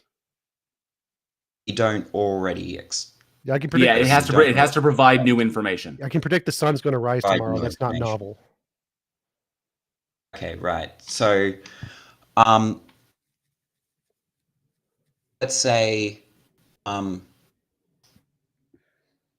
let's say that we're in the store and we hear the ding noise and we go, okay, we both say, I think that ding noise means that a person's going to walk through, right? And I say, well, I think, let's say I'm an idealist, right? I think all there is mind, and I have the hypothesis that I was created by God, and all that really exists is my mind, and God is making it appear to me that the world really is like the external world exists, right? I'm not going to see floating chairs or something. God really wants to make it seem as if the external world does exist, even though it doesn't. And on that hypothesis, if I hear a ding noise, and given that I've noticed sort of in the past that people walk through the door, I'm going to assume that someone's going to walk through. That's not a novel prediction. So let me fix your example, because that's a stupid example. If I'm an idealist and I think that God created my mind and it's just my mind, like a solipsist even, and I think that because I'm a solipsist and God is sending me information, 2,000 years ago I write down a book. DNA is a double helix. The universe is 13.8 billion years old. Donald Trump will be president in year 2020, and I get those right. That's evidence of idealism. Yes. So it has to be sort of like new information. Yes, that's what novel means. Novel means new. If you predict the things we already literally just said that. Like predicting the things we already expect is just post hoc. Everybody can do that. Everybody can predict the sun's going to rise tomorrow. You just add in whatever you want. Magical leprechauns did it. It's irrelevant. You have to predict something we don't already expect. Predicting things we already know is easy. It's called post hoc rationalization. It's just like the plant, just like the plant predictions. Like if you're in one part of the hemisphere, you observe that insects or birds or whatever feed on plants, and that those plants have their nectar at the top, and that's how the plants pollinate, because cross-pollination. And then you go somewhere else where the nectar is included like really, really far down the stem. Then you'd be like, well, if this plant continues to pollinate and all these plants are like this, there must be something that has a long tongue that's able to access the nectar in order to continuously cross-pollinate. And then you look and then you find it. That new information, that new animal, that discovery is new information. So you predicted that it existed, then you went and you found it. That's new information. So yes. So just like the discovery of Uranus because of perturbations in the orbit of Neptune. Didn't someone say that, prior to evolution, and somebody probably has said this, right, that God has sort of inserted creatures to be adapted to a given environment, right? And so given that we see, let's say, this plant with the nectar at the bottom, we would assume that God has created a creature with a long tongue to reach down into that plant, and that's now a novel prediction, and that's evidence of the creator God hypothesis. And then sort of if someone evolution comes along, but that's after the fact, right? So yes, if someone did that, if someone used the God hypothesis to make successful predictions and got them right, that would be evidence of the God hypothesis. Yes. But because it's prior to evolution, that's if there was a prior thing to evolution that predicted all the diversity of species before evolution did, it would have all the evidence. Yes. So all I need to, so if we find tomorrow a book that was written before Darwin came out that said, I think that God has created creatures to be perfectly adapted to their environment, and I predict that we'll find, even though we haven't yet, we'll find a creature with its tongue that's going to reach down into this plant with the nectar, then we should throw out evolution. If it accounts for every single novel prediction ever made by evolution, yes. So if we find a book written 2,000 years ago, account for every single novel prediction. Right, we've made more since him. So if we can use the hypothesis to make more novel predictions, that's more evidence. And so if we find a book 2,000 years ago that has literally every single novel prediction ever made by evolution, hopefully more, then yes, that would be really great evidence of whatever that hypothesis is. Even if it's magical farting leprechauns, someone would be rational to say, you know what, I think we should take this seriously. Yes.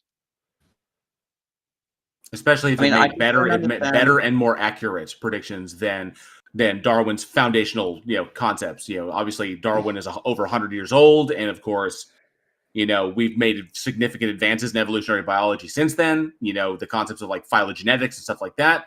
But yeah, you'd be correct. Yeah. I just don't understand why the temporality of the predictions matter in any way. Because predicting the future is really, really hard. Post hoc explaining stuff we already know is really, really easy.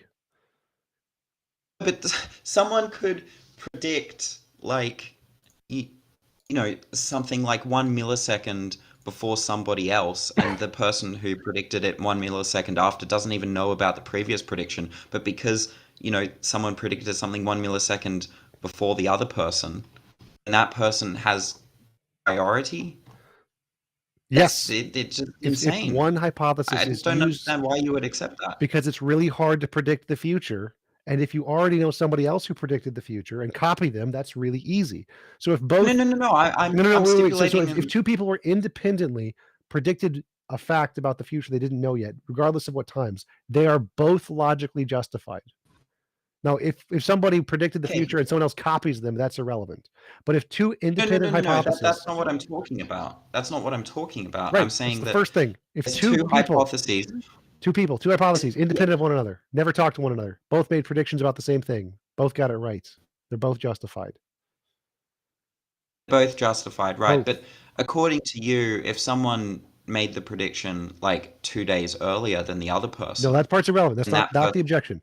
If they'd both be justified if they were independent. It's not about temporal priority. It's not about temporal. It is about temporal priority. You don't understand. So the problem is if you just denied it. No. If you make up a hypothesis that fit the data we already know, that's post hoc reasoning. That's garbage. If you genuinely find another hypothesis that makes novel predictions and it gets it right before we knew them, yes, that is a rational thing to believe. Sure, but look, I'm saying that there's two people and they make correct predictions using one theory and another theory, and you know, both of them make the same prediction, but both of them have the same theoretical virtues. Both theories have the same theoretical virtues. Theoretical virtues are irrelevant. You find out that one.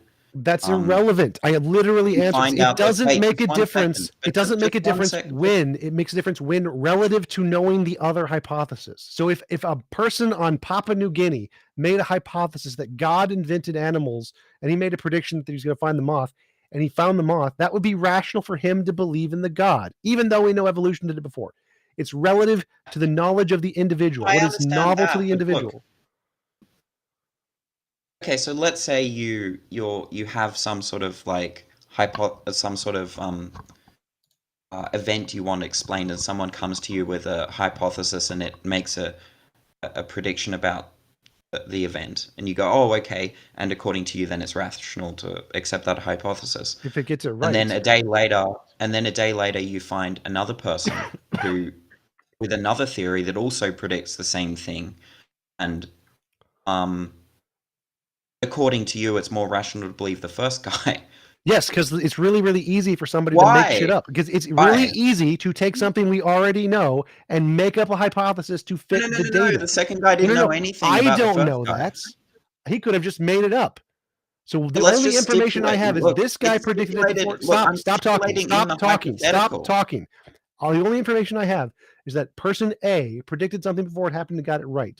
I have really good reason to believe him. If I go to person B and he predicts it, and we already know what happened, well, I don't have any reason to believe person B. He's just making shit up. Person A got it right before it happened. Now, if I go to person A, stop talking. If I go to person A, he predicts something. Then I go to person B, he predicts something. And they both get it right before it happened. They're both justified as far as I know, as long as they never spoke to one another. Okay, so it doesn't matter about temporal priority as long as they don't speak. Relative to the event. Stop talking. Stop talking. Mute him now. Mute him now. Mute him now. Mute him now. Get him done. He's done. He's done. Well, we're going to move on to the next guest anyway. You've taken a lot of time. We had a chat. We have only 10 minutes remaining. We're going to speak to somebody else. Yes, so that's okay, because we're going to move on to the next person. Sounds good. So you're an idiot. Temporality does matter. I literally explained this. It's not temporality relative to you learning about the hypothesis. That's irrelevant. That's an irrelevant garbage that you don't matter. It's literally what you're asking. It literally doesn't matter. What matters? Can I just finish what I was saying? No, I don't care, because you're an idiot. We don't need to hear more about it because we're going to move on. Thanks, Lols. Look.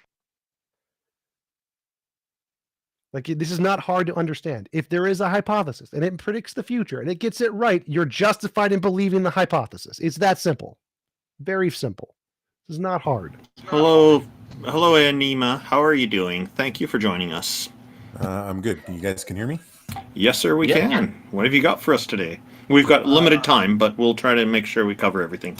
No, it's actually a really, really quick question. It's about philosophy because I don't know very much about it.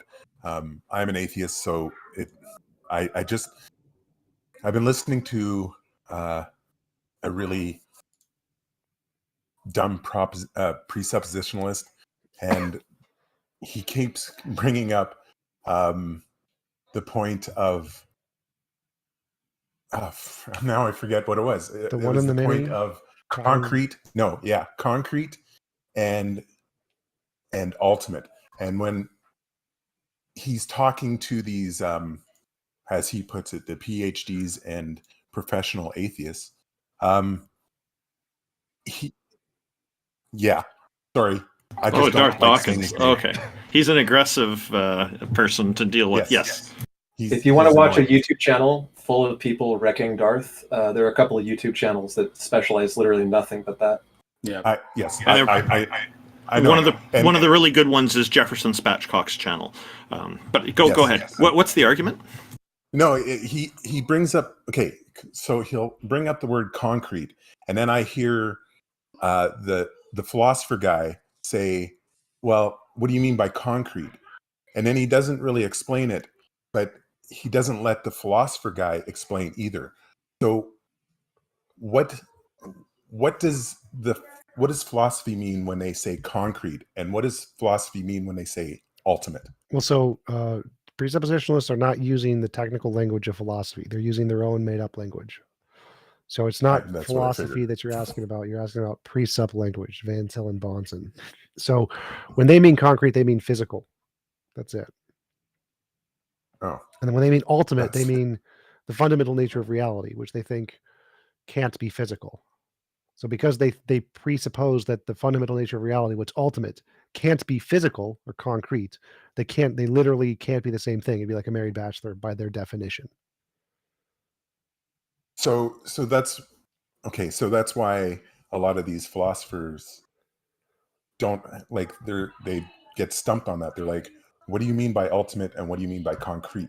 Yes, because the words that the presuppositions are using are not used in philosophy. They've made these up.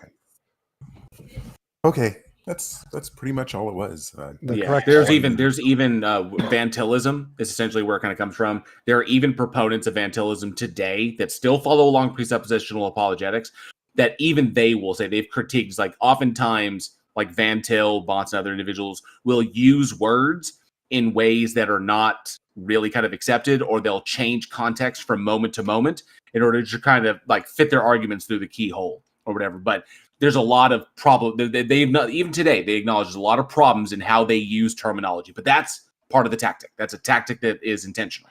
Well, I think the way the response should be is that there's no reason that the concrete can't be the ultimate.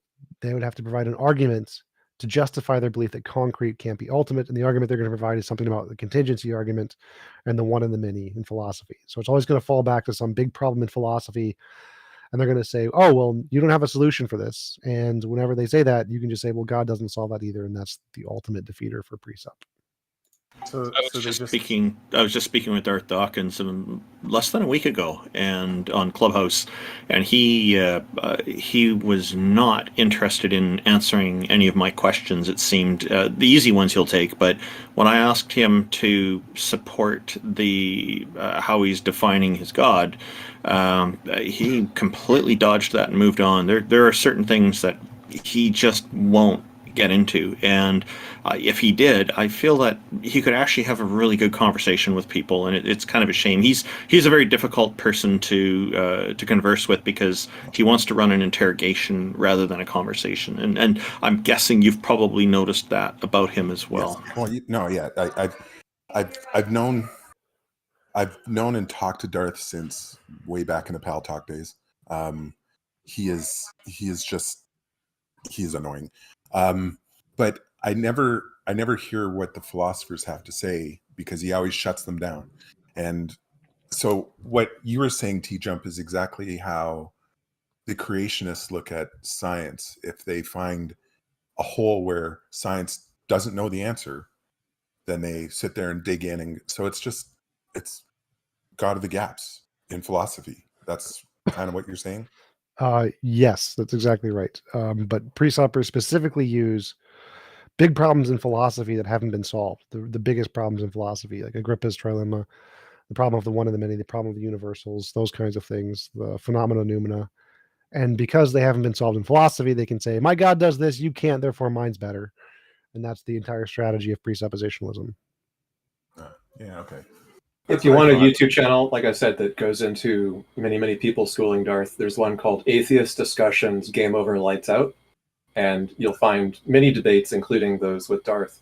If he doesn't have the mute switch under his own control, then it doesn't work. I also have sorry, two conversations Could you with say that him. again? Could you say that that site again? Sorry. Yeah, it's a YouTube channel called Atheist Discussions, Game Over, Lights Out. It's pretty much all the old school pal talkers. It's all people you'll recognize if you go back those days. Yeah. Yeah. And I also basically you could, while I usually stay away from the philosophy game because I'm like Aaron Ra that way. I'm not very good at the philosophy side. Yeah. The science side, I can hold my own, but when it gets into philosophy, I know what I know, and that's all I know. Like that's just it. So it's okay to just. I had two conversations with Darth Dawkins on my channel. You can check them out. They're two of my most viewed videos. Yes, actually, I've seen yours and your idea with like the grounding is reality, just reality. Yeah, that just makes sense to me. Reality, what is that? Yeah, pretty much. Sorry, is it a God or a not God world? don't forget to visit darthdawkins.com. Yeah. Okay. Oh yeah, that's a highly rated website. Very highly rated website. darthdawkins.com, and you can replicate all of Darth's arguments in the safety of your own home. Well, and I've almost heard every single person that he's had an argument with. Like you, Randolph, I've heard him. At you, I've heard T-Jumps. I've heard the little bit that you, JL, have had with him.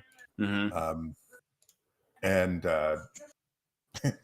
Jefferson Spatchcock, I listen to his stuff all the time, and it's just like I just try to get around these little things. Like I know he doesn't know what he's talking about half the time, because even me, who is not philosopho speak ease kind of guy, I'm sitting there going, that doesn't make sense. Like I don't understand where he's coming from with that, because that just doesn't make sense. So, but anyways, he's not speaking philosophy either, so don't feel bad. It's just he's misrepresenting it.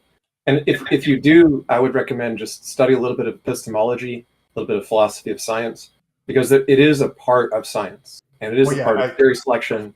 It's a part of how we think about knowledge and how we think about belief. So it's useful, even if you don't want to like sort of get into the mud of the more obscure stuff. Well, no, and I that's what I'm trying to do. I just recently became medically retired. I had to stop working, and so I'm trying to figure out what I want to do with my life. And I've been listening to philosophy stuff, and I've been thinking I might go and start studying and looking into philosophy. But like as of right now, I don't know very much. I listen to most of you guys talk about philosophy, and I'm just like picking up on little things, like just the major, the main point that I really connect with and I get is just the simple one. I think, therefore I am. Like that just totally makes sense to me. Like I exist because I think. Like I'm there. I without existence I wouldn't think. So anyways, sorry to bug you guys. Thanks for answering my question. Hey, Anima, you're not bothering us. Thank you very much for joining us. I'm like you. I'm learning philosophy. I'm nowhere close to being an expert in it, but I find it very interesting as well. And feel free to join these discussions again in the future. We really enjoyed talking with you. All right, thank you.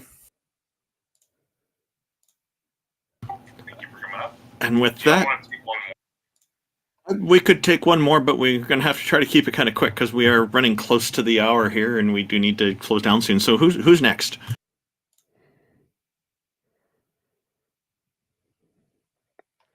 Octopus guy. Who's the bunch of atheists in a row? Let's take the theist. We should probably take a theist. Oh, he's not. Is there anybody we haven't spoken to yet? Somebody brand new to the stage, or? Hello, children of Satan offender. Welcome. Thank you for joining us. How are you? Yeah, I'm doing well today. Okay, so just a caveat: we do have limited time. So, but as long as you're okay with that, we can proceed. Tell us what your argument is and what's on your mind. Yeah, well, I'd assume that from the atheistic perspective, you guys kind of depend on science for truth and knowledge of the world around you. Sure. Plays a role, sure. Does that mean you both presuppose 3 laws of logic and you presuppose the law of causality that science is contingent upon? I presuppose. You don't wait, hold on, but science already presupposes these things. So for you to depend on them, you're also inadvertently presupposing these concepts. No. So physics has already moved on from causality to relata, right? No, it The idea isn't. is there's No, it hasn't. relations between things, It's not a just fundamental causes. principle of physics. No, it's not. It is a fundamental principle. It's not. Causality. Can I get a paper on? Can you cite a source? Yes, you can. Causality is emergent in physics. It's actually pretty common. So causality isn't actually a thing in physics. There's no law of causality in physics. Causality itself could be an emergent thing of information. No. Causality has nothing to do with physics. That has to do with science. It's a fundamental principle of science. No, when it calls to the laws of logic, the 3 laws of logic, identity. Yeah, those have to do with physics. Those have to do with physics. So you don't know what you're talking about. Stop. My worldview makes 0 presuppositions. Not logic, not anything. Yeah, but for you to accept science, you would accept its presuppositional lines as well. No. I can get to. So you don't accept science as pre. Stop. So if I make like an argument, Socrates is a man or whatever, that presupposes English. Does that mean English is some intrinsic feature of the argument that must be true? No, it's just how I express the argument. So science. Well, I mean, you presuppose things; they're not things that you can. Stop talking. Presupposition is just a thing that you assume is true before the argument begins. So I can say there is a dog. I'm presupposing English in this argument. I'm assuming English is true. Does that mean it's required for the truth conditions of the argument? No. Presuppose does not mean it's a requirement for the truth conditions of the argument. You can presuppose lots of things. Like I can presuppose the earth is round and then make an argument about shadows. Presupposition just means anything you assume is true before the beginning of the argument. Yeah, I know. I already know. Science presupposes things in philosophy because it doesn't care. It just grants them for the sake of the argument. It needs them and necessitates them. Stop talking. So no, none of the things in philosophy need to be presupposed. You can get them from logical deduction and then get to science from those things. Science just doesn't bother with those. It's not the job of science. Yeah, so for you to say anything's a dog, you would have to presuppose the law of identity. That's one of the 3 laws of logic. So for you to even I have 0 presuppositions. Oh, you don't 0 presuppositions. Okay, well, issue. Science is contingent upon the laws of causality. In physics, it's contingent upon the 3 laws of logic. No, it's not. But it is. Okay, well, can you cite a scientist who would actually affirm this belief? Stop. So I can get to the 3 laws of logic without presupposing them. I don't need to presuppose them. So I don't need to presuppose any of these things to get to those things and then to get to science. So I can get to science. I can get to. So you're going to use circular reasoning? No, it's not circular reasoning. So I can I'll listen to you not use circular reasoning. Shut up. Listen to my words, then speak. Do not speak over me. I can start with my experience, and then I can describe that with words, and then I can find patterns in those words and say these are principles which I can describe as the laws of logic. So I can get the laws of logic from my experience. No presupposition, no circular reasoning, no reason at all. You don't presuppose your experience. You experience it. Do you presuppose your receptors, the things that you take in, are accurate? Nope. You don't? Nope. Okay, so you don't know if. Well, then how do you know what you take in is accurate? The information you take in. Doesn't need to be. What you experience. It doesn't need to be. It can all be false. It's still going to be true. Like if every information I'm taking in is false, I still exist. It doesn't make a difference if it's true. So I don't need to presuppose any of that. Well, the issue is now your entire worldview breaks down because you don't know whether it's true or not. No, that's a dumbass thing to say. So if I start with I exist, I don't need to presuppose anything for that. And then I can build off of that. You do have to. No. Well, you don't know if you're in the Matrix right now. Doesn't matter. I still exist. So that's irrelevant. Okay. I don't presuppose I'm in the Matrix or out of the Matrix to know I exist. Okay. So I don't need to presuppose anything to have the foundation of my worldview. And then I can build off of that and get to logic and science. So I have no presuppositions. What is your argument? Okay, so well, how do you know what you're taking in is accurate? Well, I start with my foundation. I exist. Then I can build off of that, get logic, and I can build off of that, get science. There's a long methodology in lots of my videos. How do you build off of that, though? Like, I have lots of. Well, videos no, I'm on asking this. how do you build off of that without using circular reasoning? I have lots of videos on this. What is your argument? Like, what are you trying to lead to with this? I've explained this many times in the past. What do you? Well, I'm just wondering, am I talking to a person who actually can stand on the foundation of logic? Sure. And yeah, so I'm wondering, without using circular reasoning, if you're not able to presuppose, because even science has to presuppose, or else it's going to use circular reasoning in order to prove logic. Already debunked that. Debunked that. You don't have to presuppose anything. So. Okay, well, I mean, like, so you didn't debunk it at all. You just said you don't presuppose. No, I've debunked it many times in many videos. So I start with the cogito. I think therefore. Oh, okay. From that, I can say there's some difference between my imagination and my experience.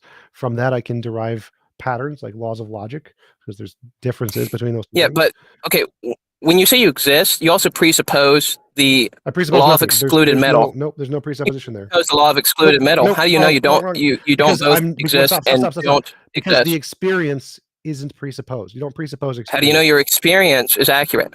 It doesn't need to be accurate. It has to be an experience. It does actually for it to be true. No, it doesn't. No, objectively you just have to have it. No, you just have to have it, children. Wait, no, objectively true. I'm saying, like, outside of your own contingent mind, I'm saying, how do you know these experiences are accurate? They don't need to be. They just need to be experiences. If they are, they do need to be for them to be true. No, objectively. Dumbass. If they exist, even if they're all false, I can still build my entire worldview off that. I don't need them to be true to build my worldview. Okay, so how are they true now? If you're building, how do you get there? How do you even get there? I was literally just explaining that. So I start with I exist. Yeah, you say you exist, but you have no way to actually get there now. Shut up. No, I experience. That is I exist. Okay. All right. So how do you get there? I am experiencing right now. Okay, so now you're assuming that the information you take in is accurate. No, dumbass. I'm assuming nothing. You're not assuming it? No, you don't assume. You don't know anything. Stop. You don't assume experience. You can't assume experience, idiots. No, I'm saying you're assuming that it's accurate. No. We're running low on time here. Let's try to wrap this up. Children, he can't explain it to you any further. Literally, it's not about the accuracy or inaccuracy of the experience, just that he has experience. That's it. Well, period. I'm just surprised that he can't even say that he presupposes things. Even science and scientists admit that things are presupposed for. I can presuppose. I don't need to. So I've debunked your entire. Okay, well, worldview. even science needs to, though. No, it doesn't. I just proved it didn't. It does. I It just does. proved The it did not laws. need to. Yeah, the law of causality is a fundamental principle of science. It's not. It's and not that's a fundamental presupposed. Retrocausality is accepted is. as part of quantum mechanics, in which the equations work in both directions, right? So we don't have to assume there's a single causal arrow of time. It's entirely within the realm of physics and debate to assume that the equations You're assuming and now. the Feynman diagrams You're assuming are now. just symmetrical. Just to be clear, the law of causality. Now we're assuming again. Just to clarify, the law of causality is apologetics bullshit. It doesn't exist in science. It doesn't exist in physics. We don't care about that shit. It does exist in science. It's not. contingent upon It it. does not. That's your apologetics bullshit. We've gone over time here. Children of Second Offender, if you want to come back next fortnight, that's 2 weeks from now. Okay. Well, I can make it faster. I can speed this up. You got 30 seconds, and then we're going to have to end it, okay? Okay. Well, do you accept the law of causality? No, there is no as such it is. thing. There's no such thing. There's no such thing as a law of causality. No, Google the law of causality. It doesn't exist in physics. It doesn't exist in science. This is an apologetics bullshit. It doesn't exist. Yeah, it's not about physics. 3 laws of logic exist within physics. It does not exist in physics. It does not exist in science. It does not. Yeah, exist but you're in mixing them up. It exists in science general because it requires it. No, it does not. Google law of causality. Nothing comes up in science. Apologetics bullshit comes up. Science does not come up. There is no law of causality in science. Yeah. Okay. Children of Satan. Wait. Children of Satan. Literally, if you Google law of causality, the very first hit is God and the laws of science. A law called from Apologetics Press. That's from your algorithms. You try it. I search incognito. Open a new incognito. Yeah, no, incognito doesn't make a difference. Yes, it does. Literally does. It doesn't. No, Google tracks everything. No, it does. Oh my God, you're a moron. I can open a VPN and do the same thing, get the exact same results. Okay, here's what I suggest we do. Maybe Children of Satan Offender, if you want to try to find something for us to look at next time, we could you could post it in the channel in 2 weeks, and we can talk more. Does that sound good? Yeah, I'll bring names and papers this time. Next time. If you're going to do some research next time, come back knowing something about double inferential state vector formalism, aka two-state vector formalism. In quantum mechanics, it works bidirectionally, so there's no reason to assume that things are in a single causal they barely can understand quantum mechanics. So I mean, and it doesn't even match the things that we currently know. So it's like, I wonder who's wrong: the things that already are here, or the things that are new, and people are like, oh, I don't understand what's going on here. Why don't you actually research it and tell us what you think? Okay. So hold on. Can you send me the name of this? Yeah. Double inferential. They barely understand quantum mechanics. Yeah, they don't really. They barely know what they're looking at. No, they barely know what they're looking at. People will say that. Oh, okay. So here's the issue. So I do electrical engineering. When it comes to electrical engineering, so people that don't understand what's going on here, they'll say quantum mechanics breaks Ohm's law. It really doesn't. It's just they don't know what they're looking at. They don't know what information that they're actually taking in here. So like. We have a very simple thing to look into for next time. Double inferential state vector formalism. Okay, so X, would Can you just DM that to me? Because I'm not gonna remember that name. I'm trying to. Please stop. I'm just asking X if you could send that to Children of Satan Offender in a private message. Then that'll make it easy for him to find it. Can you just say I'm not going to remember what that is? Yeah, I think we've identified where the problem. Oh, that's fair. It's a complicated scientific term. Totally a fair statement. Children of Satan Offender, thank you for joining us. I'm sorry we've run out of time, but we look forward to talking to you again next fortnight. Yeah. I'll see you next Sunday. Appreciate it. Thank you, everybody, for tuning in. I guess we're coming into the end of this, and I'm sure some people have some final thoughts, T-Jump and Ix in particular, with what we were just talking about, I suspect. Did either of you want to continue with what you were saying first before we close down? Potato. Potato. That always solves everything. Yeah. Okay, Ix, did you have something you want to continue with there first? Not especially. Just, before people make the assumption that time is a simple arrow, a theory of time, etc., they should look at the fact that it's contested within science, and like the majority of cosmologists and astrophysicists favor like a B block time kind of idea, which is counterintuitive to most of us. So just because we have intuitions about these things doesn't mean that what apologists say should actually be taken seriously until you actually look into the literature on the subject. Well, just to clarify, causality and time are different. So causality being emergent is a slightly different argument than time being emergent. Yeah. And I guess sometimes they'll see that as, they'll misunderstand that as being emergent means that the cause is what it's emergent from. But I'm sure that's not what you're meaning, is it? No, like causality itself is a field kind of a thing. Yeah. JL Warren, did you have some final thoughts on this? No, this was an interesting one. Entertaining, to say the least. Had some decent conversations. Trolls there, but overall I thought it was good. Well, Barak, did you have any final thoughts? Yeah, I was very silent this episode because it's very interesting to hear a lot of people and coming from different point of views. And then I get really frustrated when you repeat the same thing to someone and they just ignore it. Then I just lose interest in the conversation. I know some people want to keep going, and I like it. It's good for them, but not for me. Well, interestingly, we had a huge drop in the number of Muslim apologists the moment that we had an expert on Islam on the panel. So maybe you've had a huge effect just by the lack. That is true. I didn't even think they used about to show that. up every episode, like in That's true. I know that the one of the persons we talked to last time after the show was in the chat was saying that he's so happy that I'm not a Muslim anymore, which doesn't make sense to me anymore. I don't know what that means. But I'm glad if just my present is a repellent enough for apologetics and endowment. I'm happy to be here to have more interesting conversation than what Muhammad did with his wives. Yeah. So any Muslims thinking about calling in next week or 2 weeks from now, Mubarak doesn't bite. It'll be okay. Yeah, I will bark very loudly, and that's about it.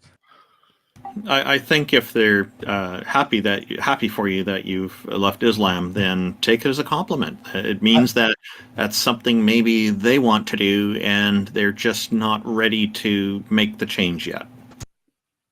I hope so that they're appointment, but I think they're more glad that I will be burning in hell. But that's neither here nor there.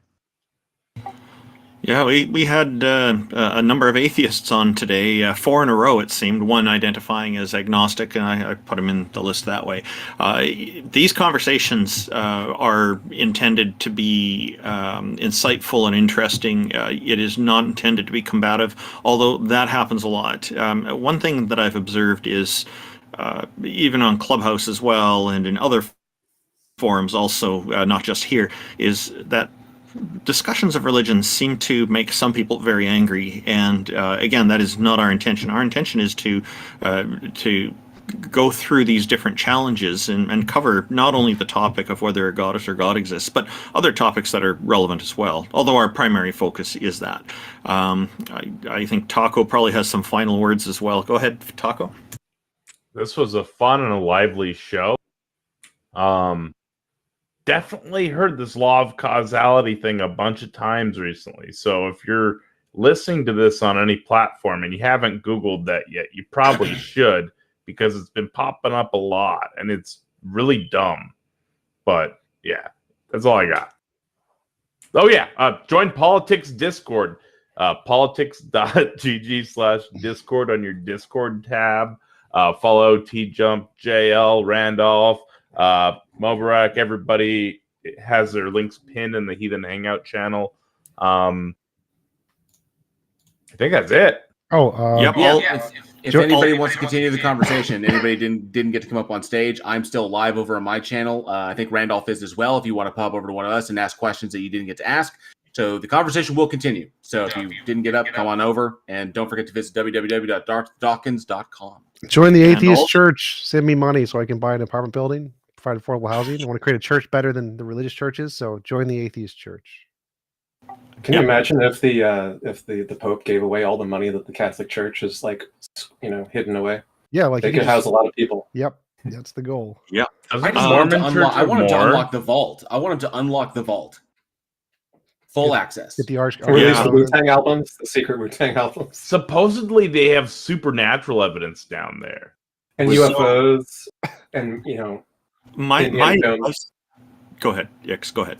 Sorry, I was just memeing because whatever the Pope has under there, the people who've been to see the archives must not be seeing it, because they just describe it as like this really dusty library with a bunch of files that most people can't get access to. But you can get permission to go down into the public existing. I mean, they're not publicly accessible, but the known archives, they do exist. It's mostly a bunch of boring stuff. Well, that's because they're not letting them down to the lower floors. My suggestion to anybody who goes down there in the way J.L. Warren's suggesting is that you take an Indiana Jones approach to it and be very careful of traps they might have set. Yeah, that's where they keep the Great Spider Queen. On the Q stores. So I want to know where I want to know what they got locked up down there, or maybe there's nothing. Bones maybe of it's Jesus. something they've propagated a whole mythology. That's bullshit. I'll tell you what I think they have down there if they didn't already burn it, because we have an example of it. In the Nag Hammadi library, they found a new gospel being written called the Teachings of Jesus Christ. And this Teachings of Jesus Christ gospel that was down there had a problem. It wasn't finished. So it just ends unceremoniously mid-sentence because the author wasn't done with it. Unfortunately, as a result, we also found a copy of the pagan text that it was copying the sayings from. So there's an unmodified, complete pagan text where they were cribbing all of the philosophical ideas that the great Jesus Christ was espousing. And we know this because they got caught because their evidence was left unfinished. Now, if they had burned the original pagan text, we would never know that it existed, and we would think that the secret teachings of Jesus Christ was an authentic gospel, perhaps. That's the kind of stuff I bet they have hidden. That is very interesting. I'm very sorry we've run out of the time here, but I'd love to hear you speak more on this, Ix. Maybe next time we can get into it at the beginning of the show, if you want to cover more of that to kick things off. Religions are deceptive? Say it ain't so.